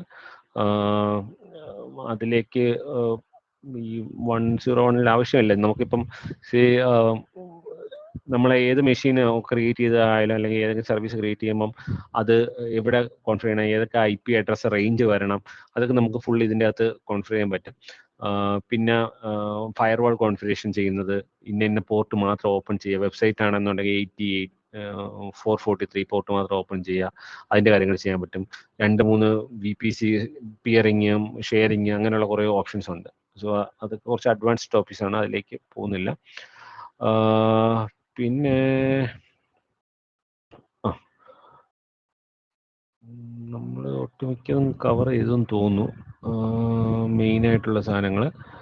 എന്തെങ്കിലും ക്വസ്റ്റ്യൻസ് വല്ലതും ഉണ്ടോ? ക്ലിയർ ആകുന്നുണ്ടോ? എന്തെങ്കിലും സ്പെസിഫിക് സർവീസിനെ കുറിച്ച് ഡിസ്കസ് ചെയ്യണോ? ഒരു കാര്യം, നമ്മുടെ ഈ IAMൽ സർവീസ് അക്കൗണ്ടിന്റെ കൺസെപ്റ്റും നമ്മൾ അത് എന്താണ് ഈ സർവീസ് അക്കൗണ്ട്, എന്തിനു വേണ്ടിയിട്ടാണ് യൂസ് ചെയ്യുന്നതെന്ന്.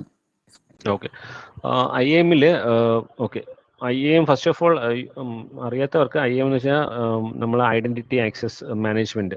ഓക്കെ, ഇതിൽ ആക്ച്വലി കോൺസെപ്റ്റ് എന്താന്ന് വെച്ച് കഴിഞ്ഞാൽ ഇപ്പം പല പല റോളുണ്ട്. ഇപ്പം ഞാനിപ്പോൾ ഇതിന് ഈ പ്രോജക്റ്റിന് അഡ്മിനാണ്. എനിക്ക് കയറി കഴിഞ്ഞാൽ എല്ലാം ആക്സസ് ചെയ്യാൻ പറ്റും. പക്ഷെ നമ്മളിപ്പോൾ ഒരു കമ്പനിയിൽ പോവുകയാണെന്നുണ്ടെങ്കിൽ ഒരു ഡിപ്ലോയ്മെന്റ് ചെയ്യുന്ന ഒരാൾക്ക് നമ്മുടെ ഡേറ്റാബേസ് റീഡ് ചെയ്യാനുള്ള ആക്സസ് കൊടുക്കത്തില്ല. അവന് ഡിപ്ലോയ്മെന്റിന് മാത്രം ആക്സസ് ആയിരിക്കും കൊടുക്കുന്നത്. അല്ലെങ്കിൽ ഒരു എന്തെങ്കിലും മീൻസ് ലിമിറ്റഡ് ആക്സസ് ആണ് നമ്മൾ എപ്പോഴും കൊടുക്കുന്നത്. നമ്മൾ ആ മിനിമം പെർമിഷൻ ആയിരിക്കും കൊടുക്കുന്നത്. എല്ലാ പെർമിഷനും അഡ്മിൻ ആക്സസ് അങ്ങനെയുള്ള കാര്യങ്ങളൊന്നും കൊടുക്കരുത്. സോ നമ്മൾ ഈ IAMൽ വരുന്ന സമയത്ത് നമ്മൾ ഈ ഒരു പർട്ടിക്കുലർ പ്രോജക്റ്റ് ക്രിയേറ്റ് ചെയ്യുമ്പോൾ ഒരു ബില്ലിംഗ് അഡ്മിനിസ്ട്രേറ്റർ അല്ലെങ്കിൽ ഇങ്ങനെ പല പല റോളുണ്ട്. ആ റോളിലേക്ക് നമുക്ക് ക്രിയേറ്റ് ചെയ്യാം. ഇപ്പം ഗ്രാൻഡ് ആക്സസ് കൊടുത്തു കഴിഞ്ഞാൽ നമുക്കിപ്പോൾ ഒരു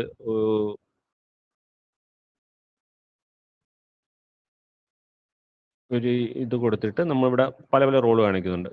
ജോബ് സ്പെസിഫിക് ആക്സസ്, അങ്ങനെ എല്ലാം. ഇപ്പം DBയിൽ മാത്രമുള്ള ആക്സസ്, DBയിൽ ആ വ്യൂവർ, ഈ ആപ്പ് എഞ്ചിനിൽ മാത്രം അഡ്മിന്, അങ്ങനെയൊക്കെ പല റോളിൽ നമുക്ക് യൂസറിനെ ആഡ് ചെയ്യാം. ഓക്കെ, സോ ഈ പറഞ്ഞ specific question it's related with IAM. അതുകൊണ്ടാണ് IAM കുറിച്ച് പറഞ്ഞത്. സോ നമ്മൾ ആക്ച്വലി നമ്മളിപ്പം ഒരു കുബർനെറ്റ്സ് ക്ലസ്റ്ററിൽ അല്ലെങ്കിൽ ഒരു ക്ലൗഡ് റണ്ണിൽ ഞാനിപ്പോൾ ഒരു ആപ്ലിക്കേഷൻ ഇട്ടിരിക്കുകയാണ്. ആ application maybe it might be connecting to a database. ആ ഡേറ്റാബേസിൽ ജസ്റ്റ് റീഡ് മാത്രം ചെയ്യുന്നുള്ളൂ. റീഡ് മാത്രം ചെയ്തിട്ട് കുറച്ച് ഡേറ്റ എടുത്ത് അവന് ഡാഷ്ബോർഡ് ക്രിയേറ്റ് ചെയ്ത് കാണിക്കുന്നു. അങ്ങനെയുള്ള ഒരു ആപ്ലിക്കേഷനാണ് ഞാൻ ചെയ്തിരിക്കുന്നത്. അങ്ങനെ നോക്കുമ്പം എനിക്ക് അവിടെ സ്റ്റോറേജിൻ്റെ ആക്സസ് ആവശ്യമില്ല, ഡേറ്റാബേസ് റൈറ്റ് ആക്സസ് ആവശ്യമില്ല, മോണിറ്ററിങ്ങിൻ്റെ ആക്സസ് ലോഗിങ്ങിൻ്റെ ആവശ്യമില്ല. അങ്ങനെ ലിമിറ്റഡ് ഇത് ആക്സസ് ആവശ്യമുള്ളൂ. അങ്ങനെയുള്ള സമയത്ത് ഞാൻ എന്ത് ചെയ്യുന്നു വെച്ച് കഴിഞ്ഞാൽ ഞാനൊരു സർവീസ് അക്കൗണ്ട് ക്രിയേറ്റ് ചെയ്യും. IAMൽ പോയിട്ട് എനിക്ക് സർവീസ് അക്കൗണ്ട് ക്രിയേറ്റ് ചെയ്യാം.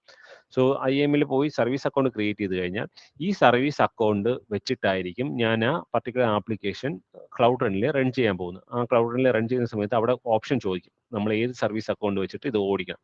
അപ്പോൾ ആ സർവീസ് അക്കൗണ്ട് വെച്ച് ഓടിക്കുന്ന സമയത്ത് എന്ത് ചെയ്യുന്നു വെച്ച് കഴിഞ്ഞാൽ ഈ പർട്ടിക്കുലർ ആപ്ലിക്കേഷൻ ഓടുന്ന സമയത്ത് അവന് ഡേറ്റാബേസിൽ റീഡ് മാത്രമായിരിക്കും ചെയ്യാൻ പറ്റുന്നത്. അവൻ ഡേറ്റാബേസിൽ പോയിട്ട് എന്തെങ്കിലും ഒരു ഹാക്കർ അല്ലെ ഈ ആപ്ലിക്കേഷൻ ആക്സസ് ചെയ്തിട്ട് അവൻ എന്തെങ്കിലും ഇഞ്ചക്ഷൻ വല്ലതും ചെയ്ത് ഈ റൈറ്റ് വല്ലതും ചെയ്ത് ഡേറ്റാബേസ് ഡിലീറ്റ് ചെയ്യാൻ വല്ലതും ട്രൈ ചെയ്ത് കഴിഞ്ഞാൽ അവിടെ ബ്ലോക്ക് ആവും. ഓക്കെ, അപ്പോൾ അവിടെ നമുക്ക് ഐഡന്റിറ്റി ആക്സസ് കൺട്രോൾ ഇംപ്ലിമെന്റ് ചെയ്ത് സ്പെസിഫിക് സെറ്റ് ഓഫ് ആക്ഷൻസ് മാത്രം നമുക്ക് അലോ ചെയ്യാൻ പറ്റും. ഓക്കെ, നമുക്ക് ഒരു ഐഡിയയിൽ ഒരു യൂസർ, അതായത് പെർമിഷൻ, നമുക്ക് ഇപ്പോൾ ആപ്ലിക്കേഷൻ റൺ ചെയ്യുന്ന ആൾ ആരാണോ ആ ആപ്ലിക്കേഷൻ റൺ ചെയ്യുന്ന ആൾക്ക് DBയിൽ ഇപ്പോൾ വ്യൂവർ പെർമിഷൻ മാത്രം കൊടുത്തിട്ട് തരത്തിലൊരു റെസ്ട്രിക്ഷൻ കൊടുക്കാൻ വേണ്ടിയിട്ടാണ് സർവീസ് അക്കൗണ്ട്. അപ്പോൾ ഈ സെയിം സർവീസ് അക്കൗണ്ടിന് എനിക്ക് വേറെ ഇപ്പോൾ വേറെ ആപ്ലിക്കേഷന് വേണ്ടിയിട്ട് യൂസ് ചെയ്തു. ഇപ്പോൾ സപ്പോസ് ഒരു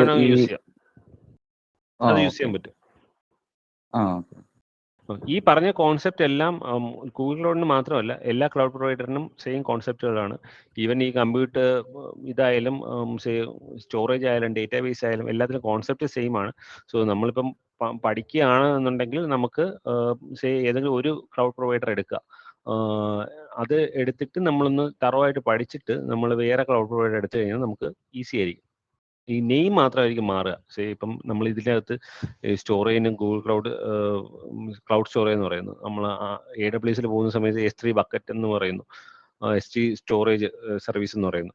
അങ്ങനെ പല നെയിമിൽ വിളിക്കുന്നു എന്നേ ഉള്ളൂ. സോ ഈവൻ IAM ആയാലും ഈ concept across all the cloud provider is common. Minimum access കൊടുക്കും. എല്ലാത്തിലും ഇതേപോലെ സർവീസ് അക്കൗണ്ട് ക്രിയേറ്റ് ചെയ്യുന്ന ഓപ്ഷൻ ഉണ്ട്.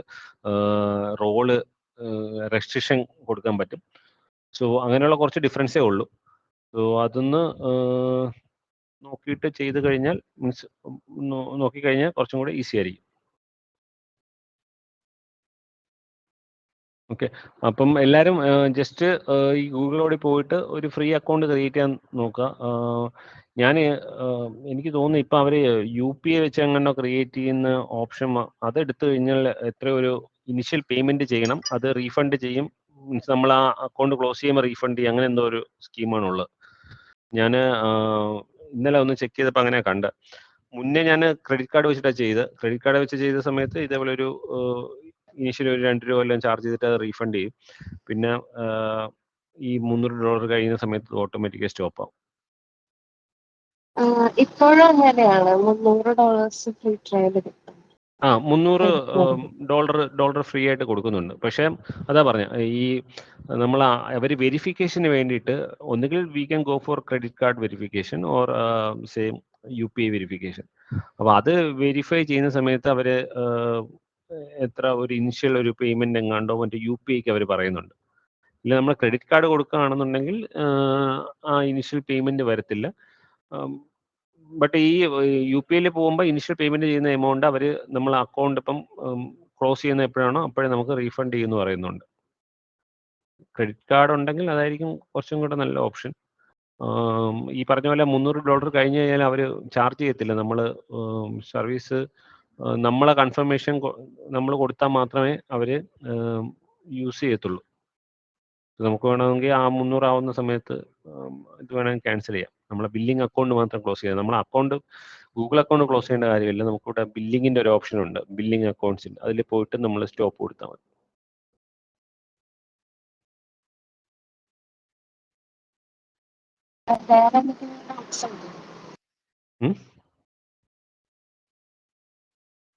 ഇല്ല, ക്വസ്റ്റ്യൻസ് ഉണ്ടോന്നാണോ ചോദിച്ചത്?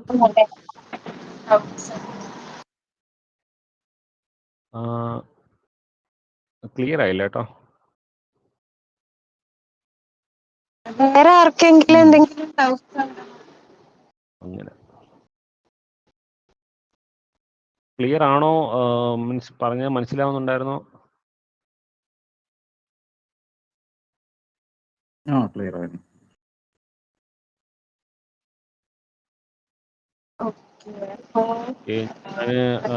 എൻ്റെ LinkedIn ഇതിൻ്റെ അത് ഇട്ടിട്ടുണ്ട്. കണക്ട് ചെയ്യുക. വല്ല ഹെൽപ്പും വല്ല ഡൗട്ടും ഉണ്ടെങ്കിൽ ചോദിക്കുക. പിന്നെ ഗിറ്റപ്പിൽ 2-3 കോഡ് സാമ്പിൾസ് ഒക്കെ ഇട്ട് അതിൻ്റെ റെപ്പോയും കൂടെ അതിൻ്റെ അകത്ത് ഇടാം.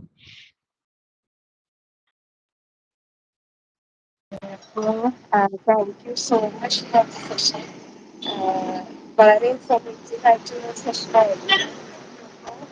എല്ലാവർക്കും പുതിയൊരു മോസ്റ്റ് ഓഫ് ദ ബിസിനസ് അപ്പോൾ ക്ലൗഡിനെ കുറിച്ചും എങ്ങനെയാണ് അതിന്റെ കൺസോൾ കാര്യങ്ങൾ, സർവീസസ്, അതിനെ കുറിച്ചെല്ലാം ഒരു നല്ല ഐഡിയ കിട്ടിയെന്ന് വിചാരിക്കുന്നു. ഫർദർ എന്തെങ്കിലും ഡൗട്ട്സ് ഉണ്ടെങ്കിൽ നമുക്ക് ഗ്രൂപ്പിൽ കമ്മ്യൂണിക്കേറ്റ് ചെയ്യാം. Once again, thank you so much. Niranjata, thank you so much. Thank you. Thank you. Bye. Thank you. Bye. Thank you.